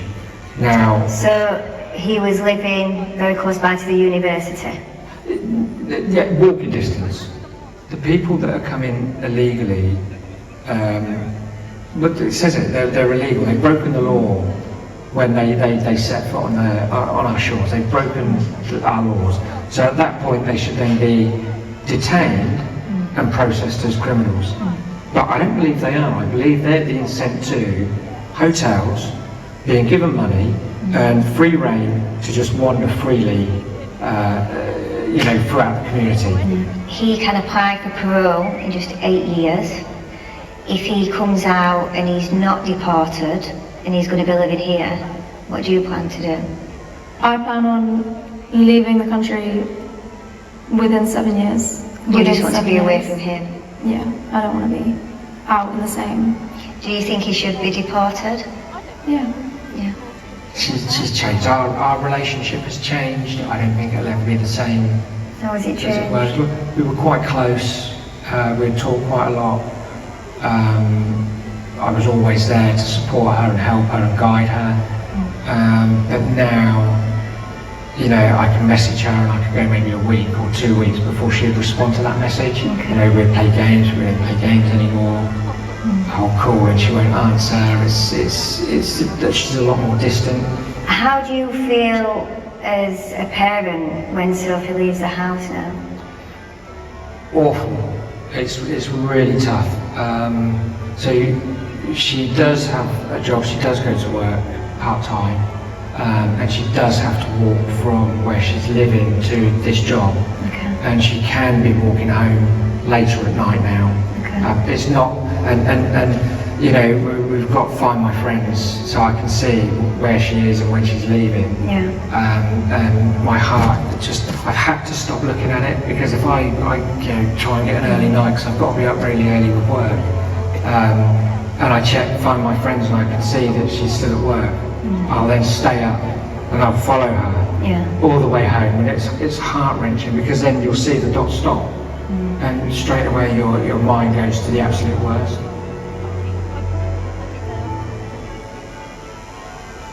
Is this an isolated case? Was this just one migrant in one city who has been housed and fed and paid for by the British public, who's decided to rape an English woman walking home?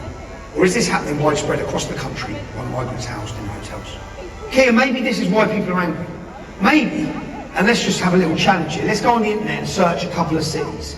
I could pick any city in the UK and search migrant, refugee, rape, and it will bring up cases.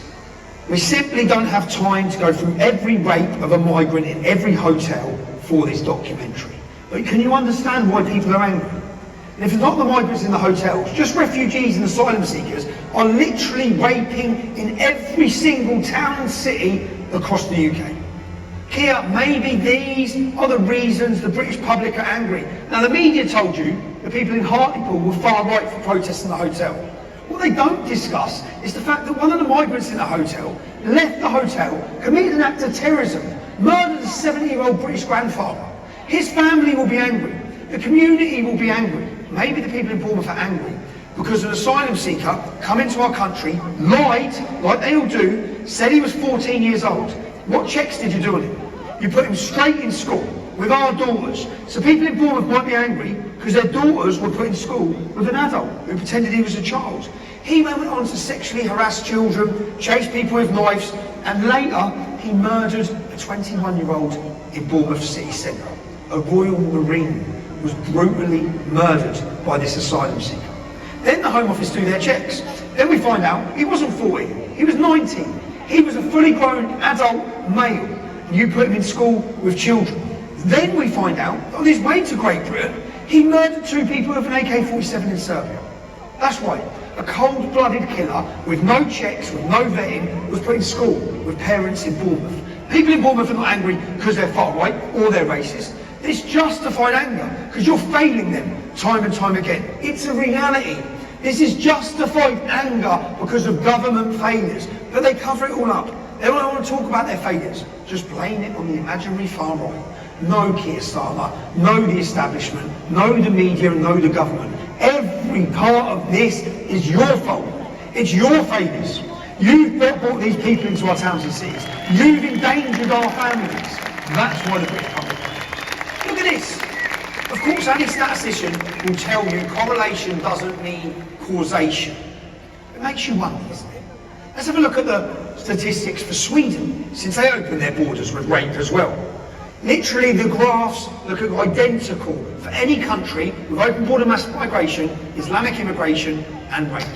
Remember, there's 1.7 million unemployed and economically inactive migrants here right now, costing £8.5 billion a year. Anyone out there working right now, you're paying that in your taxes.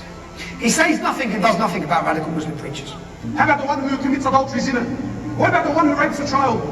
What about the one who drinks alcohol? Good or bad? This person, one person that commits all of these sins, he commits all of these sins on a daily basis, but he prays is better in the eyes of Allah than the one that doesn't commit any of these sins but doesn't pray. If you accept it, then you're part of it. You don't accept it, but you have to dismantle it. He said, O tribes of Kufar, O tribes of disbelievers, get out of his way, for we have come to strike you about revelation, a strike that removes their heads from the shoulders. Allah says, we will strike terror into the hearts of the Kufar. We will strike terror into the hearts of those who disbelieve. Why? Because they associate partnership with Allah. If they associate partnership with Allah, that's for which Allah never gave them no authority. You got your democracy, we got our own Sharia. You got your free mixing, we got our own Nikah. No, we got our own economic system. We got our own foreign policy. We got our own deen. Some will be banned, drums will be banned, drums will be banned, gambling will be banned, but the money say there will be no holiday. He says and does absolutely nothing about knife crime on our streets.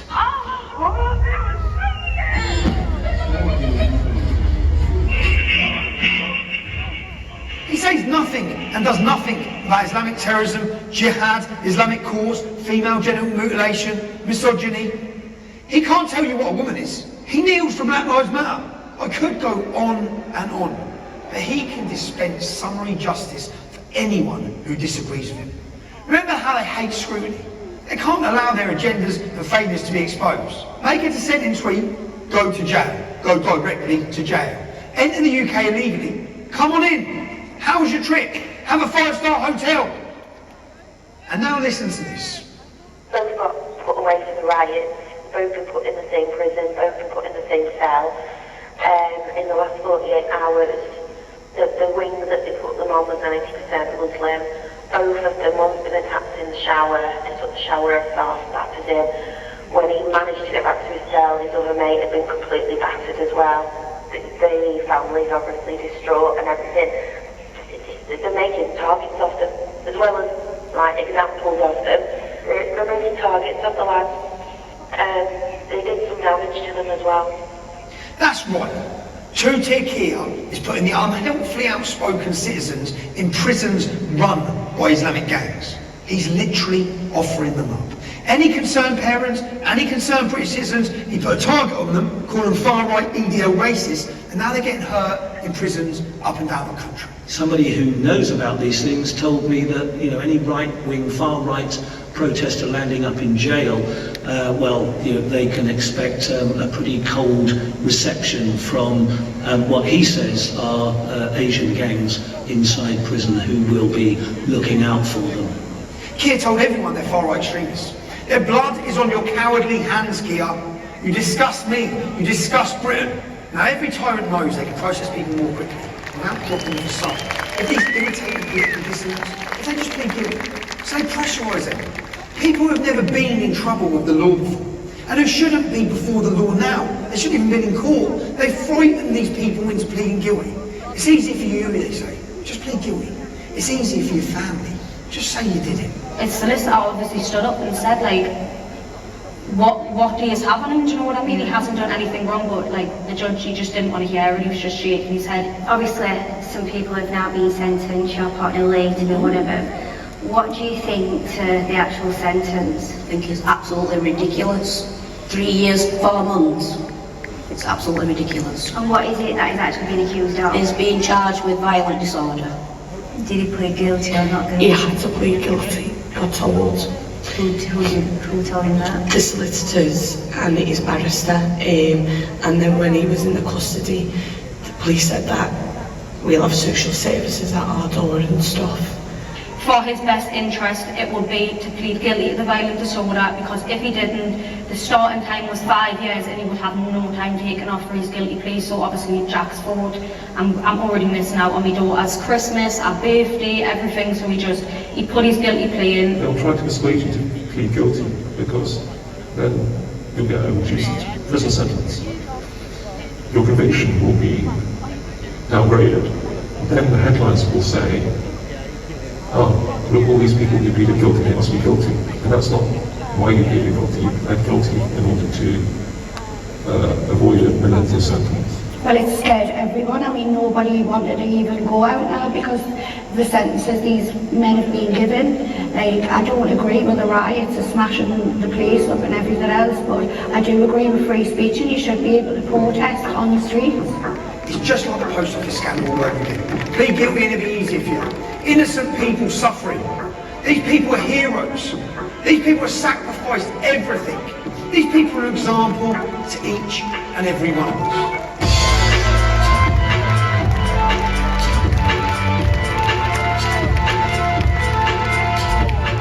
Actually, we have more than one problem. Our first problem is we're led by tyrants. People whose allegiance is to the World Economic Forum, not the British people.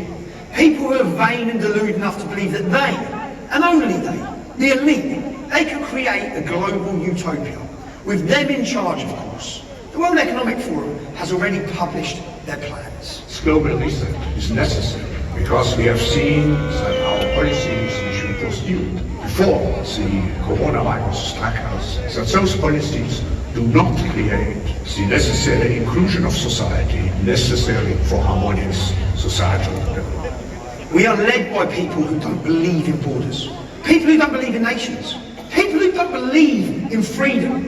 These are people who are full of lust for power, people who are rapidly dismantling the cultural inheritance with which we were all blessed. Freedom, equality under the law, Magna Carta and democracy. These are people who want you to be dependent on the state so they can control you. We are led by globalists, totalitarians and communists. This is the main problem. These tyrants are also cowards. They're driven by fear. They fear so many things. Being exposed, losing power, the truth, Islam, and they fear we, the people. They are bewildered and frightened. And like any cornered animal that makes them dangerous, they lash out at their own citizens, vulnerable individuals. They're busy arresting children, but they won't confront Islam. They may be too frightened of what might happen if they do. Or maybe they don't know what to do about Islam. Or perhaps they don't care that Islam is incompatible with our way of life, because these communists care little for our way of life. Regardless, for now, they cower before Islam. They leave unchallenged the masked armed gangs, the mobs, the militias that wreaked havoc on the streets, because chaos serves their purpose. It gives them a reason to act against dissent, and the dissent for now is from the British people, tweeting about the government's failures. And right now, of course, our nation is crumbling under the weight of mass migration, legal and illegal. So many men from countries and cultures that will not assimilate, cultures that teach their children to hate the West. It's out of control. And it serves the purposes of the globalists, the totalitarians. Keir and his apparatchik communists. Mass migration is part of their plan.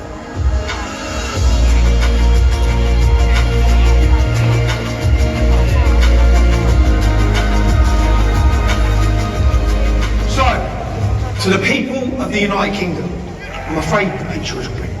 Our country is in peril. We are led by tyrants and cowards. Our borders are porous.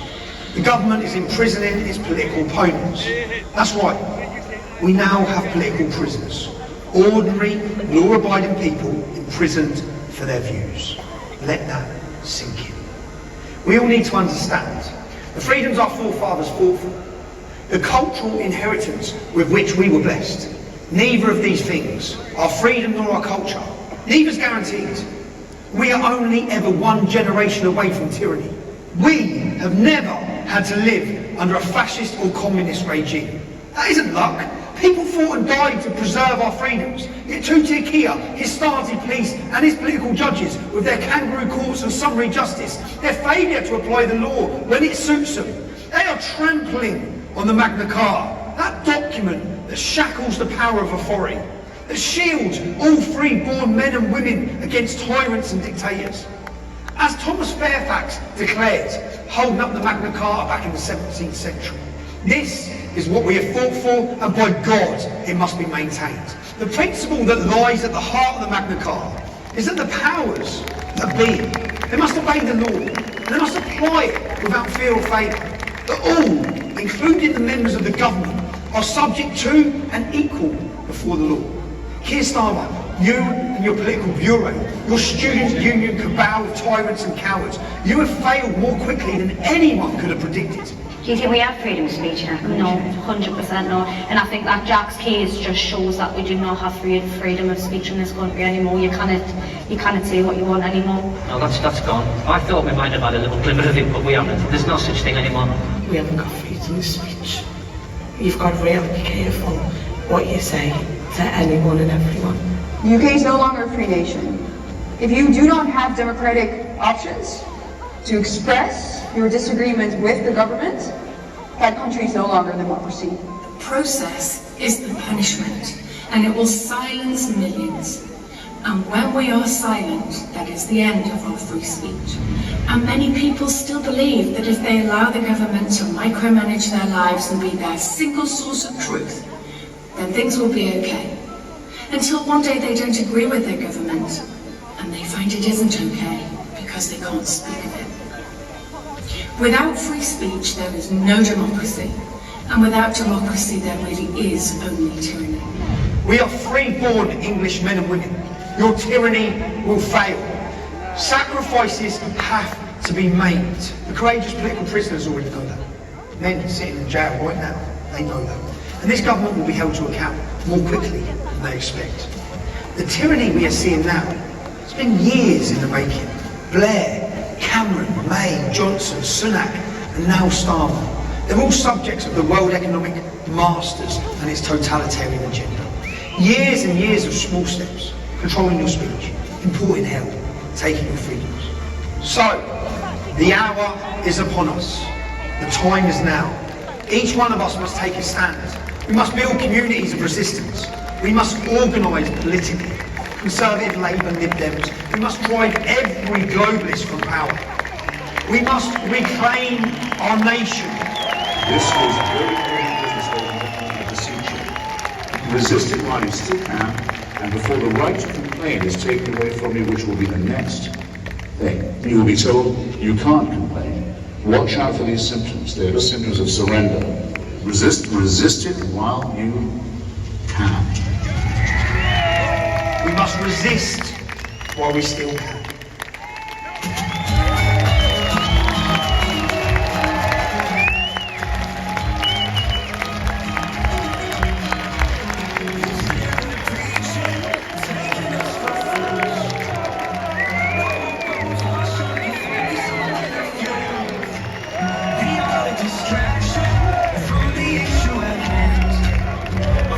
Invasion of our ancestral lands.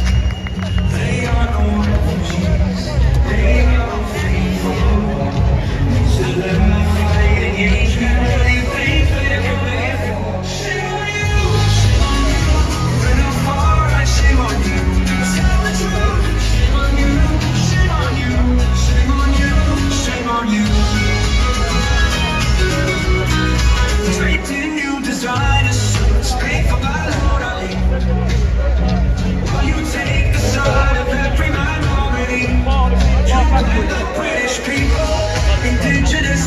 land. As far-right racists, try to catch you understand. They are no refugees, they are no fleeing from. So they're fighting engagement, what do you think they're coming here for? Shame on you, shame on you. We're the far-right, shame on you. Tell the truth, shame on you, shame on you, shame on you, shame on you.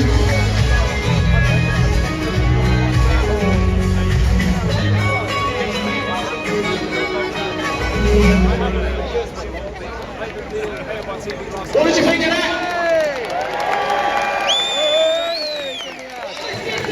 Back in this house. Are we going to make sure our women and children are safe? Are we going to let the tyrannical government silence us? And are we going to let the mainstream media divide us? Absolutely not.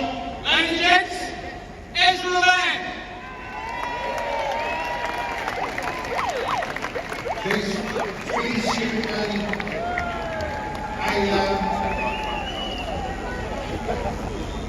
If I had to sum up British law in 2 words, it would be the Latin phrase stare decisis, which means let the precedent stand.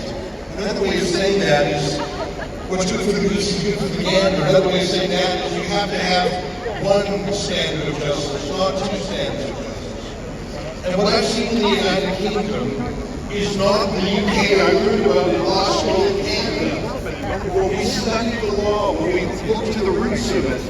The rule of law, we look to the British cases, and it meant that no one was above the law. No one was too powerful or too fancy to be held to account, but it also meant no one was beneath the law. And I believe that that second part is a problem in the United Kingdom today. Look at the treatment of thousands of young girls in this country, like in Rotherham. They were beneath the law. The law didn't give a damn about them because they were indigenous white British women, and that's just too politically incorrect. Look at how this event is being policed today. Riot police with their riot gear. I saw one cop filming everyone's face. He told me it wasn't for facial recognition. I was in London for the 100,000 person pro-Hamas march, where they chanted for Intifada. That's a violent riot against the Jews, where they called for genocide. No riot police nearby there. No one filming the faces there. I'm worried that the United Kingdom's core character of the rule of law is falling apart. And the fact that they are trying to intimidate you and not have you gather is part of that. Tommy Robinson was arrested last night under the Terrorism Act, a version of the American Patriot Act, because he wouldn't give them the cell phone password to get into his phone. That's a law for terrorists, not for journalists. Do you think they applied that law to the organizers of the pro-Hamas rallies in this city week after week? They did not. The police were not even visible in those rallies. They were hidden away lest they give offense.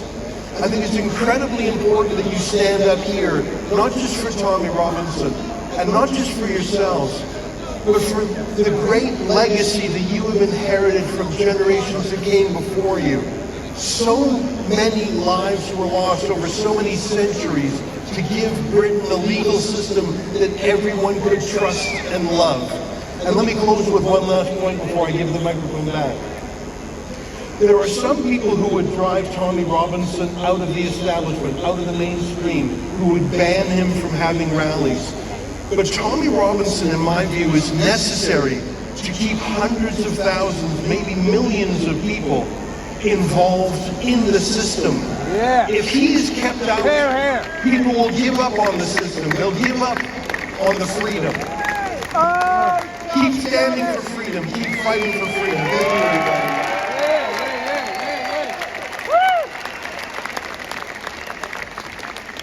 Here's something you'll all be interested in. So, behind the scenes, Urban Scoop have been talking to Tommy today from jail. And what Tommy has said is that in the next 2 to 3 weeks, be prepared for a peaceful protest outside whatever jail he's in, which will probably be Belmarsh. I'm up for that, are you? And now we're going to have a few words from a man of God, Canon Philip Harris. Good afternoon, everybody. Can I cause chaos for a couple of moments? Given the significance of today, I want you to look to a person to your left or to your right, or in front or behind, and get their attention and say, my name is, and give them your name, and I am from, and tell them where you're from, and make this statement to them.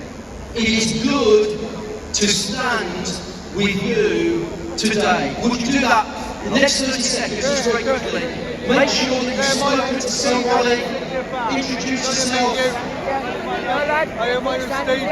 Hi mate, okay, what's your name? I'm doing okay people.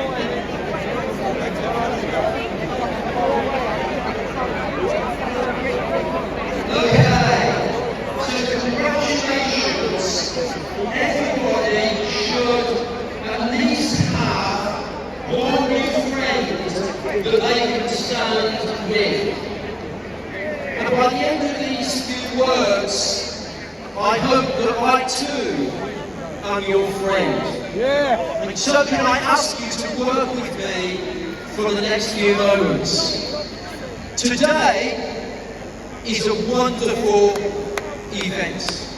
You're right. It's for the good people of this fair and pleasant land to meet, to say that we love our nation. And that is why we are here. We can do better than that. We love our nation.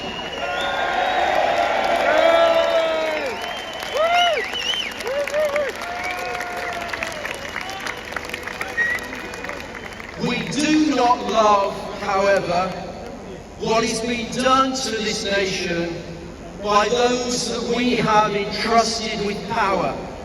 And the actions of yesterday have only sought to galvanise people's feelings. The reason why I'm here today, and there's one reason, and that is because you are here. That's the reason I'm here, it's because you are here.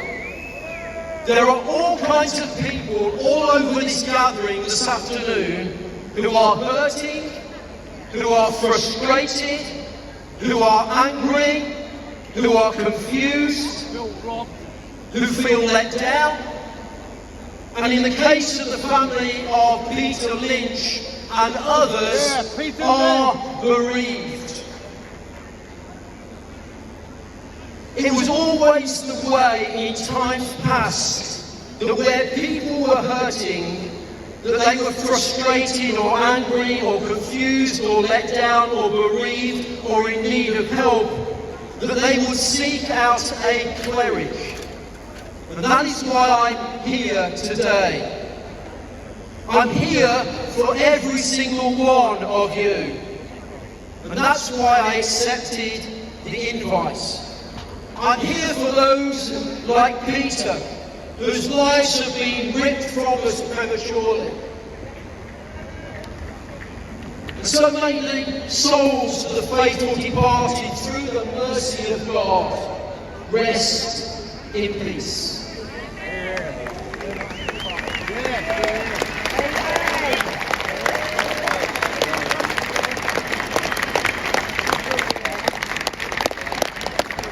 However, as a priest in God's church, I feel that I need to do a couple of things before I hand the microphone back.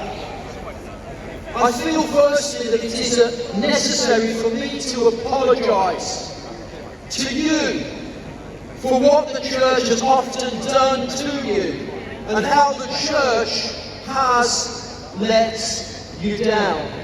And for that I am sorry. I need to apologise for the church's involvement in scandals, where evil people, like in other institutions, have been able to infiltrate her ranks. The church should be better, and I am sorry. The church is meant to be the hands and feet of Jesus. I am therefore sorry for where the church has failed to and not stood up for the nation and spoken into the nation in the way that we have deserved. I'm sorry that the church has not protected the heritage of this nation and instead has gone after other agendas instead of the message of Jesus. And it's caused division and it's caused hurt. And it's meant the church has not been with the people. It has not called out hypocrisy or wrong. It has not warned of the perils of turning away from the principles that this nation was founded on Judeo-Christian values.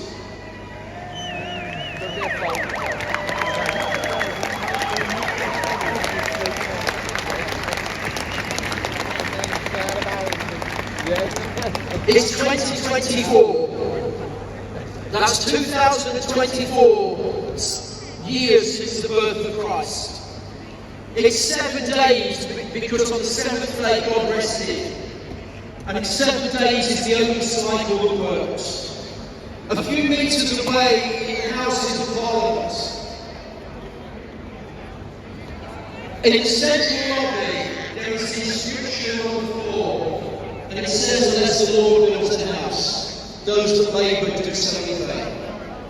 And so I just want to say today, if you are a cultural Christian, hold to those values. Better still be inspired to find the God and Father of our Lord Jesus Christ, who is weeping over this nation now. My name is Cameron Phil Harris. I'm from Old Hill in the West Midlands, and it's been good to stand with you, every single one of you, today. Thank you. Big massive round of applause for Pastor Phil, and I think if every pastor or priest or father in the church was like him, the church would be full. Find out where he worships, go to his church and follow Pastor Phil on Twitter. Now we've got Ross, the Don. He's going to give you a treat. We're going to get some fantastic music. Let's hear it for Ross the Don. He's going to sing a song called Save Me.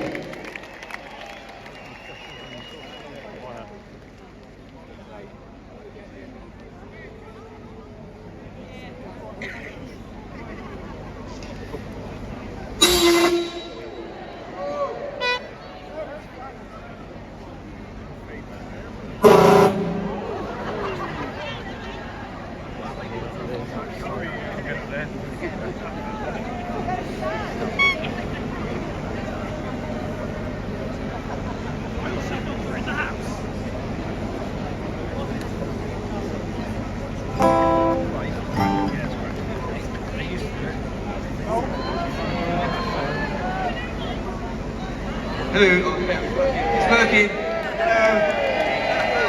Hello, London. My name is Ross the Don, and I'm far right, just like many of you. So, Tommy, if he gets to watch this or he's watching this right now, it's a shame he can't be here. The only thing that's separating us from him is that dangerous man, Keir Starmer.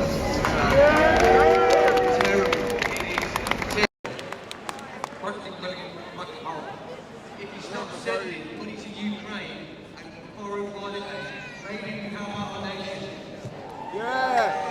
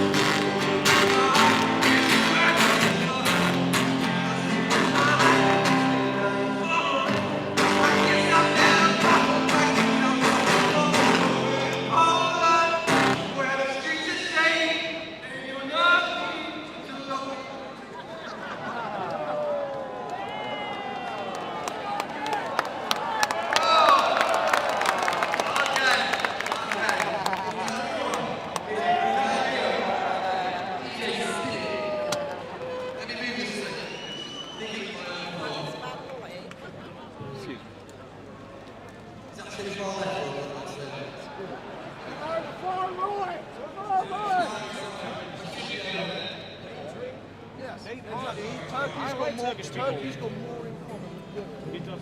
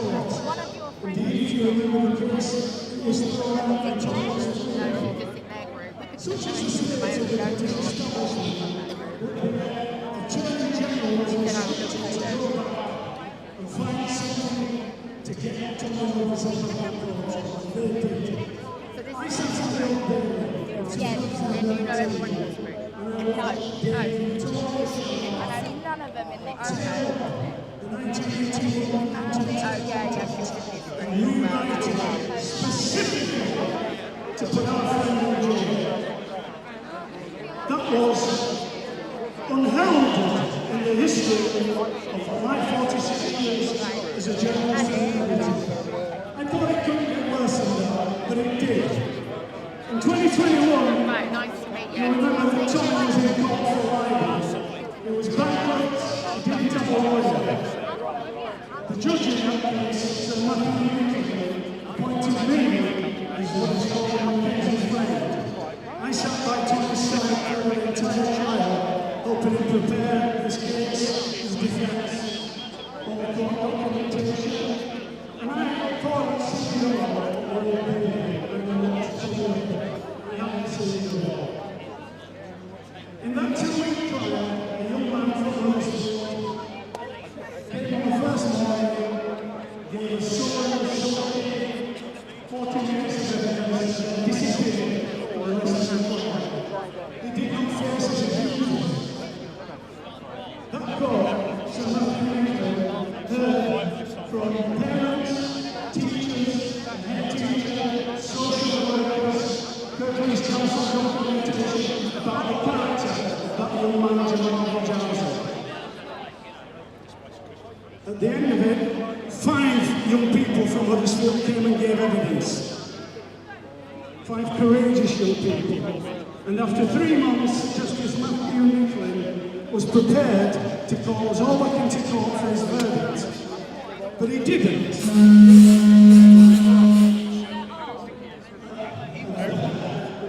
Everybody always says, oh, he's a shell.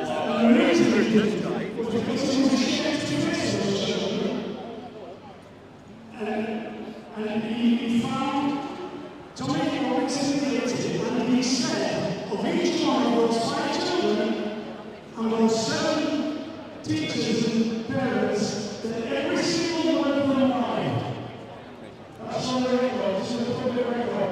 He called every one of them a liar, and when he justified it in finding Tommy guilty, he said this: why do people lie? Who knows? People sometimes just lie.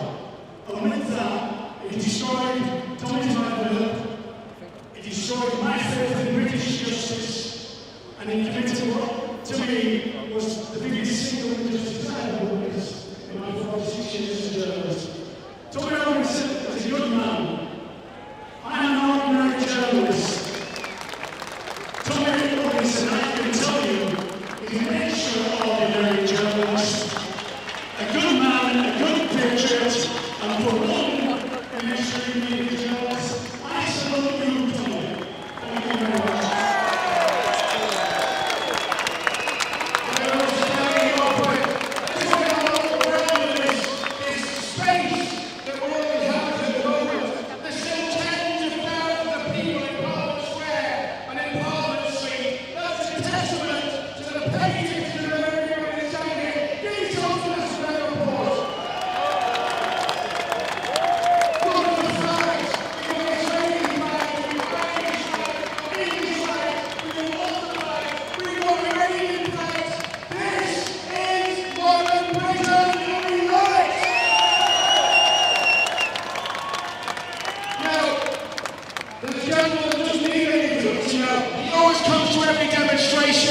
Immaculately dressed. He is the gentleman of the movement. He is the intellect of the movement. He is known as Salomon of the Cad or Carl Benjamin. Give him a massive round of applause.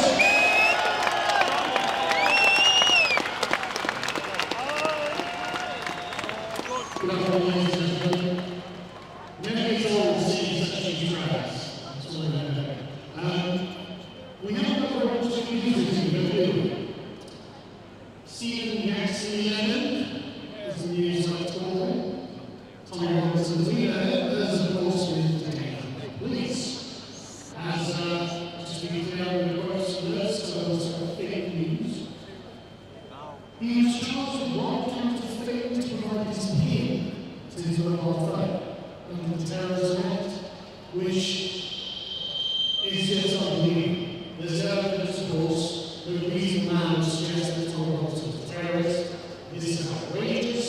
That's what the whole weekend to court. And every act that the state makes is a choice. There is a will behind the person in charge of it. And I think you can quite easily compare it to some of the other choices that the state makes. For example, this arm decided to release thousands of prisoners as soon as he came to power. One of them he released 2 days ago, a man called Isaac Donko, who was otherwise known as Young Diz, a gang member and drill rapper who was imprisoned in 2019 for enlisting 4 other men to kidnap, torture and ransom a 16-year-old boy. He served 5 years of his sentence and his son decided he should be back on the streets. The detective and inspector at the time, according to the Telegraph, said, quote, "I believe that removing Donko from the streets of Lyon has done a great deal to reduce serious violence in the club, and I believe him."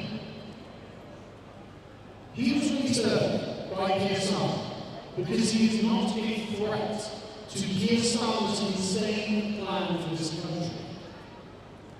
Peter Lynch was a threat to Starmer's plan, to the current ruling order.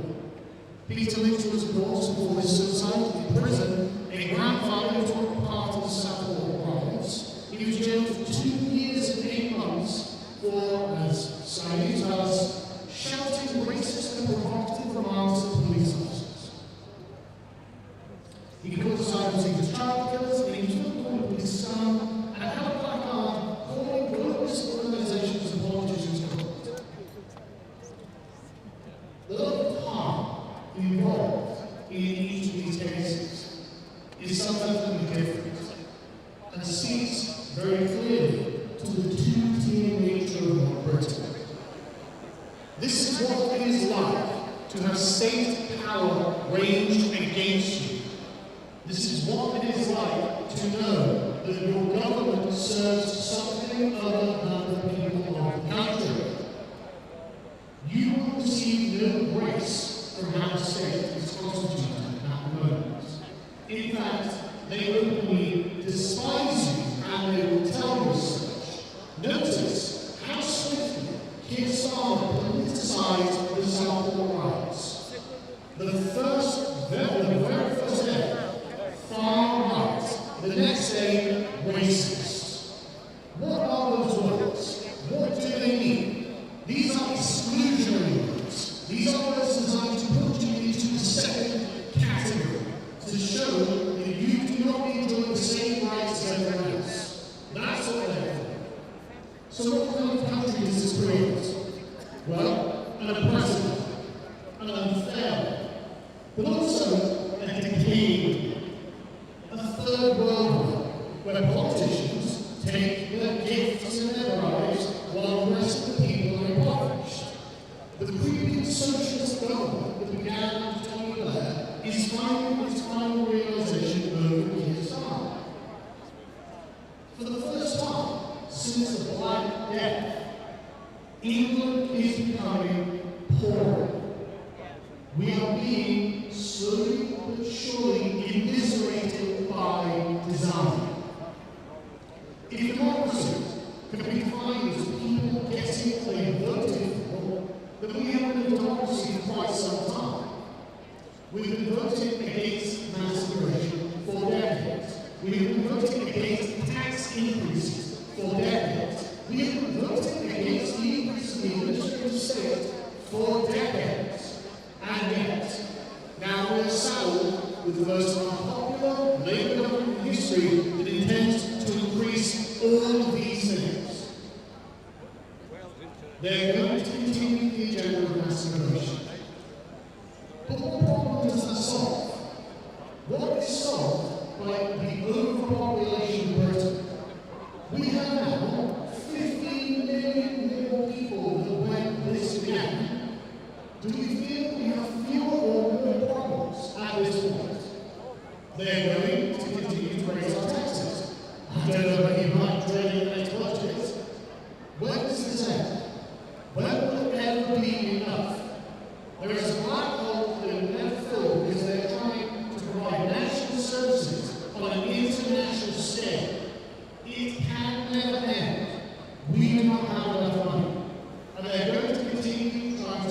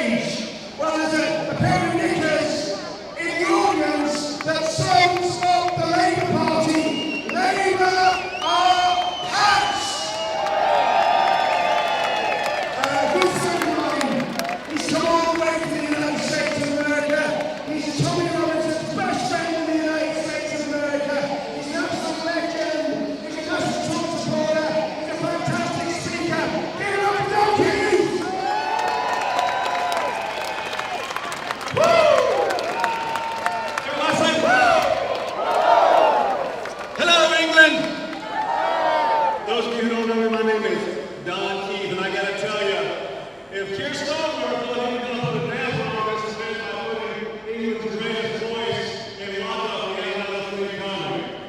And when I say Keir Starmer can kiss my ass. So I've told this story a couple of times, and I want to say it, but I never said it to 100,000 people before.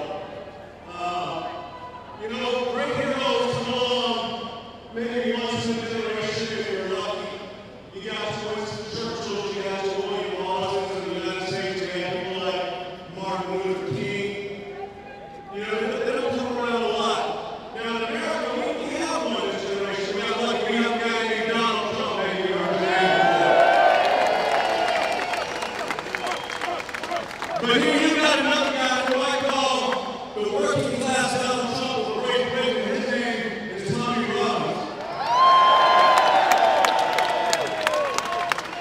So the way I see it, you know, I still don't know a lot of people say, well, I can't wait to get out of here. I'm not going to go to America, I'm not going to go somewhere else. We all have to stay and fight for our countries. Because if we don't, at some point, there's not going to be anywhere to run to. So we have a choice to make. You guys have a choice to make. Years from now, generations from now, you can sit around a fire, strap up with a little bit of food you can find, and you reminisce with your grandchildren about what a great free country Great Britain used to be. Or you can tell them that today England is still free because you fought for people like Tommy Robinson and the great patriots that are here today, and the people who are on the stage today. It's going to be you people who saved this nation, mark my word.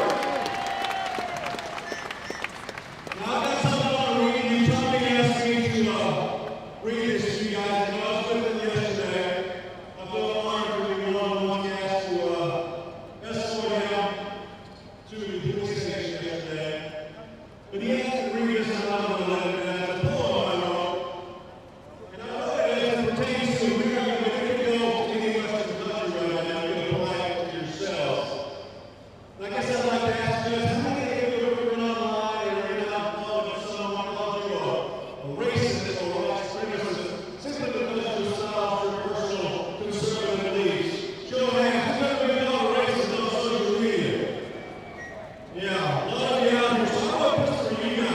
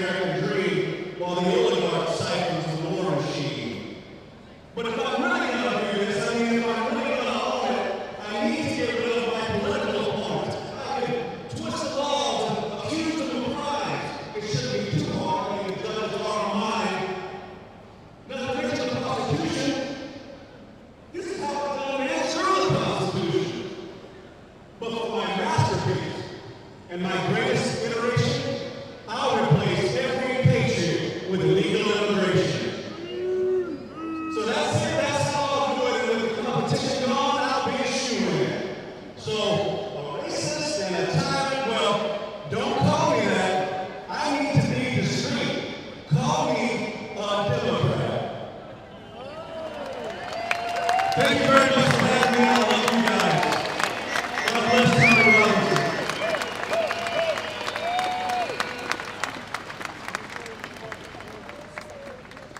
We're going to watch a very short video and then we're going to have our guests from France. Give a massive round of applause to these ladies who come all the way from France. They're fighting against what's going on, the oppression of women in France by migrant communities. Give a massive round of applause. Then we're going to watch a video. Then we're going to bring on to talk. Thank you very much.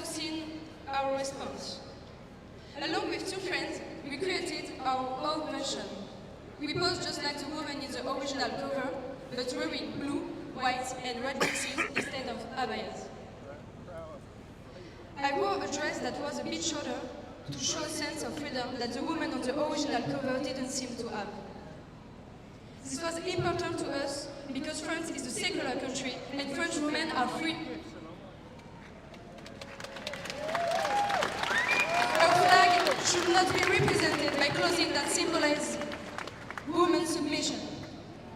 On April 9, I was placed on police custody for 8 hours for holding a sign that said, "Foreign rapists out." It's hard to understand why I was treated like a criminal for simply pointing out a tragic reality. How can anyone be prosecuted for trying to warn people about these dangers? Why does our system punish those who speak out instead of focusing on the real safety problem? It's unfair. At Nemesis, we will not stay silent. Our goal is clear. We must remind everyone that human safety comes first. We have one simple message: free us from immigration.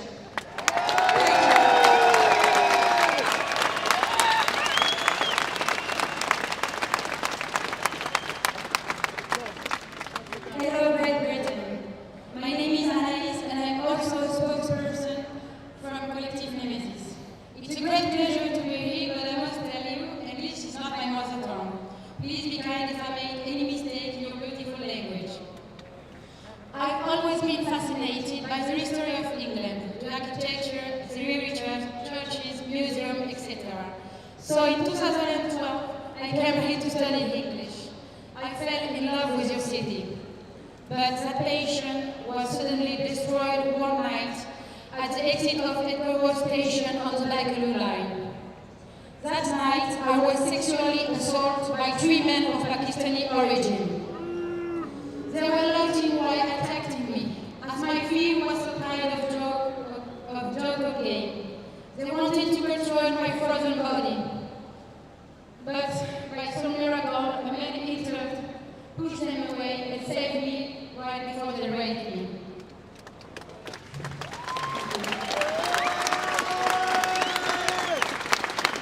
Who knows what they could have done? Without him, I might not ever be here today to share my story. In short, I returned to France the next day, thinking being with my family would be enough. What a mistake. Do you know that 63% of that sexual violence offenders in public transport in Paris are from foreigners? I'm tired of seeing our daughters, our mothers, and our sisters raped, attacked, and murdered. We refuse to turn a blind eye to reality, to be silent. This must stop. Immigration is killing the French people, the British people, European and West. Ladies and gentlemen, moms and dads, grandmas and grandpas, we need you. It's now or never. I ask you to rise up and stop being spectators to the destruction of our own people.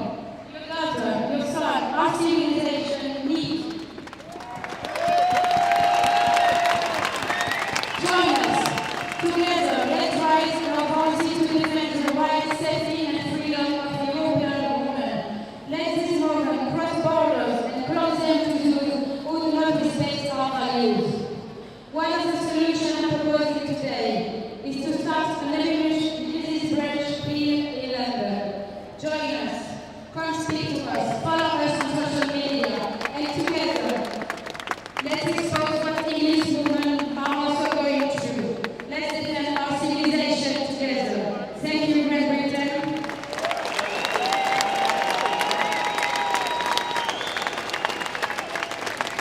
And never forget, love France, loves you.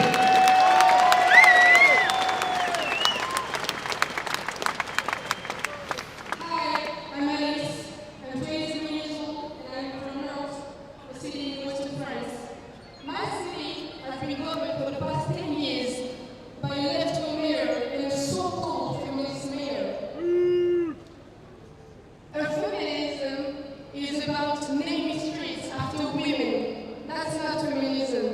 Even less when security is neglected. Assaults and harassments are skyrocketing. Numbers are alarming. Women like me feel forced to take extra precautions when going out. We're carrying pepper spray, avoiding public transport at night, and sharing location with friends every day. The mayor's only response to tackling insecurity has been to put surveillance cameras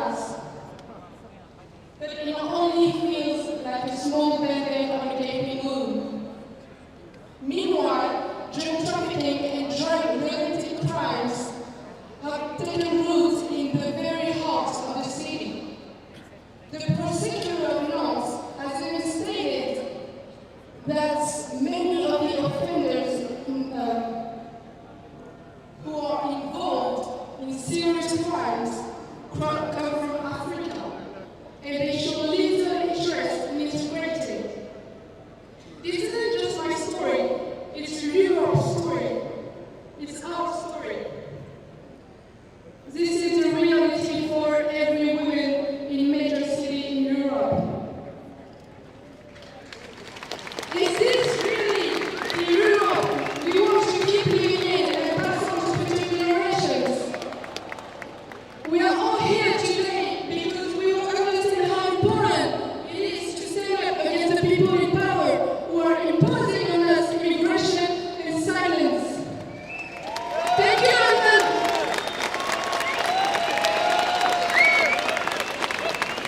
Wow, some amazing stories, amazing testimonies there. And this is the fight that we're in.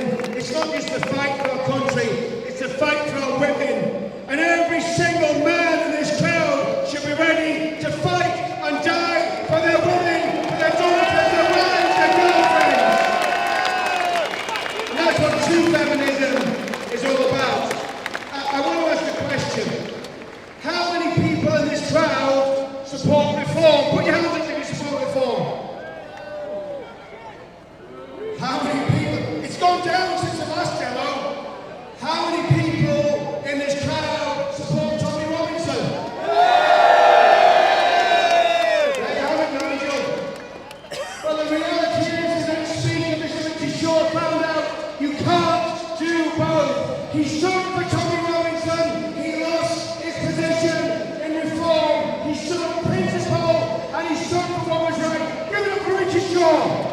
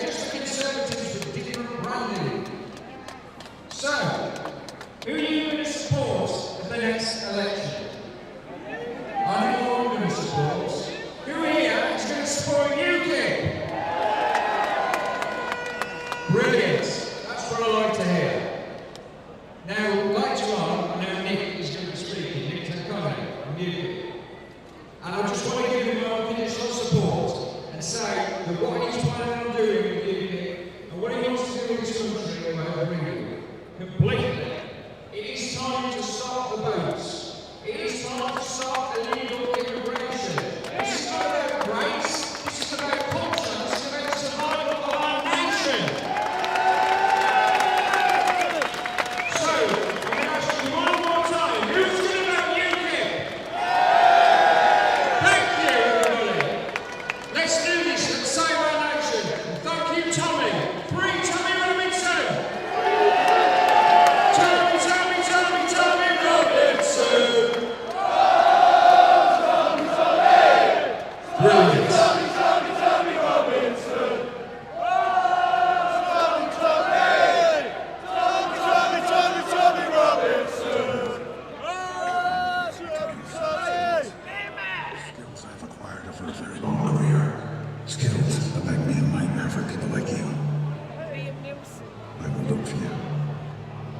fight you.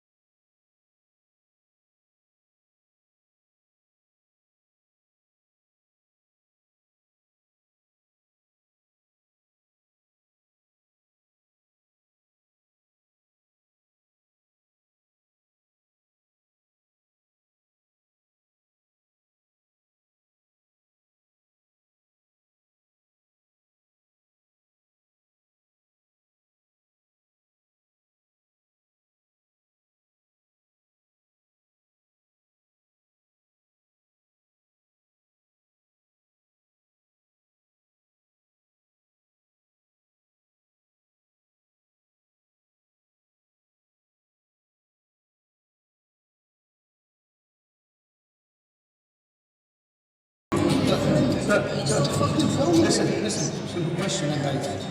Did you rape her after I met an isolate details? Over 200 victims' names were identified by your police investigation, but only 11 were charged. Why is that? What was an allegation to you to be raping young girls in restaurants? That's all right. Why would I go to the one? I named you as raping young children. We have multiple young girls, school children on camera. Multiple young girls who alleged you were involved in raping and prostituting. We have serious allegations from children who say that you were involved in the rape and prostitution of them, that you were kingpin having them trafficked. But you didn't see me, did you? There were some questions to ask about allegations of child rape. You raped a 12-year-old girl, you took her virginity in house next door to Martin Telford. Why would 3 individual girls who do not know each other all be telling me and giving me statements that you have been involved in their grooming, in their trafficking and in their prostitution? Well, can we talk? I've got some questions. We have accusations that you trafficked young children. You trafficked young children, you were the kingpin, you chose who they were raped by. You prostituted. She thought you was, you dragged her knickers off her, and she was 12 years old in the house next door to the mosque patch. Look at these guys, just to make it. What were you doing hanging around with 13-year-old school children? You put on your car bonnet and you raced off because you were angry because you had been sleeping with your best friend Imran's underage girlfriend. Men in this town, Pakistani men in this town, got away with destroying young girls' lives. But now, you're famous. Everyone's going to know who you are.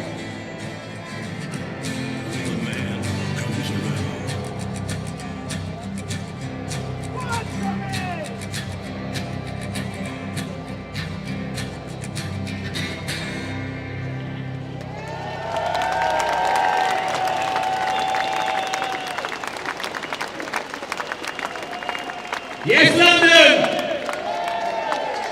So, I've been watching videos on my phone of the other protests that are going on around London. They don't seem very happy, they don't seem very kind, they don't seem very peaceful, and they're all wearing face masks. Now, I'm looking around at you lovely people, I can't see any hostility or aggravation, and I can't see any face masks. Did you know why? Because you're all proud to be here, and you're all proud of yourselves! Come on! Come on! And next we have, and excuse the pronunciation if I get it wrong, my French ain't that good. But next up is Eric Moss. I can't even pronounce it, sorry mate. Eric Morisson. And we read.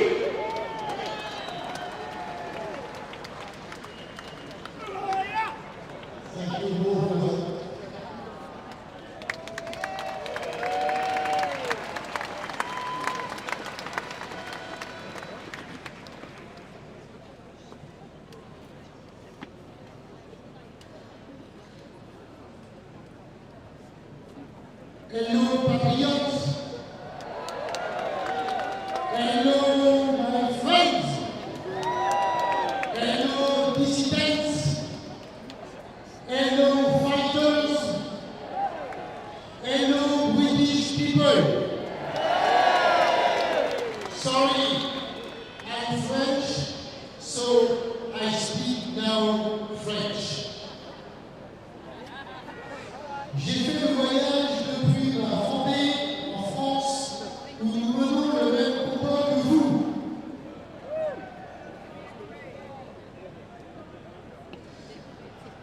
En Paris, en France, comme dans toute l'Europe, tous nos problèmes sont aggravés par l'immigration. À l'école, le logement, le chômage, le vivre ensemble, les déficits sociaux et l'ordre public. Quand les gouvernements apportent les migrants musulmans en masse, eh bien vous vous retrouvez avec l'islam, les mosquées, les burkinis, le halal et la charia. Les enfants anglais comme les enfants français peuvent être à la merci de criminels barbares. La question qui se pose à vous est la suivante. Les jeunes anglais vont-ils accepter de vivre en minorité sur la terre de leurs ancêtres? Nous aimerions tous que nos pays redeviennent comme autrefois. L'immigration record non désirée que connaissent nos pays suscite partout des oppositions de plus en plus vives, comme ici et maintenant à Londres, ce samedi 26 octobre 2024. Notre mécontentement doit mettre la pression sur les gouvernements pour qu'ils durcissent leur politique et endiguent la vague migratoire. Nous souhaitons vivement qu'ils comprennent le message. L'Union européenne porte une grande responsabilité et l'Union européenne doit répondre rapidement à nos inquiétudes. C'est maintenant ou jamais. It's now or never. Soutenez et vive Tommy Robinson. It's now or never. Mes amis, le combat et la résistance de rue est indispensable pour faire pression, mais n'oublions pas la force démocratique des urnes. C'est le seul moyen de faire vraiment un changement des choses. Vous êtes courageux et volontaires. Bravo à vous. Nous allons gagner. C'est maintenant ou jamais. Vive la Grande-Bretagne, vive la France. Thank you.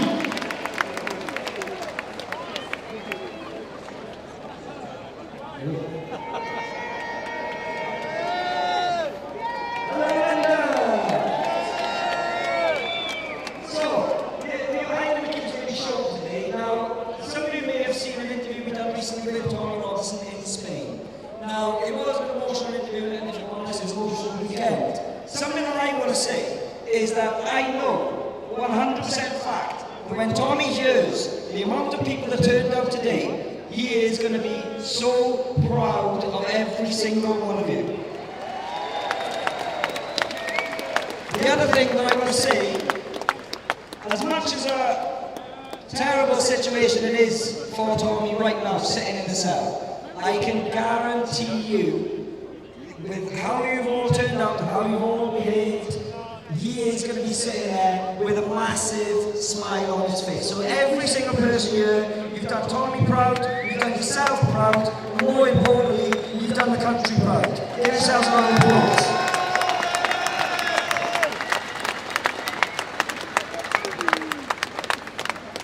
We have the great honour of escorting Tommy back to Britain. He didn't need to come.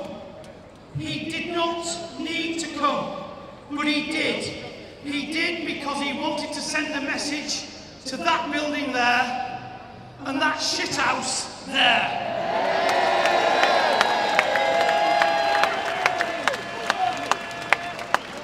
He broke down in front of me several times on the interview, but he's not a broken man, and nor should he be. He should be the most proudest man, patriot in this country today.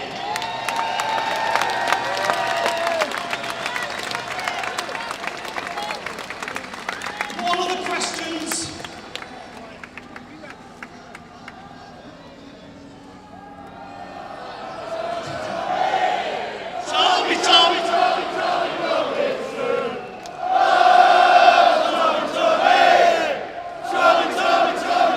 Robinson.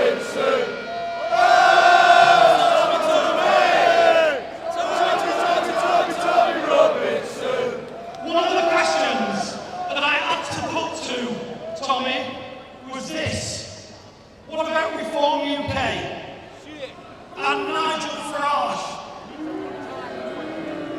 He has stabbed us all in the back. He stabbed each and every one of you in the back. And what we thought was going to be our chance to get into power has turned out to be, yet again, another political stitch-up. I'm going to introduce you now to a man that can get us out of that mess. He's not going to buckle, he's not going to bend, and he's the next UKIP leader, Nick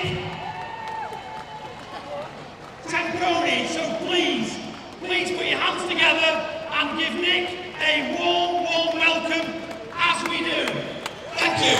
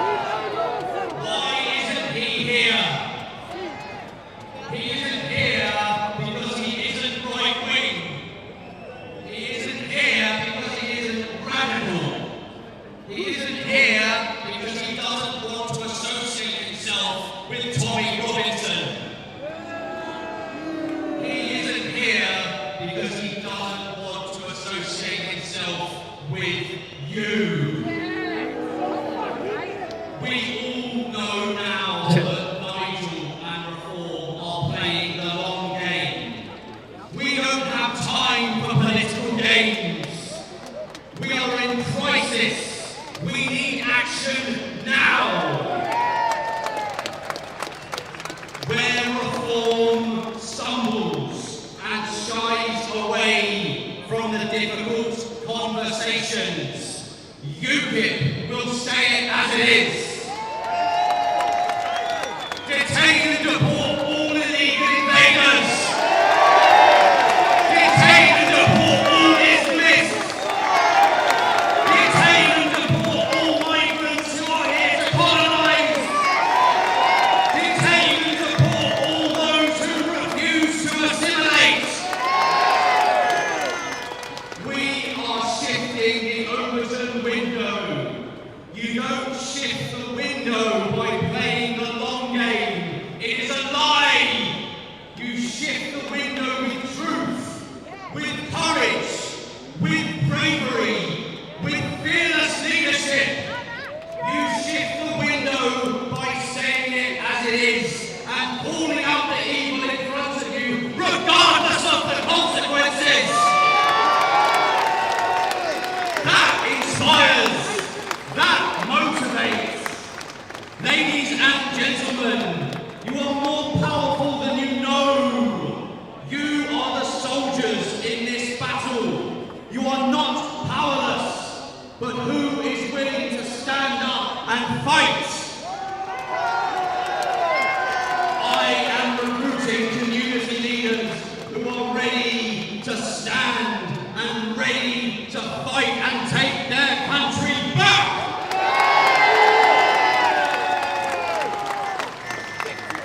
I am sick of the outrage without political action. It is time, friends, time to take back control. It is time, friends, to wake up to the reality of what it is going to take to make our families and those who shed blood to once again be proud of us. It is time, friends, to pick a side. It is time to take back the control, and it is time to take back our country.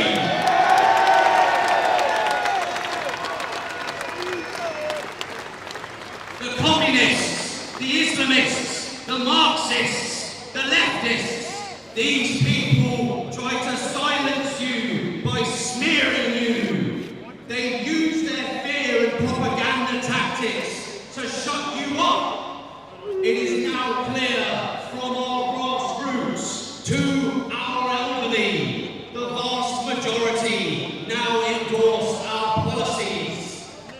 problem is they have never had a political voice brave enough to say it as it is.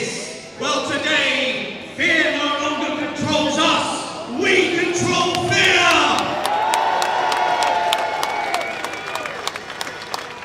UKIP will be your political voice.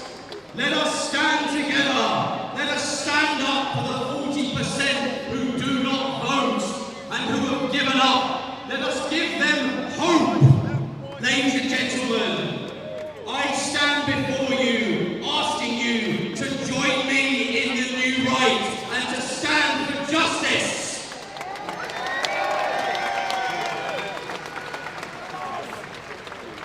To the political liberal elite, I say this: there will be no mercy, there will be no diplomacy, and there will be no surrender.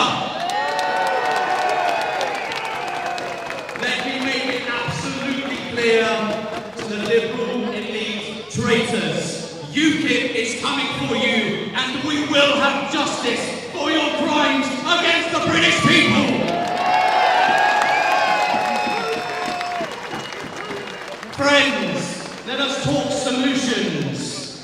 Let us rid our nation of communist parasites, of the Islamists, of the migrants who are here to colonise, and of those who refuse to assimilate.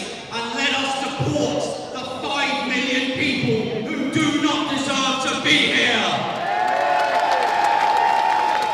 Friends, let us offer the British people a referendum on the death penalty.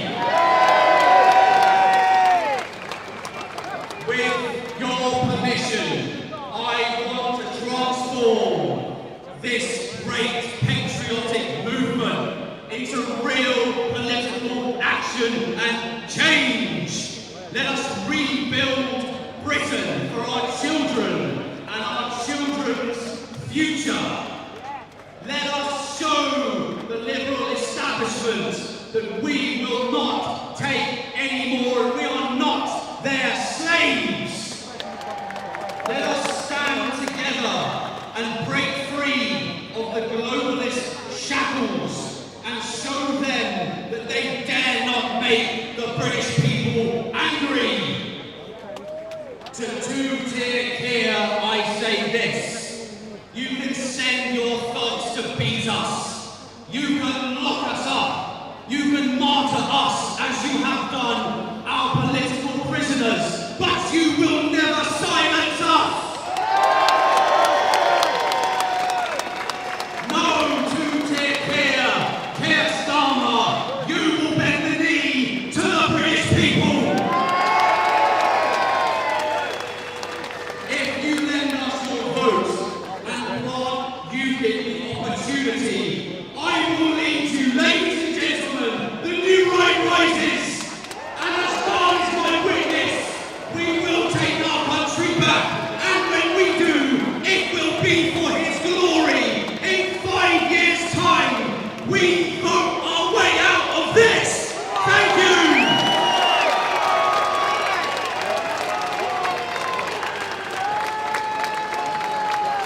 Stick to your word, mate! Stick to your word! Thank you, Lord. Stick to it, mate! Stick to it! Well, that's what the juice is for, didn't it? And I do like a leader with a good haircut. And after a powerful political speech like that, I don't know about you, but I like a little bit of music. So let me welcome on the stage, Ross the Dog. Come on, Ross!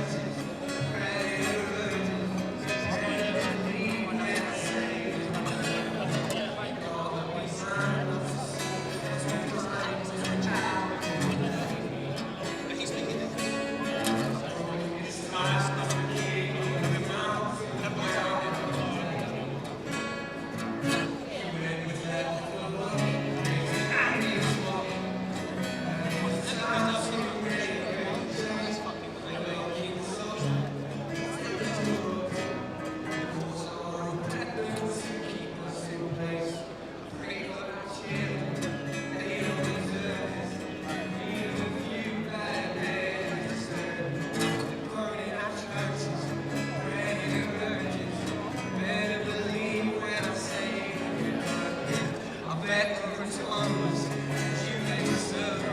Memorials vandalized and you joking.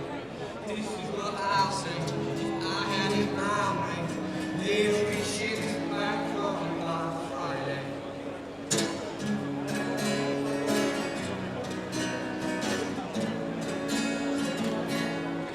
How can we spend so much money to fight proxy wars? This is crazy. Those pensioners starving to death so they can heat their homes to heat that. All they sat down sad and alone, struggling to move because they're frozen to the bone. All this fuck country does is keep fucking going.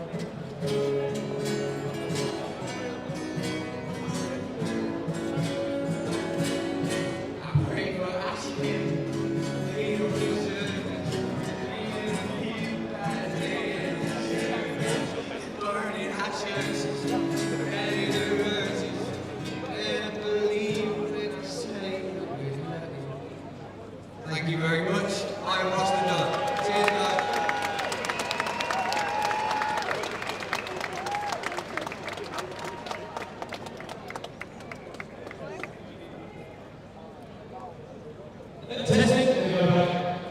Ladies and gentlemen, Mr. Harmer Singh.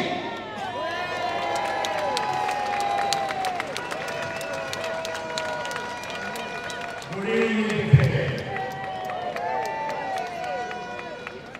You're not surprised to see a grown man in this position, talking on the stage as well as leader that you are leaders, racist, you won't be all from this country.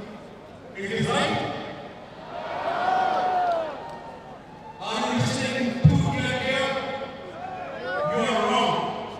They are not here to throw immigrants out. They don't want those immigrants who are not from the duty, who are living in this country. So, wake up. My fellow immigrants, my English is not my first language, and it's broken. Broken as this people think right now. But my English cannot be married. It's not possible. But we can make Great Britain again with your help. Venezuela. Tommy is fighting for everyone from the last 15 years. He is given his youth, his family. He sacrificed everything. For what? Not for himself, for his country to make it great again. But what these terrorists have done to him, they put him in the prison again, and again. Why? Because they don't want you guys to hear what is the truth. He's telling you something from last 20 years, what this country is going to face if we don't break up. I tell you one thing, I think the family in this country don't play with at all. I ran from Afghanistan because we were prosecuted. Can he play with any day? And this country gave me everything. And today what I saw, every day both of those rapists coming in here and getting accommodation from the Putin money, iPhone, everything. For what? To rape you. They represent us, now they will do it to you. They don't tell you who is coming on our board. They represent you. Unrepresented people. Tony, I agree you are. But this going to find clarity, they don't want to let you know what day is coming next year. Tony, stand up. Even knowing that he will be prosecuted, get killed, whatever will happen, but he done it for who? He done it for you. What is going to get from him to prison? Nothing. He done everything for people of Great Britain to make Great Britain again. You need to go back to your homes. Think, what's best for the country? Who is best to run this country? You need those political parties who think about native Britain. they give preference to breaking people first, not me. I came here because I choose to came here. Nobody called me in this country. I choose when people choose to come here for a better life. I came here, I made my word. I tried. I got a big community. But for that community today, I am a traitor. They call me a traitor. I am not traitor. This is my country, and I have to give back to this country. I am loyal to this country. So every immigrant should be loyal to this country. If they want to live in the community, go fucking back. If you are in this country, your loyalty to stay with this country. This country gave us a lot, and it's time for us immigrants to pay back. Good evening again, and once more, Tommy Robinson, please sing for me.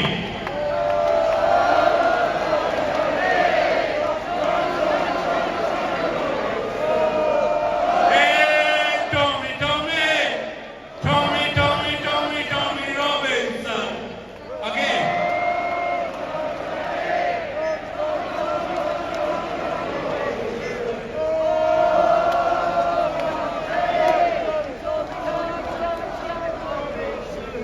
Tommy stood for us, all of us. Now time for us is to stood for Tommy. Free Tommy. We have to raise our hand, free Tommy. They put one Tommy behind the bars, but today we can see hundreds of thousands Tommy over here. God bless Great Britain. God bless us all. Thank you all.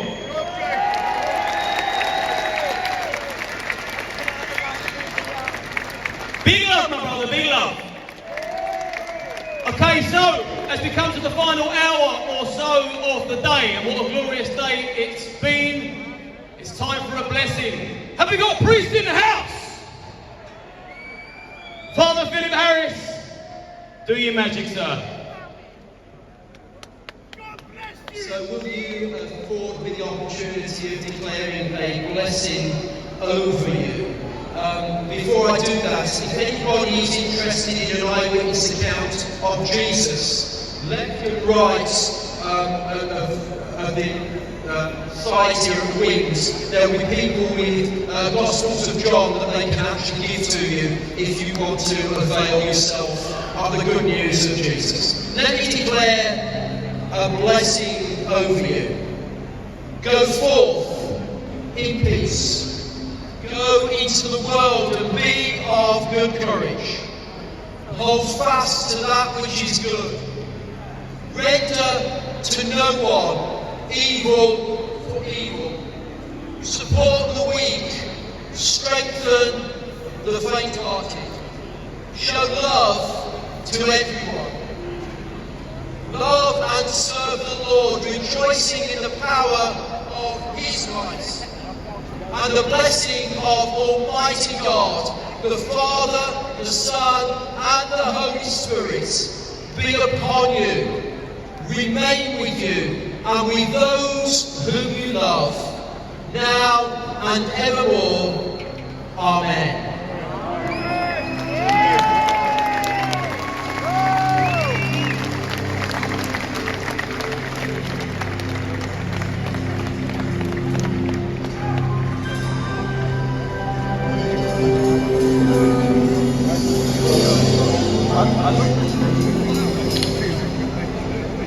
Right now it's really a battle between good and evil that we are facing in our country.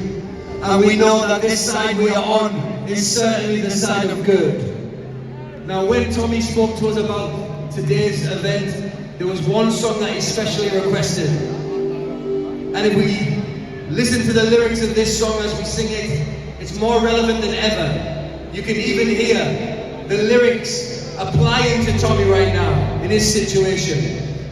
And we just want to honour and respect every serviceman and woman that's here today. We can clap our hands for our servicemen and women in here today. This song is 100 years old, but it's as relevant today as it ever has been. It's called I vow thee to my country.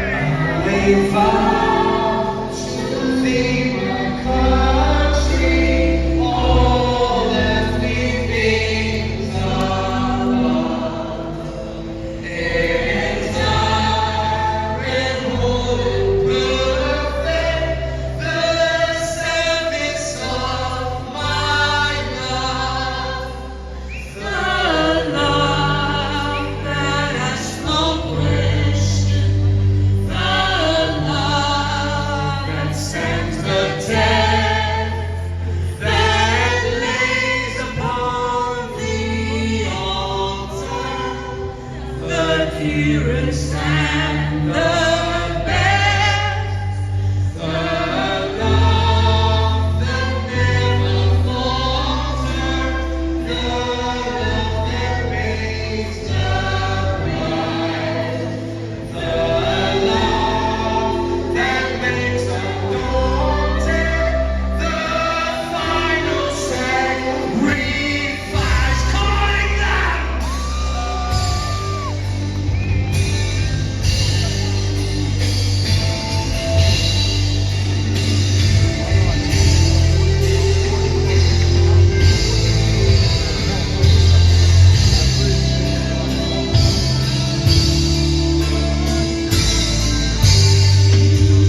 And there's another country I've heard of long ago, most dear to those that love her, most great to them that know.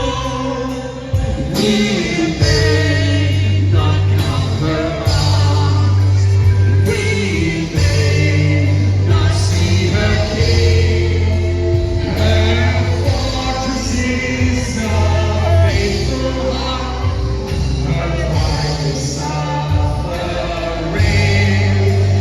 and soul by soul silently her shining bounds increase, and her ways are ways of gentleness, and all her paths are peace. Come on!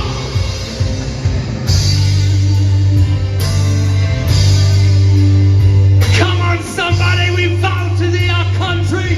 This is our nation. This is our land. We'll not be moved. We will not surrender. With them flags in the air.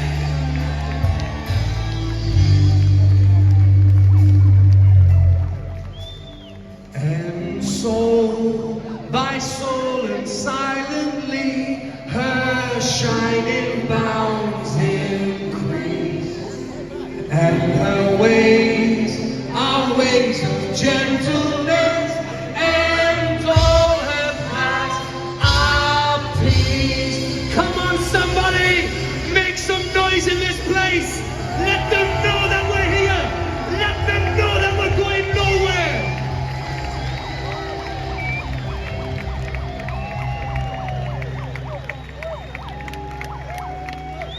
There's something special about this movement.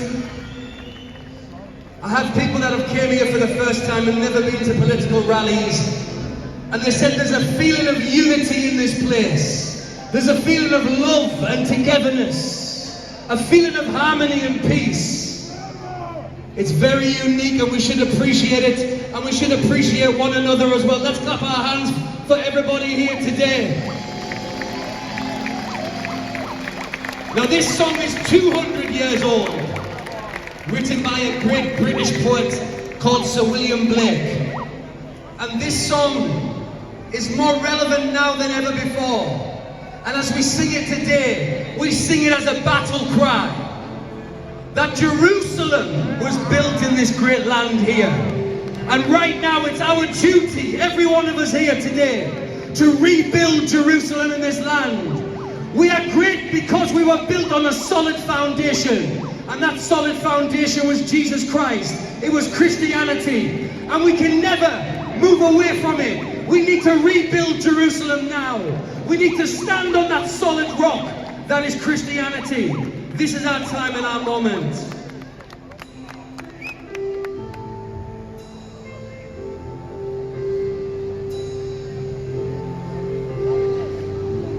Let's put our flags in the air, wave our flags.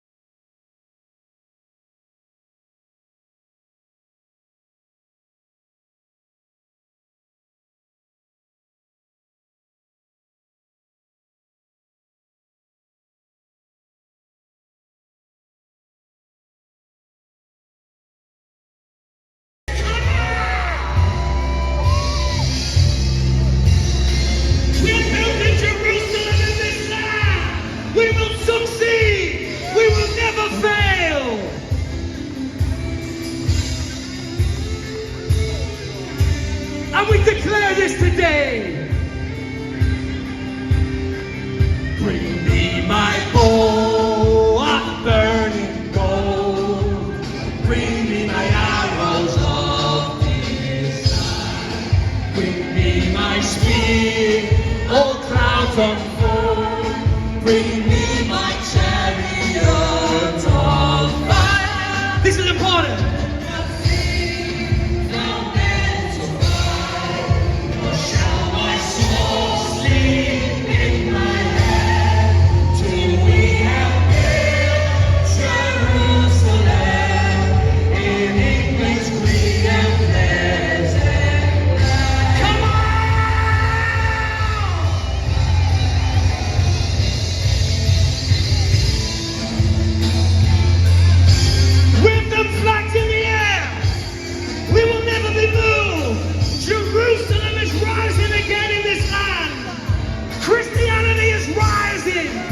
Be united on the solid rock. I will not cease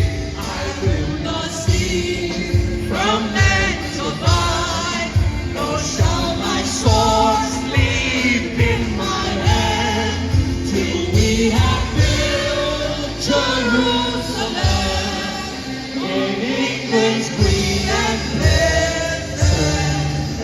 Somebody lift your voice in this place. Make some noise for England! Make some noise for Britain! We shall not be moved until we have built Jerusalem! Yeah!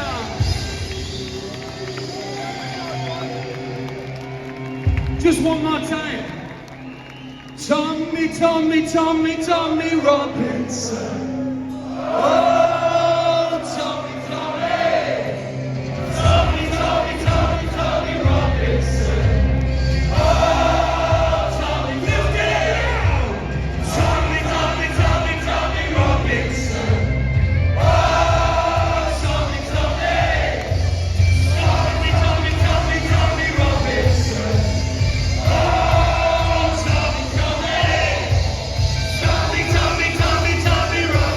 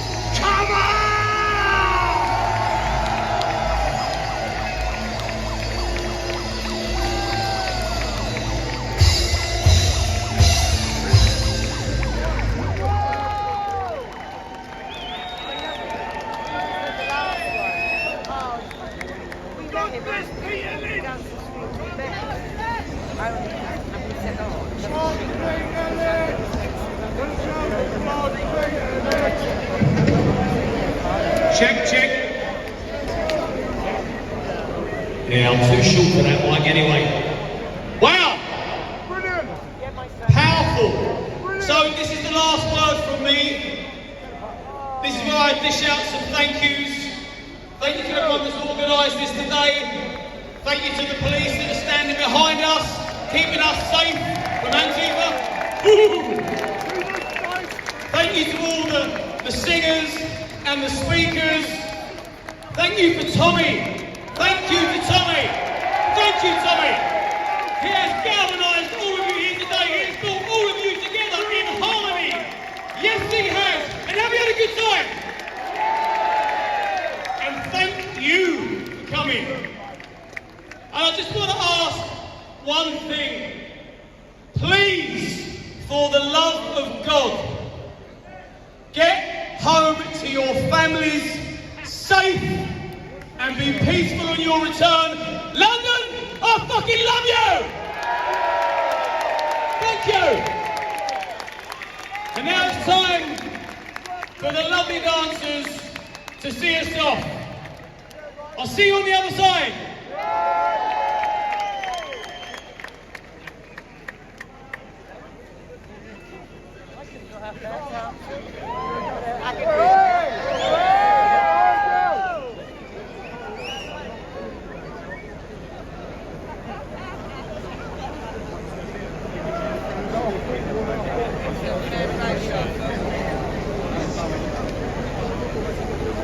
Now they're saying sexy.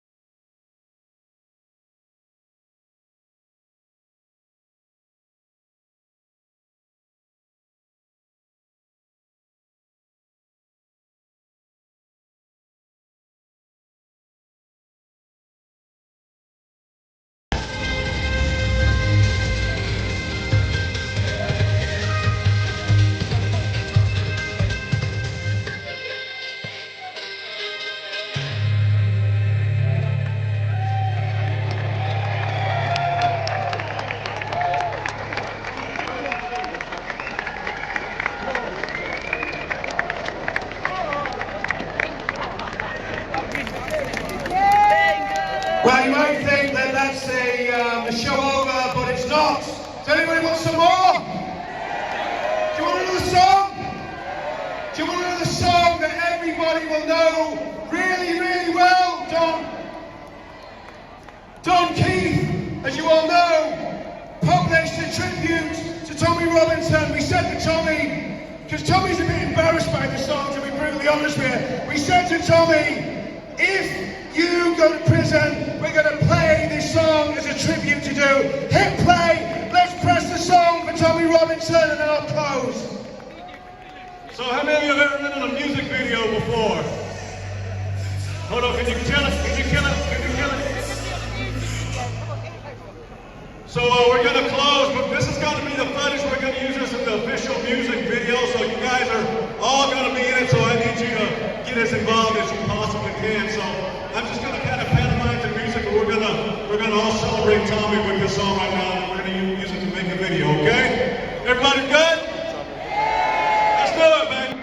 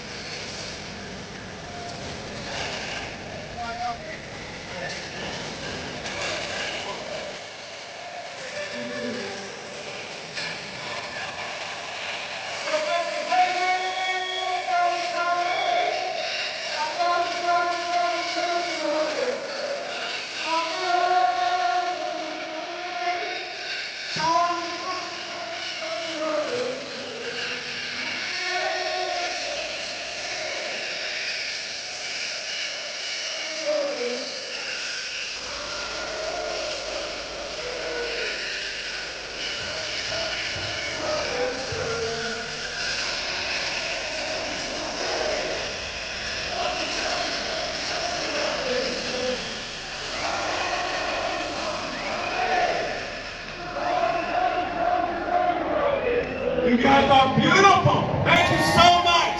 I love you. I love you, England. Love you.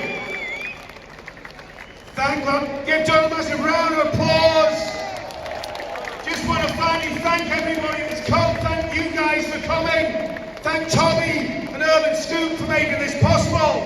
I want to thank all the security teams. I want to thank all the stewards. I want to thank Tony and Kaz and Paul and Andy and Archie. Give them a massive round of applause. And all the work in the background. Thank Paul for doing the sound. Who's had a good day today?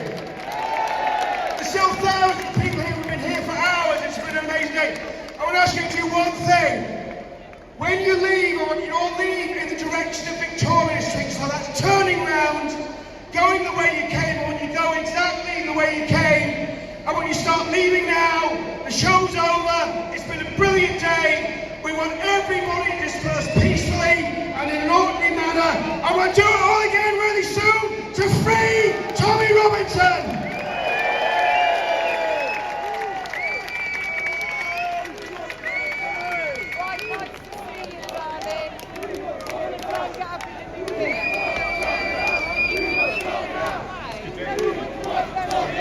We want Tommy out!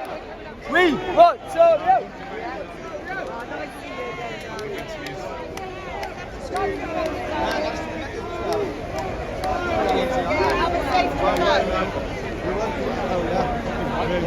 By the are you? Very good to see you. How's it going? It's getting there.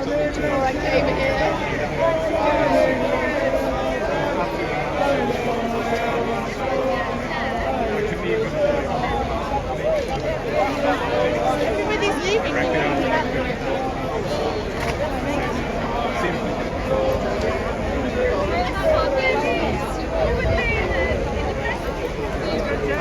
I decided to unite. Oh, too late. I was just doing an interview, so I can see you now. I can see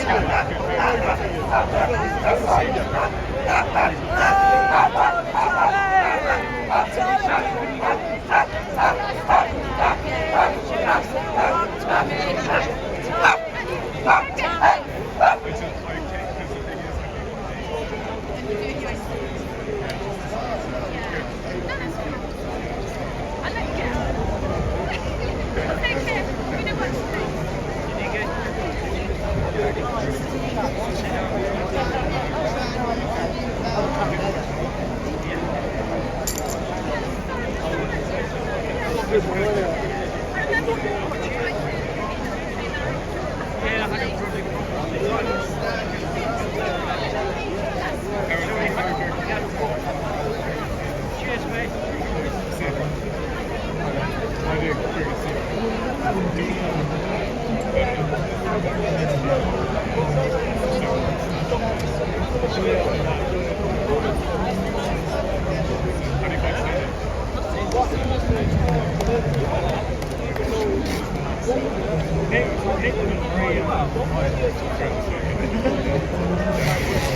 just going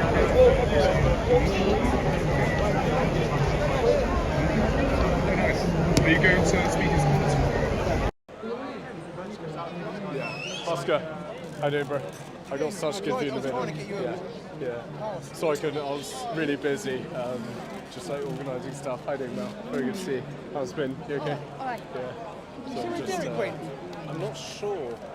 Whereabouts is he? Yeah. Yeah, definitely. Thank you. 100%.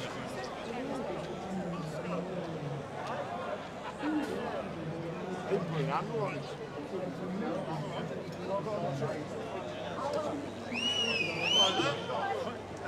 saw you earlier, actually. Quite early on. I saw you do a thing.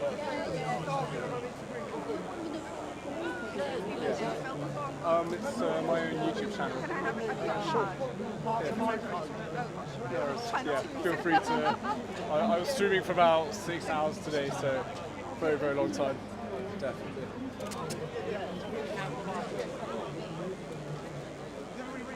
I'm just going to quickly wrap up. I'll be 2 seconds. You're coming for beer with us? Sorry? Coming for beer with us? Yeah, well, I'll join you guys. How you doing? Very good to see you. Perfect. We'll be ending today's live stream. Thank you so much for tuning in. My name is Louis Errington. I'm an independent journalist, and I hope you enjoyed. We got a lot of great interviews from earlier, and we'll be uploading stuff throughout the week. So stay tuned. If you're new to the channel, welcome on, and I hope you enjoy all the live streams. We've got Speakers Corner tomorrow, so I'm very much looking forward to that. Thank you once again, and also a huge shout out to all the moderators for keeping the live chat clean. My name's Louis Errington, and I'm now signing off. Take care, everyone, and have a lovely evening. Goodbye.